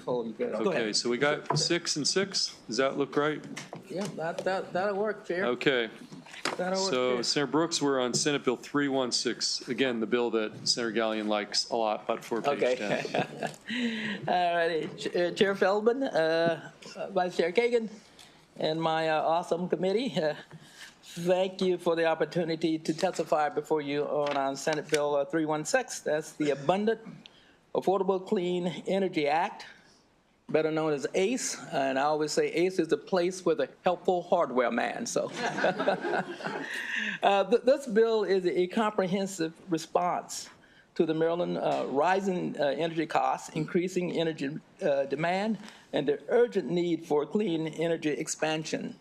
SB 316 establishes a competitive procurement process to accelerate battery storage and renewable energy projects, ensuring ratepayers' protection, labor safeguards, and flexible incentive structures to meet Maryland's energy goals. Addressing energy increases and grid reliability. For decades, Maryland has benefited from stable electric prices. However, the 2025/2026 PJM capacity auction resulted in an 800% increase in capacity prices, which will be passed on to ratepayers. Additionally, data centers and other high-intensity energy consumers are driving up demand, while new generation projects remain stalled due to severe backlog in the PJM interconnection queue. Currently, the PJM interconnection queue is so backlogged that in 2023, PJM announced that it would stop accepting new projects, with wait time extending up to 5 years for projects approval. This delay has left hundreds of gigawatts and of planned renewable energy and battery storage projects in limbo, meaning Maryland cannot efficiently bring new clean energy online. Many projects that were economically viable at the time of application faces charging financial conditions by the time they are approved, lending to cancellation or infeasibility. The ACE Act addresses these concerns by prioritizing projects that will have a likelihood of clearing the queue quickly, ensuring that Maryland gets the energy it needs without excessive delays, requiring the Public Service Commission to create a competitive procurement process in 2026 and 2027 for up to 1,600 megawatts of battery storage, ensuring rapid project deployment and reducing reliance on costly peaker plants, creating a pathway for 150 megawatts of distributed energy storage projects, which are not subject to PJM interconnection delays, allowing faster integration into Maryland's energy infrastructure. Expanding Maryland clean energy supply. Maryland has set a target of 100% clean energy by 2040, and SB 316 builds upon this commitment by enhancing solar and wind energy incentives that drives new projects development. This legislation establishes the utility scale SREC 2 program, supporting at least 3,000 megawatts of new utility scale solar projects by 2035, creates a small solar facility incentive program, provide incentive for 3,000 megawatts of rooftop and community solar to expand distributed generation, prioritizing renewable energy credits, RECs, from in-state projects to ensure that Maryland consumers directly benefit from local clean energy investments. Additionally, SB 316 introduces a revised incentive methodology that right-sizes financial support for new projects, ensuring that ratepayers' costs remain minimal while fostering renewable energy growth. Enhancing offshore wind transmission and integration. Maryland is leading the way in offshore wind development with a goal of 8,500 megawatts of offshore wind capacity by 2031. However, inadequate transmission infrastructure is a major hurdle to bringing this power online efficiently without strategically planning for transmission upgrades. Maryland risks higher cost and delayed implementation of offshore wind energy. SB 316 ensures that offshore wind reaches Maryland homes and businesses efficiently by directing the PSC to prioritize regional and transmission planning, ensuring offshore wind energy is connected efficiently while avoiding unnecessary costs to ratepayers, requiring cost-benefit analysis of different transmission solutions, including advanced grid technologies and interstate coordination to ensure Maryland remains at the forefront of clean energy deployment. Aligning Maryland's offshore wind strategy with PJM, long-term transmission planning process, ensuring integration is as seamless and cost-effective as possible. Supporting Maryland nuclear infrastructure. Maryland Calvert's Cliff Power Plant plays a critical role in maintaining grid stability and emission-free energy production, supplying nearly 40% of Maryland in-state electricity. However, the plant faces impending federal relicensing deadline in 2034 and 2036, and economic uncertainties threaten its continued operation. SB 316 ensured that nuclear power remains a viable part of Maryland's energy mix by establishing zero emission credits, ZECs, to provide financial stability for nuclear facilities only if no longer qualified for federal support, ensuring that taxpayers and ratepayers' funds are used efficiently.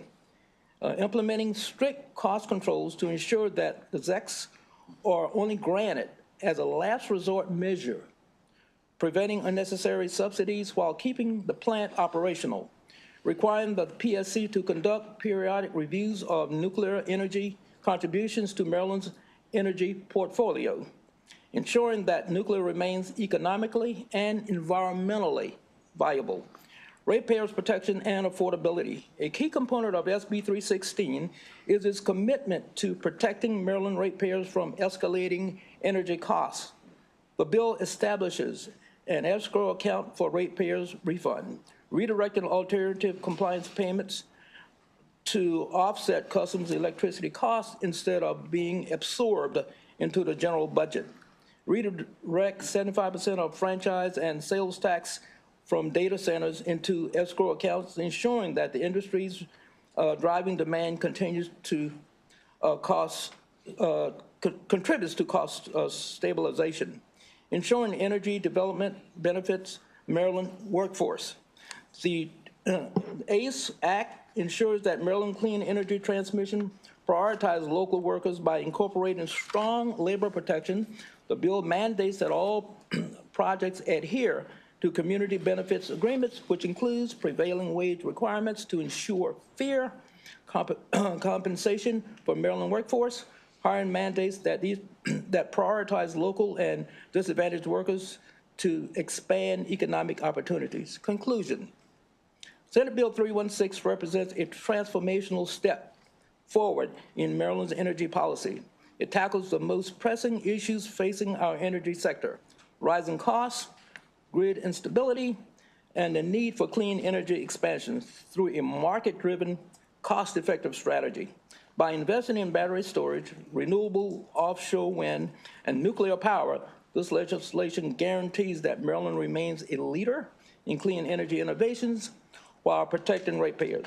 For that reason, I urge the committee to issue a favorable report on SB 316. Okay, thank you, Senator. Mr. Duda, you're going to lead off, each of you on a 2-minute clock, and we're going to go down the table. Mr. Duda, signed up favorable, part of the panel. Thank you, Mr. Chair. For the record, Robin Dutta, Executive Director of the Chesapeake Solar and Storage Association, here representing our members, favorable on SB 316. We've heard already a lot today about the rising demand in Maryland for energy, and I think it's important just to highlight. You have my written testimony. I'm just going to highlight a few points. One is that when Maryland needs energy the most is during peak periods, when the demand is at the maximum. Just like with energy efficiency, you talk about, one always talks about, the cheapest kilowatt hour, megawatt hour is the one that's not used. The most effective way to bring down and offset peak demand is to do so at the source. There's been a lot of investment in policy and time on solar at the federal level with the investment tax credit, and in Maryland over the last 20 years with the renewable portfolio standard. And as such, solar costs have been able to come down as much as 80%. And today, large-scale solar represents the cheapest form of new generation in the United States. And it can also come on faster than most other forms of generation. So what the ACE Act is doing is moving from kind of version 1 policy of the RPS, the SREC program, which was about helping to bring down costs while through deployment, to say, look, we've got these cost reductions. Let's deploy, as a former Secretary of Energy always used to talk about, because Maryland needs the energy and needs it during the peak periods. And that's what large-scale solar, distributed solar, storage can bring to Maryland, because when you are able to utilize the cost reductions from the maturing industry like solar, go to a version 2 policy that allows us to unlock that capability much more than we've been able to, and provides that greater in-state generation that will bring in a downward pressure on rates and reduce the need to import electricity, as well as right-size the electric grid. We think that that is where we can provide the most benefits for Maryland. We urge a favorable report. Thank you very much. Okay, thank you. I did mean Dutta. Dude, I botched up your name. That's okay. Okay. Next up. Good afternoon, Chair Feldman, Vice Chair Kagan, and members of the Education, Energy, and the Environment Committee. My name is James McCullough, and I'm a Utility Scale Development Manager at RWE Clean Energy.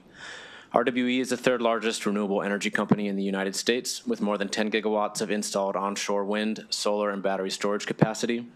We have a 100 megawatt solar project in development in Maryland, along with a 500 megawatt front-of-the-meter battery storage project to be located at the retired Dickerson coal-fired power plant in Montgomery County. Both projects are in the final stages of the interconnection study process, with anticipated commercial operation dates in the next few years, and together represent over $800 million in capital investments in Maryland.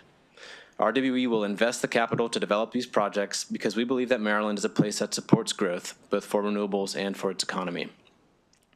I'm here to testify on the storage component of Senate Bill 316 and to highlight some real-life examples of storage as a proven, reliable, and very near-term solution to the issues that we face today, including significant demand increases and storm outages.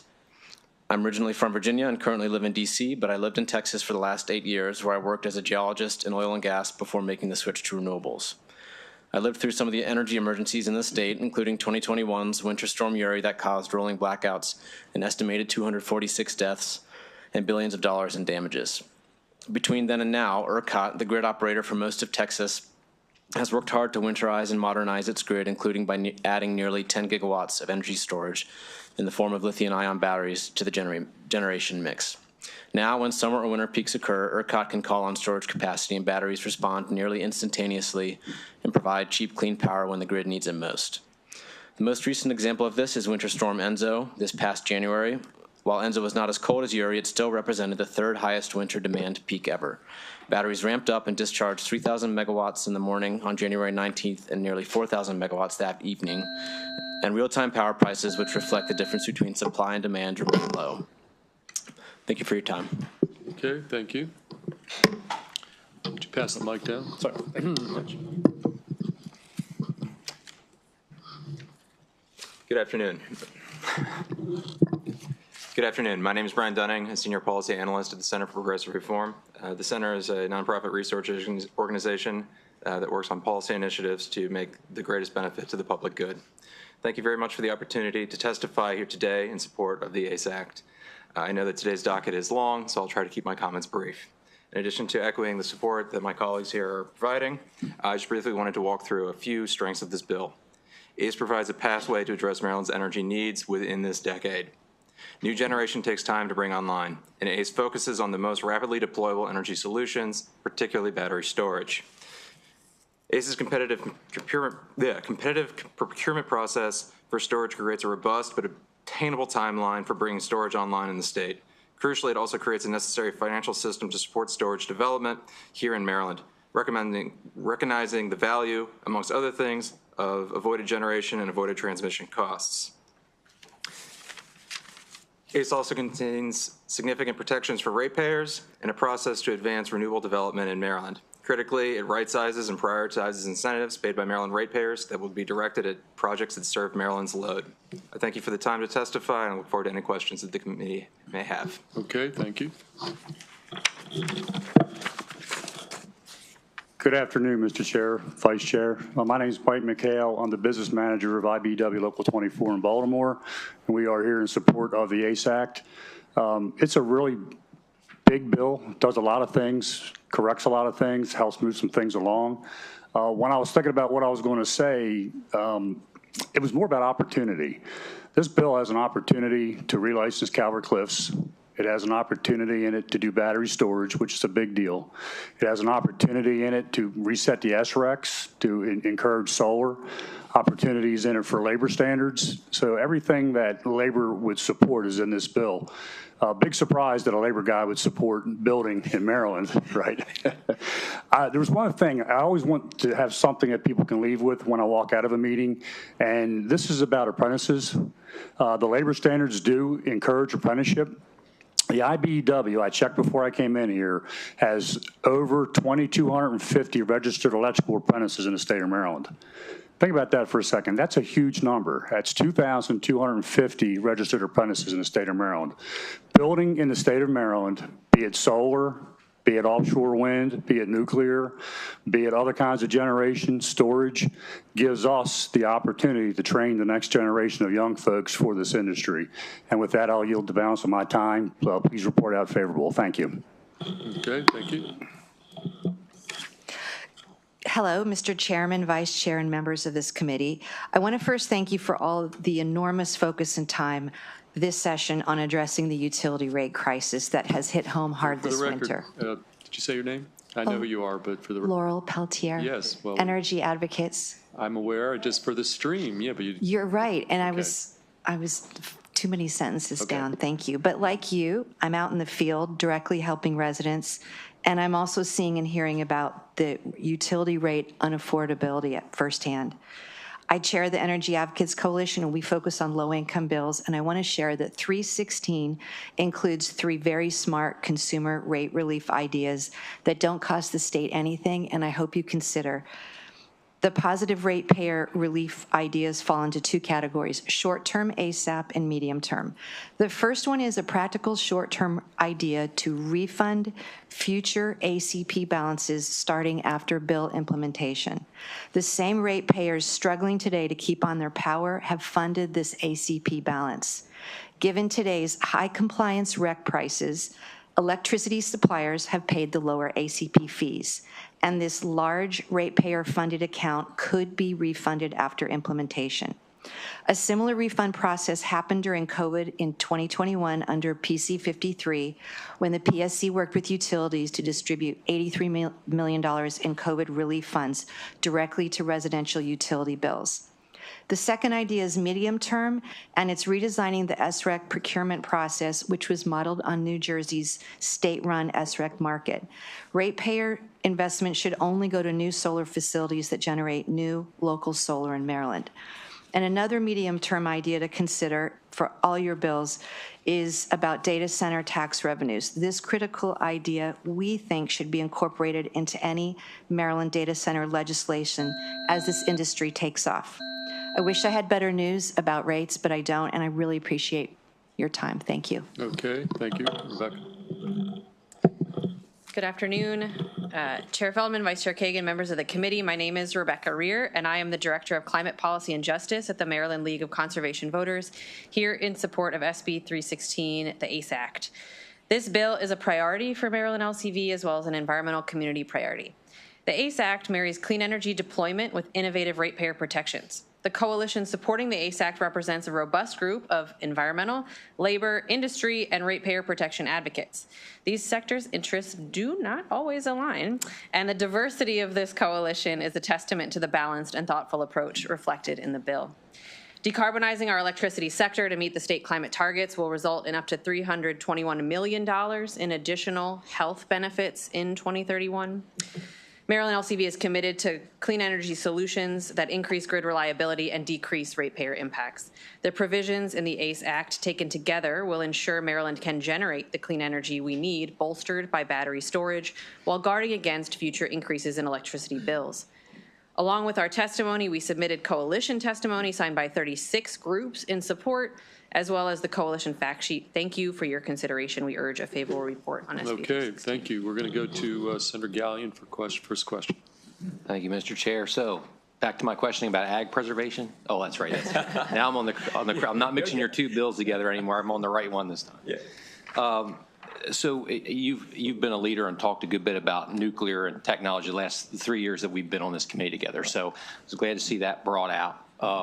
I noticed Mako had some questions like on the battery safety issues. We had a bill address that last year. You know, that's something we'll get into a little more. But back to the question, the previous question, with the offshore wind, it seems to me, you know, this has been something that's been being worked towards for 10 years. We're not seeing anything yet. And now with the changes at the federal level that cast even more doubt on this, why is offshore wind included in this when, I mean, I agree with, you know, pushing nuclear. I totally agree with that. Right. Mm-hmm. What was the thought behind also having offshore wind with all the troubles we've had getting anything going there and with the changes at the federal government level? Right. I think U.S. Wind just submitted they just got approval in December. So with everything that's going on, I think that's with the new administration, that shouldn't affect U.S. Wind in Ocean City. So that project, from what I understand, will still be going forward. You know, that what we've got to do, we got to look at all of the above. You know, it's going to be solar, it's going to be geothermal, it's going to be wind, you know, it's going to be nuclear. You know, like it was mentioned earlier, we are net importers. You know, we're only generating 60% of the energy that we need here. And I'd say we're blessed to say that we're part of an RTO, you know, which means that 13 states plus the district. So I would liken it to, say, putting, let's say we've got this bathtub, and we've got these generators putting water in the tub, and then PJM, well, they're the one that's, you know, they're making doing the determining what the need is, and they're putting it out. Like Maryland, we might need, say, 100 gallons. They give us 100 gallons. New Jersey might need 150. They give them 150. DC might need 50. So as long as we are part of those RTO, which means that's to limit the possibility or the likelihood that we're going to run out of energy or electrons. As long as, because if we do, everybody else does as well. So, but yeah, we do need additional generation in the state, and this bill will lend itself to that. So, thanks. Yes, sure. Okay, any additional questions for Senator Brooks or the panels? Senator Carozza, something told me you were going to weigh in on this offshore. Yeah, I should have said when. So this is a pretty massive bill. It's 40 pages. And I want to go back to some of the comments that the witnesses made. Our immediate focus, I believe, as policymakers right now needs to be on our constituents and the impact to ratepayers. And and what I have not been able to do, and I don't expect the answer right now, but as we go through this bill, I want to better understand on each section how it would impact overall cost and the actual impact to ratepayers. And when we talk about the reliability of energy, there have been issues about wind the wind doesn't blow all the time. It's an intermittent source. There are reliability issues. Therefore, if you know that there are reliability issues, you have additional costs with that generation. We don't know the true cost of that generation. Therefore, we don't know the true cost to the ratepayers.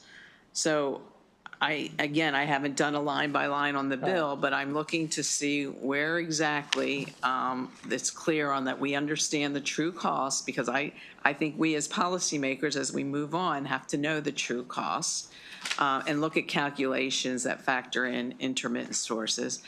So my overall question, and we can come back to it, and if any of the panelists want to respond, or the senator, on those protections for ratepayers.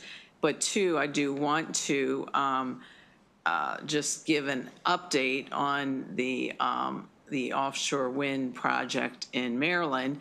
At the federal level, there's a pause on that project. There's also a lawsuit involved with that project that multiple partners on the Eastern Shore and in Delaware have joined together on that. So I think just an update that is not moving forward anytime soon, and therefore I do believe our policies have to factor that in as well. So again, I'm going to stay focused on costs and the ratepayers. So if you have a general response on how this bill, since it is so massive, protects ratepayers, and whether you think we know the true cost overall. Yeah, I've got 6 subject matter experts up here, so they can give it a shot. So, Senator, Robin, thank you, sir. Yes. Yeah, on the solar piece, at least, there. Can I just interject? We don't need 6 answers on this one. If one of you feels well, I encourage you Robin, why don't you try to answer? I'll give an example for what the solar pieces can do. So going back to my testimony when I talked about peak demand, the size of the grid and the size of the grid that needs to be built tends to be directly proportional to the level of peak demand. As peak demand increases, the way we've built the grid, kind of the 20th century model, you have to expand the size of the grid. If we can reduce peak demand at the source, rooftop solar, battery storage, and connect and deploying these resources across the distribution grid and having more mainstream integration and adoption, then we're limiting the amount of poles and wires and infrastructure that has to get built, which tends to be ratepayer funded projects. There are caps in terms of the budget for these programs that are in the bill. So there are ratepayer protections in that regard, but just inherently on the solar and the storage pieces, when we're able to deploy them throughout the state, by what that means that there's less pressure to be importing electricity into Maryland, as well as in the peak times when the electricity is the most expensive, we can limit the length of those peak periods, the magnitude, the frequency, in a way that can then be translated as downward pressure to Maryland rates. And Chair, if I may too, James did a good job when he was talking about the problem they had in Texas, ERCOT, and and how they were able to mitigate the challenges they had, in 2021? Yeah, 2021 is the example that I referenced, Right. but there have been many examples in the intervening years. Right. Okay. One brief Sure. follow-up. And then we're going And to, I know you didn't one follow-up question, because we got more You witnesses didn't on this. introduce yourself, and then you did, but you started your comments about the energy crisis and the cost to ratepayers. And do you have a question? My question is, as you're here supporting the bill, I am. I want to know specifically in the bill where those ratepayer protections are, given the immediate, I'm really trying to focus on the immediate situation. On today. So I am here specifically from Energy Advocates, and I'm focusing on the first idea is this, there is a large pool of money sitting in the C Fund that was funded through ACP's alternative compliance payments. And those were made by all the utilities because the compliance rec market is expensive. And so they have two options, and it's a lot easier to write a check for each megawatt hour for ACPs. And it's ballooned. It's gone from, it's hard to kind of, people tell you what the how much money's in there, but there's several $100 million. And the idea in this bill is to refund that, or a portion of it, after the implementation of the bill, directly to the ratepayers who paid for those ACPs. So that is, in my view, one of the, after reading all of the beautiful legislation out there, because there's been a lot of work and it's a lot to keep up, that is the only ratepayer immediate fix, given everything going on utility ratepayer bills. So that is in this bill, and that is really our number one thing we wanted to highlight, that there is an option to actually refund money that ratepayers have put into this fund. Thank you. Thanks. Okay, Senator Hester. Thank you. I've been also thinking about what can we do in the next 18 months, and we heard a little bit about solar. I was curious if the gentleman from RWE could talk about how quickly batteries can be deployed and whether it's a proven technology. You said you had experience in Texas. I think there's kind of a sense, maybe because we haven't done it at large scale, that it's still a few years out. But if you could reassure the committee that it's here, it's big, it's ready, and it's cost effective to deploy in the next 18 months, that'd be super helpful. Yeah, I can speak a little bit to timing, specifically for our project. And I know from conversations with other developers that there are multiple multi-hundred megawatt storage projects that are also kind of in the latter stages of interconnection studies with PJM. When we think about timeline and ways to address reliability in the very near future, these large storage projects that are in the interconnection study process right now are very much the nearest term solutions that are ready to deploy, especially comparing to maybe other technologies that we've discussed in other bills today. And so the timing for commercial operations depends somewhat on how long network upgrades may take for the projects that are in the interconnection queue. But I can kind of speak with confidence that in the next, 3 years or so, these projects are ready to put megawatts on the grid. Okay, one follow-up. Last one. So how would the cost and the time compare to natural gas? From my understanding of the current generation mix that's in the interconnection queue, I'm not aware of any large gas generators that are in, the final stages of interconnection. And that's a process that any new generator must go through if they want to interconnect to the PJM grid. So in terms of time, there's this RRI, the Resource Reliability Initiative that PJM is undertaking. I think FERC just approved it yesterday or the day before. It's kind of like, the first approval of this process. And the RRI process is designed to allow generators with a high effective load carrying capacity to basically participate in the transition cycle 2 interconnection study process. And we're getting into the weeds here. That's basically the process that's a full year behind the current process that our battery project is in. So that allows them to start their interconnection study process a year earlier. I'm not aware of what the build-out timelines are for a new gas generator. New gas plants are going to be subject to all the same network upgrades or more that that any other large generator is, and so there's this whole range of multi-year network upgrades or procurement timelines for main power transformers and breakers that all new generators must go through. So kind of like an equal playing field for acquiring those new pieces of infrastructure for batteries and for gas. But based on where we are in the interconnection study process, the new battery projects are significantly further ahead. Costs are similar, in terms of network upgrades because, the similar needs that I just described as well. Okay. I think we got the gist of it. I think we got to move on here. Okay, I appreciate your testimony. Thank you, Senator Brooks. We do have additional witnesses on this bill and then one additional bill after this. Angie McCarthy. Is Angie McCarthy here? Come on up. Charles Washington. I see Charles. Come on up. Brian Saylor. Let's do that, and then we've got some PSC testimony after that, along with MEA. So,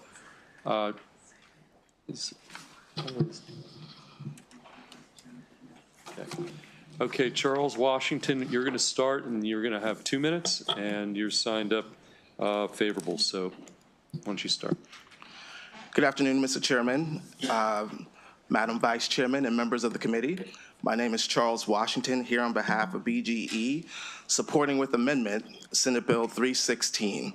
I'm going to speak specifically today to the storage elements of this bill. And what I want to say is that BGE has had some really favorable recent experience with battery storage that really kind of highlights the potential of the technology to be a part of the solution to the challenges we face. I have to give credit to the undeniable leadership and forethought of Senator Brian Feldman, whose pilot program 2 years ago helped us to get into an opportunity to put forth storage. In 2023, we deployed our storage projects in the Chesapeake and Fairhaven areas of Anne Arundel County and Calvert County. And in those combined projects, we were able to see serious reliability benefits to the surrounding customers. In addition, those projects, when combined, were able to indefinitely defer millions of dollars for our ratepayers because we were able to indefinitely defer building a substation that we were planning at that time. And so we want to look for other opportunities to leverage storage in just this way, and we believe this bill is an opportunity to do just that. Now, in closing, what I'll say is Maryland is facing really unprecedented energy challenges, and we do not think that this bill alone will solve those challenges, but we think that the ACE Act is a strong step in the right direction, particularly when it comes to battery storage. For that reason, we support with amendments that we describe in our written testimony, Senate Bill 316. Thank you. Thank you, Ms. McCarthy. Next up. Good evening now. I'm Angie McCarthy, and I am still the Maryland Conservation Advocate for Nature Forward, and I'm here on behalf of our 30,000 members. We request this committee issue a favorable report for ACE. PJM's policies have been driven in large part by fossil fuel interests and have been a hindrance to Maryland's pursuit of clean energy goals. This is causing regular increases in ratepayers' electrical bills, is delaying our ability to reach our climate goals, and will continue to exacerbate our dual climate and cost of living crises. Maryland's efforts to build more clean and affordable energy are being hamstrung, and even in the face of our state's explicit objectives to build alternative energy sources. We heard a little bit about the PJM interconnection queue, so I won't repeat that, but ACE provides many of the solutions that we need due to the mismanagement of our region's energy. The quickest way to build more energy supply and lower bills is by investing in clean energy projects. This is how we protect hardworking Marylanders from corporate greed and build climate resilience. The gentleman from IBEW said it better than me, so I'll skip ahead, but we support the community-centered language of this bill, and we are proud to support rational, common-sense business and environmental decisions. Thank you for your time. Okay, thank you. Any questions for these two witnesses? Seeing none, thank you. Thank you, Mr. Chair. I just want to make clear, with Brian Saylor, I called him earlier, or Adam Dubitsky, they're not here, okay?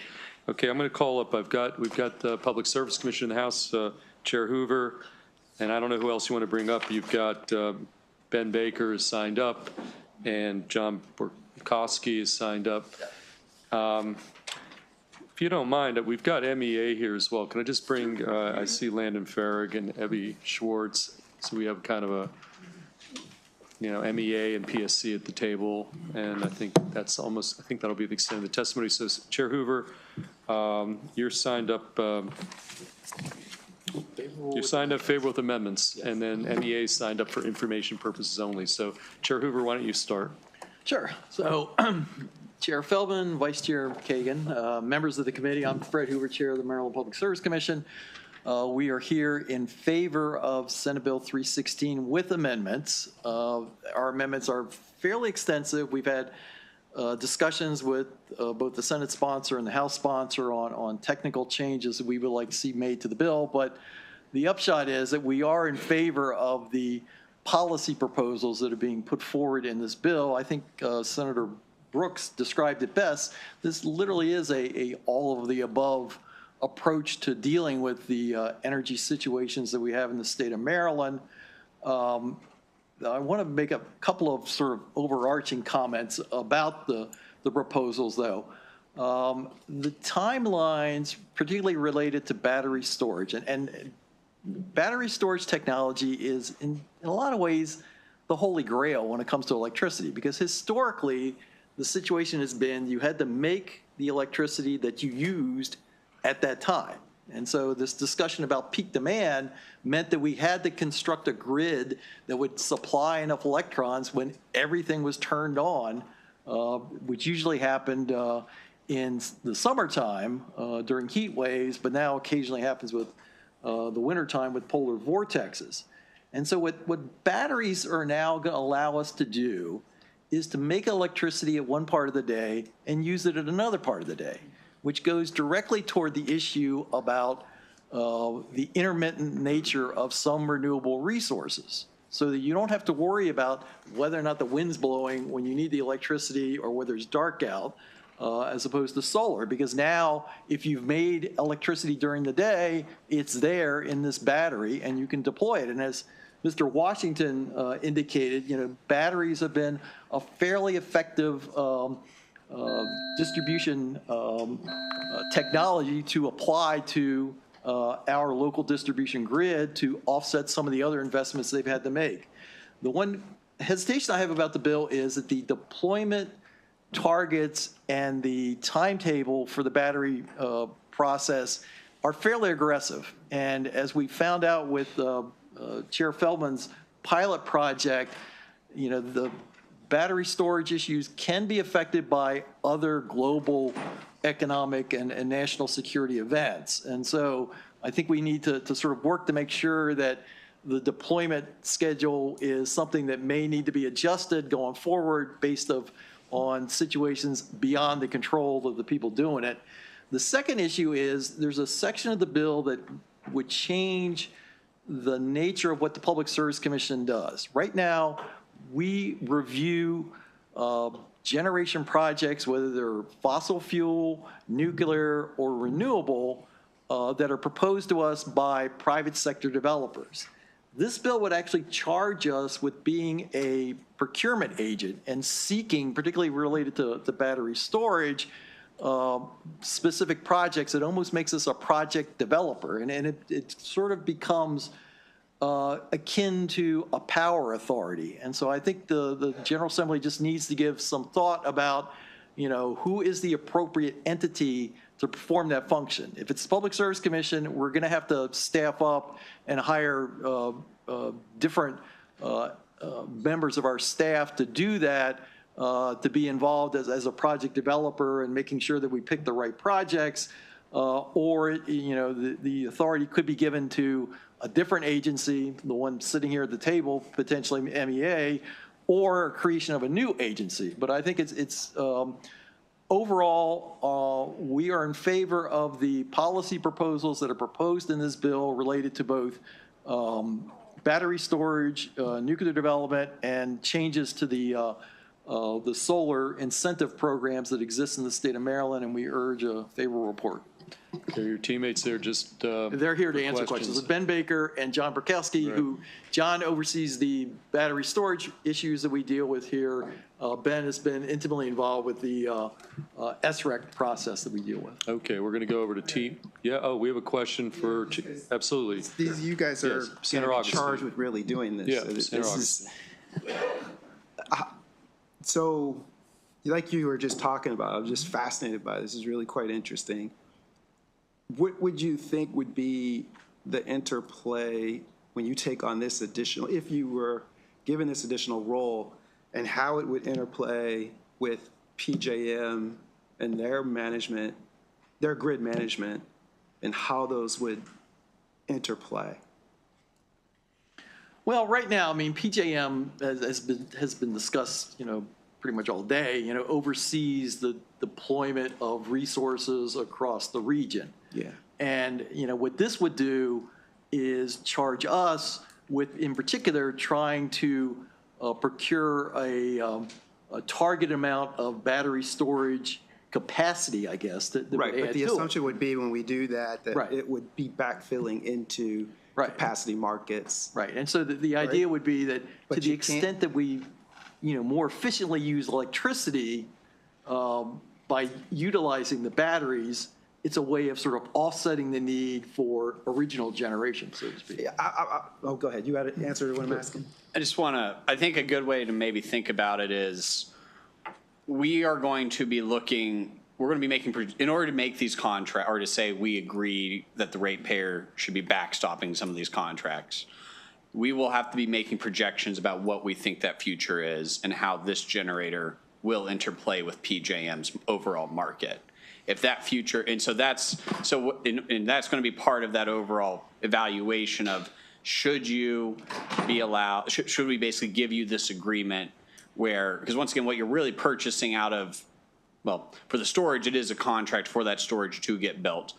For the renewables that we're discussing, it's a very similar process to the OREX in terms of getting the credit, the renewable credit, and then the power is effectively resold. I'm more asking about sort of a scenario where we make these purchases, we bring them online, and there is already they have the ability, thankfully I taught the folks, there's an ability for the storage to bid into the capacity market, correct, right? But let's say that they don't win, and so we're now paying for some other form of capacity while we're on the hook for this storage. It's just something I'm thinking about. I think it's a risk, and I think that's where I want to say that's part of the risk of this bill is that we are now talking about the state agreeing to long-term contracts, and that's not, or the ratepayer. Yeah, I just want to elevate there is a risk there that because that project will bid in, and the goal is hopefully it will win, and then the question is when we enter these contracts, and I would have to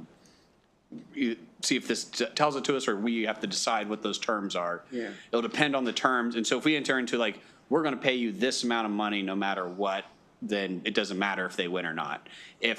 Except for the fact that we could be on the hook for the other side, on the capacity side. Yes, if it didn't reduce it how we predicted it would reduce, yes, then that risk could still be with us. Yes. So there is, and that will, in anything where we're talking about, whether it be us or another state agency or anyone, and there's a number of bills that talk about long-term procurements this session, where the state is entering into a when there's a financial agreement in the long term, It will come down to, we make certain assumptions about that future when we're deciding if it's going to be a good idea or not. And if that happens, great. If the market goes in one direction, that could work in our favor even more. If the market goes in a different direction, we could be a little belly up on that contract. And that is the risk, I guess. Yeah, and there have been histories of that not working in our favor in this state. So I don't want to say it's a complete panacea, but this is an opportunity for us to bring more generation online that we have not been able to bring on yet to date. So there's a trade-off here that we all do need to think through as we work through these bills. Okay. And I think, the other answer is, this expertise exists to do this. I mean, there are people that do this already for private sector companies. So, I mean, but it's not expertise that we necessarily have in-house right now. So I appreciate that, Mr. Chairman, but the thing is too, we have talked ad nauseum about our lack of control of PJM's decisions. Sure. And that's why I'm saying it. Yeah. Because we don't control their decisions, but we end up with a financial liability. So I appreciate what you're saying. It's just, I understand.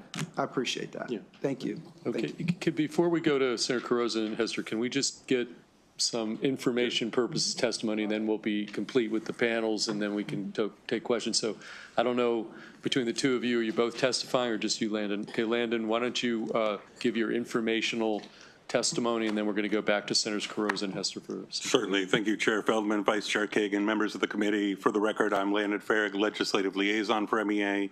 You have a written testimony, which I won't repeat, but I did want to highlight a couple points. Firstly, I want to thank the bill sponsor for working with us over the interim. Complicated legislation like this takes a great deal of high caliber coordination, so our thanks to you, Senator. Additionally, MEA is encouraged by the storage provisions of the bill. MEA recognizes the importance of supporting larger late-stage projects within the PJM queue, in addition to long-duration storage.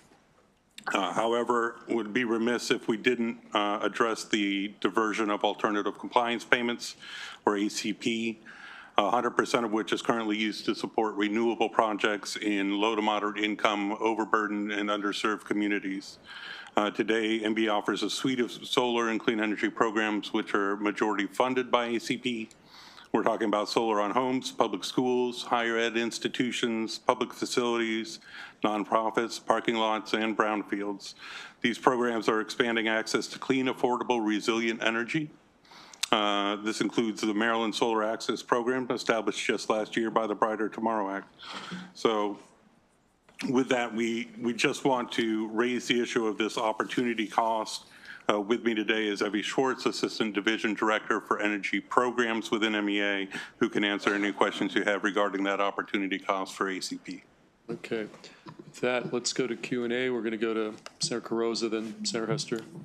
Thank you, Mr. Chair, and thank you, Chair Hoover, for the information to all the panel. It's very helpful. And I'm going to go back again to what our constituents expect now and what the ratepayers expect.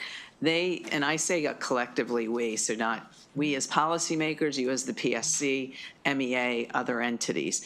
They expect us to have and know a full cost benefit analysis of the mix of generation, natural gas, nuclear, the offshore solar, to know what the true costs are.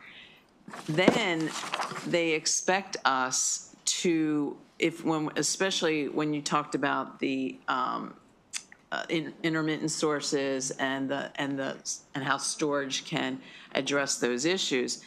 They also expect us to know the cost for natural gas, nuclear, offshore wind, if energy storage is available to offset the reliability and intermittency issues.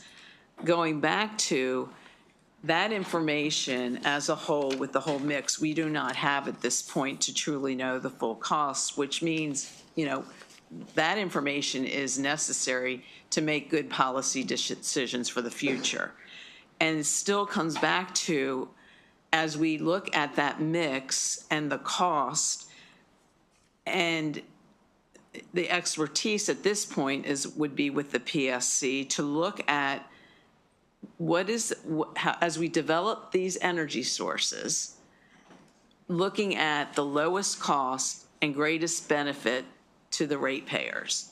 And at this point, that's their expectation, and we're not able to reassure them that we know those costs because this is all still developing. And I just want to keep bringing it back to the ratepayers, which is why, when the Senator Augustine talked about what the role of the PSC might be, but that's their expectation, that we know the full cost before we go full speed ahead on some of these projects. So all of these legislative proposals that have been put forward contain language and requirements of the Public Service Commission to make determinations regarding the rate impact of the new technologies. I mean, the offshore wind bills that have been enacted since the original one, had requirements on the Public Service Commission to say, you cannot approve this project unless it has this impact on rates, and it was a cap on it.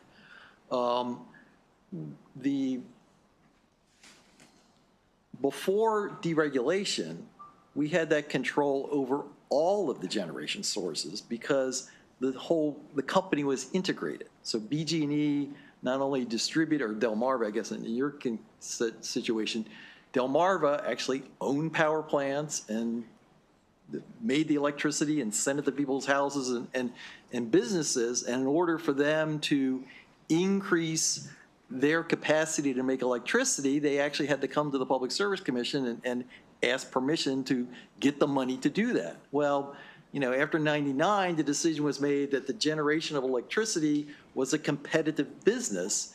And so therefore PJM took it over. And PJM actually used to be kind of the power plant club. The theory was that it didn't make sense for every single utility to have the capacity to supply every single electron for their customers. It made more sense to actually share that responsibility. And so PJM brought together power plants from a number of different utilities, and as the demand would go up during the course of the day, they would signal different plants to come on, the idea being that the lowest cost plant would then be the next one added to the demand situation. Well, now that's all been changed, and what PJM now does is say, well, we need so much electricity for this day based on our historic demand reviews and all that, which is weather-driven and based on historic knowledge, and they conduct this auction where they tell the people who make electricity, the people that own natural gas power plants, who own nuclear power plants, who own renewable resources, and they bid in and say, I can sell you X number of kilowatts, for this price in order to meet your demand for that day, and PJM accepts all these bids. The problem has come that market has not quite been functioning precisely the way it was originally intended to do. Some of the problems have to do with this interconnection queue that you keep hearing about, which is the process that any kind of power plant, whether it's a renewable resource or a fossil resource, has to go through in order to get plugged into the PJM network. There's been a delay in their approval of those projects. That has had the effect of restricting the availability of resources. The other thing is some of the rules that they have for their auctions have, in our view, forced prices to be higher than they should because they've excluded some resources, including existing resources. Now, we don't regulate PJM, FERC does. We do participate in proceedings at FERC dealing with PJM, dealing with these market rules, dealing with the capacity auctions and things like that, trying to drive the price to be, as low as it can be, but again, we don't have full control over it. And that goes back to Senator Augustine's point about if we're looking at the role of PSC tied to Maryland and our constituents and their expectation of that, they understand that there's, mixed generation. They understand that, natural gas and nuclear is, primary sources. but they depend on us or the policymakers to know what is that mix and the cost and what are the lowest cost and the greatest benefit. And right now, we don't have that. And there's an expectation from our constituents as we move forward. So that's why I wanted to. Chair Hoover, I think Senator Crows has raised the issue. I don't want to go back and forth, No, I understand, it's raising legitimate issues, big picture, like you say, 30,000 feet. I just want to stick with the bill, and then, some of these are legitimate. Last comment, then we're going to go to Senator Hester, and then we do need to move on. We have additional bills. This bill, in our view, actually helps address that problem because it tries to sort of, to the extent we can, add resources to the generation mix outside of what PJM does. Okay, Senator Hester, why don't you have the last question That for was this panel? is a great lead-in, because after all this discussion, I just wanted to clarify. I believe, Chair Hoover, you started by saying that the policy in the bill was good and that you supported it. And then this question about procurement, it's similar to what you guys do for ORECs, but I thought you might need a little extra capacity or something internally. Yeah, so I mean, what the difference there is, again, we sort of view that project was developed by a private developer, brought to us and said, hey, we think this makes economic sense. We analyzed it to see that it would have a reasonable impact on rates and approved it going forward and approved the OREC for it, just like we do for the SRECs and things like that. What this bill would have us do, particularly related to storage, is we would actually be the project developer, for want of a better term, of sort of approving, specific projects to that. So I think, that expertise does exist, but, it's not in-house right now.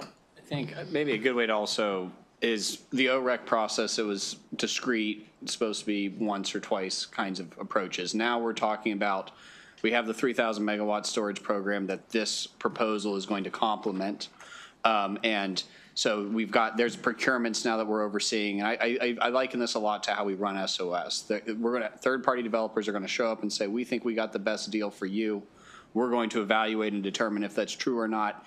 But that's where we're going to need a lot of the help, is that evaluation. And that's where in the OREC process we have used consultants. And I imagine for the storage, for the solar, for this bill isn't nuclear, but there's also bills out there about doing nuclear procurement. We're going to need consultants and then probably also some project managers to help us process what is probably going to be a large uptick in our proceedings related to this that we normally have not historically had to handle. Understood. Thank you. Okay, well, thank you to MEA and PSC for coming in on this. We do have one final witness unfavorable, Alex Pavla. Alex, if you want to come up, you are our unfavorable witness, and you're going to come up, and then we're going to move on to back to Senator Hester for the final bill, which is Senate Bill 149. So grab a seat, Mr. Pavlak, and you're on the 2-minute clock, and you're signed up unfavorable. Yes, good afternoon. For the record, my name is Alex Pavlak, PhD engineer from Smyrna Park and the chairman of the Future of Energy Initiative. I'd like to conclude this at 30,000 feet and tell a story about Ontario, Canada. In 2004, Ontario, Canada got 25% of their electricity from coal. In 2016, they had a clean grid, 95% carbon-free. They got to where we're trying to go. They did it by replacing coal with a combination of wind, solar, and nuclear. But the transition was not without incident. And a couple of the guys in my group were involved with this, so we're familiar. We've worked through them with their issues. The problem they had was overgeneration. They completed the transition, and they discovered that middle of the night, low load, lots of wind. Niagara Falls is dialed back as far as it'll go. The natural gas is shut off, and they had to shut down either wind or nuclear. And the law said that they will dispatch wind first, which is what they did. They shut down the nuclear. And that's an expensive proposition. It takes 3 days to restart. Meanwhile, after a couple hours, the wind goes away, and they have to fire up the fossil fuel to keep the lights on until the nuclear comes back online. After about a year, they decided this is a dumb way to do it. We flipped the dispatch order around and keep the nuclear running at base load and running the wind whenever we can use it to displace the fossil fuel. And that works. That's where they are today. The downside of that is that half of the wind that's being generated is being discarded. Half of the wind that's being generated is being dispatched into the system. And the reason for that is it's the cheapest way for them to deliver electricity to their consumers. They are 95% carbon free. They're paying 10 cents a kilowatt hour US for electricity. Thank you, Mr. Chairman. Okay, thank you, Mr. Pavlock. Any questions for the witness? Senator Brooks, really? Okay. Come on. Just it'll be very quick, Mr. Okay, Chair. very, very quick. Very quick. Come on. Mr. Pavlik, so in that scenario that you just used, how would battery storage would have applied? Battery has a limited application. It's particularly useful in areas with good sun. Ontario has clouds, so do we. They're not spending money on batteries to try to preserve the wind because they've been through the numbers and it does not help them reduce cost. So they're not making big investments in batteries. What they are doing is they're trying to restructure their market so that rather than dumping the wind, they're selling it to Canadians at 10 cents on the dollar and get some value out of it. Okay, but if they've got wind, they could have used those electrons generated from the wind to go to the battery. Oh, yeah, you could. Yeah. But you All right. wouldn't want to pay for it. I'm good. Thanks, Chair. Okay, thank you. That concludes the bill hearing on Senate Bill 316. Brings us to our final bill of the day, Senator Hester. And for those who didn't get the memo, we are not voting, so this is the last bill, and then we can get on with the rest of our lives here. Senator Hester, we're on 316, and I'm going to call up your panel. I'm sorry, 149, my apologies. We're on Senate Bill 149. Emily Hopkins, William Permatai, Brittany Baker, and those are the three panelists. So Senator Hester, take the time on Senate Bill 149. Thank you very much, Mr. Chair, members of the fantastic EEE Committee. Senator Katie Fry-Hester here for the best bill of the day. We are now passing out some pictures for your reading entertainment. The good news is that I have cut my testimony in half, so I will be brief, and the advocates have promised to be brief as well. So really quickly, the bill is founded on a simple premise. If you make a mess, you clean it up. The RENEW Act will position Maryland as a leader in building a cleaner, more resilient future while proactively addressing the climate change and saving money for taxpayers. Of note is that federal disaster aid is increasingly uncertain. The new administration has suggested limiting FEMA support, even making aid to California's wildfire recovery conditional on policy changes. So with this uncertainty, Maryland must establish its own fund to prepare for and recover from extreme weather events. I am now on slide 3, if you're following along, the cause and the cost. So climate change is an immediate threat to the health and safety of Maryland. Fossil fuels are the largest contributor to climate change, producing over 75% of global greenhouse gas emissions, nearly 90% of carbon dioxide emissions, which drives rising temperatures, storms, droughts, and more. In 2023 alone, taxpayers faced costly climate and extreme weather disasters, which caused more than $92 billion in damages across the U.S. Slide 4. Fossil fuel industries have known the dangers associated with their use long before it became common knowledge. For instance, ExxonMobil knew as early as 1977 and spent decades promoting climate misinformation. Now we see climate change impacting health in a myriad of ways. Specifically, from the Maryland Hospitalization Report, between 2000 and 2012, it shows that exposure to extreme heat increased the risk of hospitalization for heart attacks and asthma. Projections indicate these rates could continue to rise dramatically, with heart attacks and asthma hospitalizations increasing 68% and 136% by the year 2040. Slide 5. So what does Maryland actually pay? Extreme weather is becoming increasingly common, and Maryland is spending more money to respond to these events. The consequences of climate change are costly, and taxpayers are currently shouldering 100% of the burden. I won't read the slide, but you can see that there are examples there from St. Mary's County to our public schools to Annapolis, Howard County, of course. And overall, $27 billion needed by 2040 for Maryland seawalls. Slide 6. The RENEW Act follows the model of Senator Van Hollen's Polluters Pay Climate Fund Act and successful climate superfund laws in Vermont and New York. New Jersey is also advancing similar legislation. This bill shifts the climate burden from taxpayers to major fossil fuel companies. Let me say it again. It shifts the burden from taxpayers to major fossil fuel companies, not Maryland utilities, holding them accountable for their pollution. Second, it requires the state treasurer, along with the Department of the Environment and the treasurer, to assess 40 major polluters objectively. Companies that have emitted over 1 billion tons of greenhouse gases since 1994 must pay a one-time fee for the damage caused as determined by the study. The collected funds held in MDE's Climate Change Adaptation and Mitigation Program will come from major polluters outside of Maryland, like ExxonMobil, Shell, BP, and Chevron. Revenue will support the flood mitigation, clean energy for low-income households, climate-related health solutions, stormwater upgrades, and more. On the next slide, it's important to note that this bill includes key improvements to strengthen its legality and align with successful laws in New York and Vermont. Unlike past versions of this bill this committee has heard, it does not impose an upfront assessment, but instead mandates a study to determine the actual costs, ensuring that polluters pay their fair share.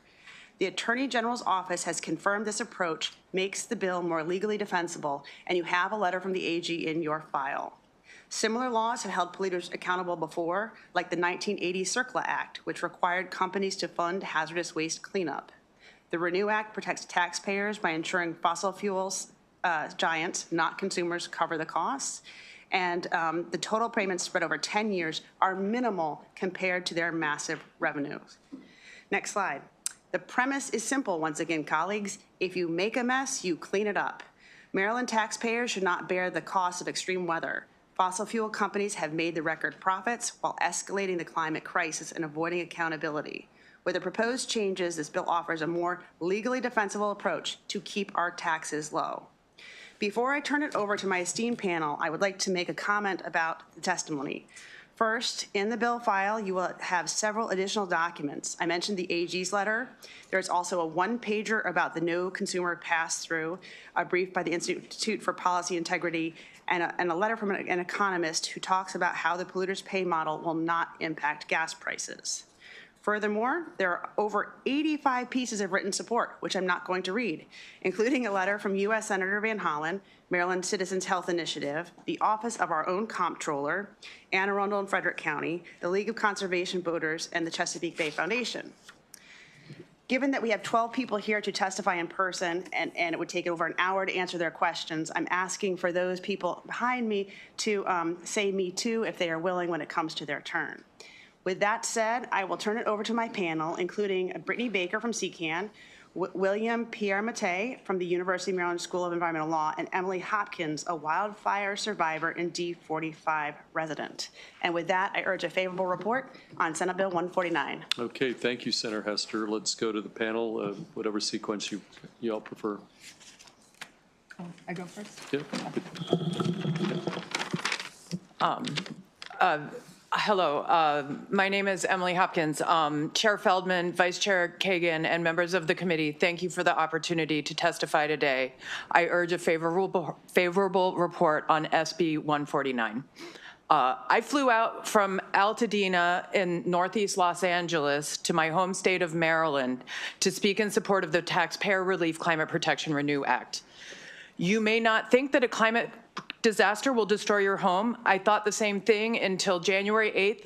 I watched my house burn down on live television in the Eaton fire. As I watched my house burn on TV, the reporter spoke about how the fire hydrants were not equipped to support this kind of firestorm. By the time the fire department arrived, they did not even attempt to put water on my house. The city's infrastructure was not set up for the impact of climate change.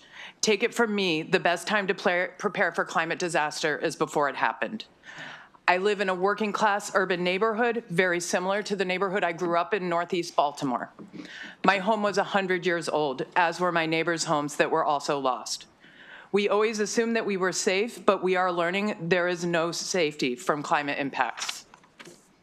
The destruction is massive and random. Fueled by 100-mile-an-hour winds, fire tornadoes spread burning coals for miles. The fire bypassed 2 gas stations, crossed a major thoroughfare, burned my neighborhood, and destroyed nearly 10,000 homes and businesses. The demographics of my neighborhood are also very similar to Baltimore. Altadena is a historic redlined Black community. The homes have been in the families for generations. The homes were their generational wealth. Many are now uninsured or underinsured. I am terrified to lose the cultural fabric of my community. I cannot even imagine what it is like for those who called Altadena their hometown. Please pass the Renew Act. Extreme weather events fueled by climate change will hit communities in Maryland. I can tell you that it is vital that Maryland has the funds to prepare for them now so they can recover when they strike. Okay, thank you. Sir, tell us your name. Yeah, William Piermatey. I'm the managing director of the Environmental Law Program at the University of Maryland, Carey School of Law. The views I'm expressing today are my own, and I'm not speaking on behalf of the law school. Thank you so much for the opportunity here, committee members, vice chair, chairman. Greatly appreciate. I can skip over a lot of my testimony because Senator Hester did such a great job and get right to the point of the New York and Vermont bills and the legal analysis that myself, my students, professors have done on this type of legislation. So both New York and Vermont's legislation has been challenged. Vermont by the American Petroleum Institute, New York by 22 attorney generals led by the fossil fuel states. Both complaints describe the fees assessed in their version of the Renew Act as penalties meant to punish them, and that the fossil fuel companies were doing lawful activities and these bills would regulate their conduct. It's just not true. The Renew Act is designed to compensate Maryland for the harms that they're going to experience and have to deal with. And really, this doesn't have anything to do with future conduct. So it's not regulating future conduct. It's based solely on past emissions. After reviewing the constitutional challenges that they raised in their complaints, many of them are contingent upon these incorrect characterizations of the bill. I'm confident that Maryland's legitimate legislative purpose to fortify their infrastructure and protect their citizens would be upheld under current precedent, much like the federal Superfund legislation was upheld when it was challenged based on things like retroactivity and so forth. I thank you for your time. I'm happy to answer any questions. Okay, thank you. Hello, Brittany Baker from the Maryland Chesapeake Climate Action Network. I'm the Maryland director, and I just wanted to hammer home a few key points. One, the intent of this bill is so that the public does not have to pay for the externalities of private companies. It's as simple as that. Number two, this is a cost-shifting bill, as Senator Hester said. Right now, Maryland taxpayers, local governments, and county governments are covering these unavoidable costs. Number three, there's no negative cost impact to Marylanders, Maryland businesses, or Maryland utilities. Number four, Marylanders will really thank you after you pass this bill. Our recent polling in January of 2025, last month, 74% of Marylanders think this is a good idea, both Democrats and Republicans. And my last point is, we know it's late tonight. Thank everyone for your endurance. There are some people who will no longer be speaking on the secondary panels, but I do want to shout them out because they represent dedicated community members who really think this bill should pass, such as Cindy Dybala from the Tacoma Park City Council, Reverend Kip Banks of Upper Marlboro East Washington Heights Baptist Church, and also Mayor Noah Waters of Eagle Harbor, Maryland, and Prince George's County. All of these areas have unique vulnerabilities, whether it's to extreme heat, sea level rise, or other harms of climate change. Thank you. Questions? Questions? Okay, seeing none, thank you very much. We do have 6 witnesses signed up in person, and I'm just going to call them up to the table. Favorable, Jennifer Mizrahi. I see Jennifer. Angie McCarthy. Jose Coronado Flores. Lee Hudson. Reverend Kip Banks Sr. And Jorge Aguiar. So, and then those are the in-person, and then we do have, I think, 1 or 2 virtual witnesses, and that will be the extent of the testimony. So why don't we, Jennifer Mizrahi, why don't you start, and then we'll go down the panel. Understand, just, bearing in mind Senator Hester's suggestion, but you've got the floor. Start. You have my written testimony. I'm Jennifer Laszlo Mizrahi. I'm a Maryland Climate Commissioner, and I also spent almost a decade as the CEO of a disability organization headquartered in Maryland. There are 600,000 people with disabilities in Maryland, and they are disproportionately impacted by climate change. They're also disproportionately impacted by the budget squeeze because there's been a suggestion to cut services to people with disabilities by $200 million. This bill, the Renew Act, helps deal with that because it puts the onus of a lot of money that our state is spending onto the people who caused the problem and not on the backs of people with disabilities, and this is really crucial. I want to also point out that I live in Annapolis, and while I was sitting listening to all the interesting testimony, I got an alert on my phone that my neighborhood is flooding again. Our entire neighborhood can no longer get home insurance, which means that, like the people in Los Angeles, like the panelist you heard, that if our houses are hit by a hurricane, we cannot get money back.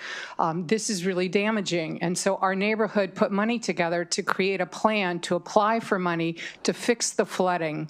And the people you apply to is the federal government. We spent over $100,000 preparing the plans for our grant application to be notified that they do not think there will be any more money for those kinds of anti-flooding things for our neighborhoods in the future.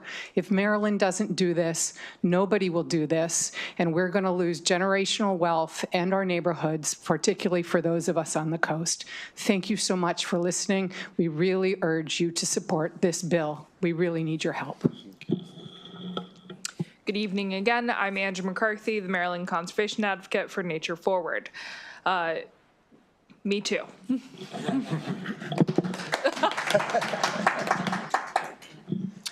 Hi, my name is Jorge Aguilar. I am here on behalf of Food and Water Watch and our 44,000 members.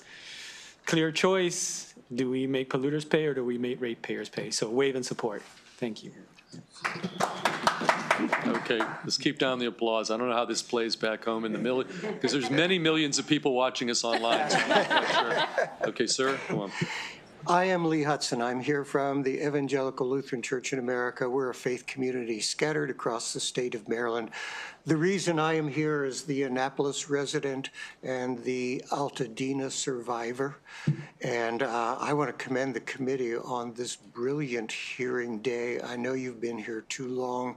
This is one of the most important hearings, I imagine, of this entire session. Thank you. Thank you. Good evening, Chair Feldman and members of the committee. My name is Jose Coronado Flores. I work as a policy analyst for the organization CASA. Plain and simple, the Renew Act makes a promise to working-class, renter-majority communities that lie in floodplains that investments will be made in stormwater management to prevent flooding and damages that could totally bankrupt families. CASA urges a favorable report. Okay, thank you. Before we take any questions, we've got one virtual witness, Katie Mettle. Katie, you're on the 2-minute clock, and go. Hello, thank you and good evening. I'm Katie Mettle with Advanced Energy United. I am the policy principal for the state of Maryland for my organization. We are an industry association that represents companies that really operate in the full suite of technological solutions that will advance us towards 100% clean energy. And I just want to say me too. Okay, any questions for any of the witnesses here? Okay, I don't see any. Thank you all very much. That concludes the bill hearing on Senate Bill 149 and concludes our work for the week and for the day, and that's it. Thank you. Thank you.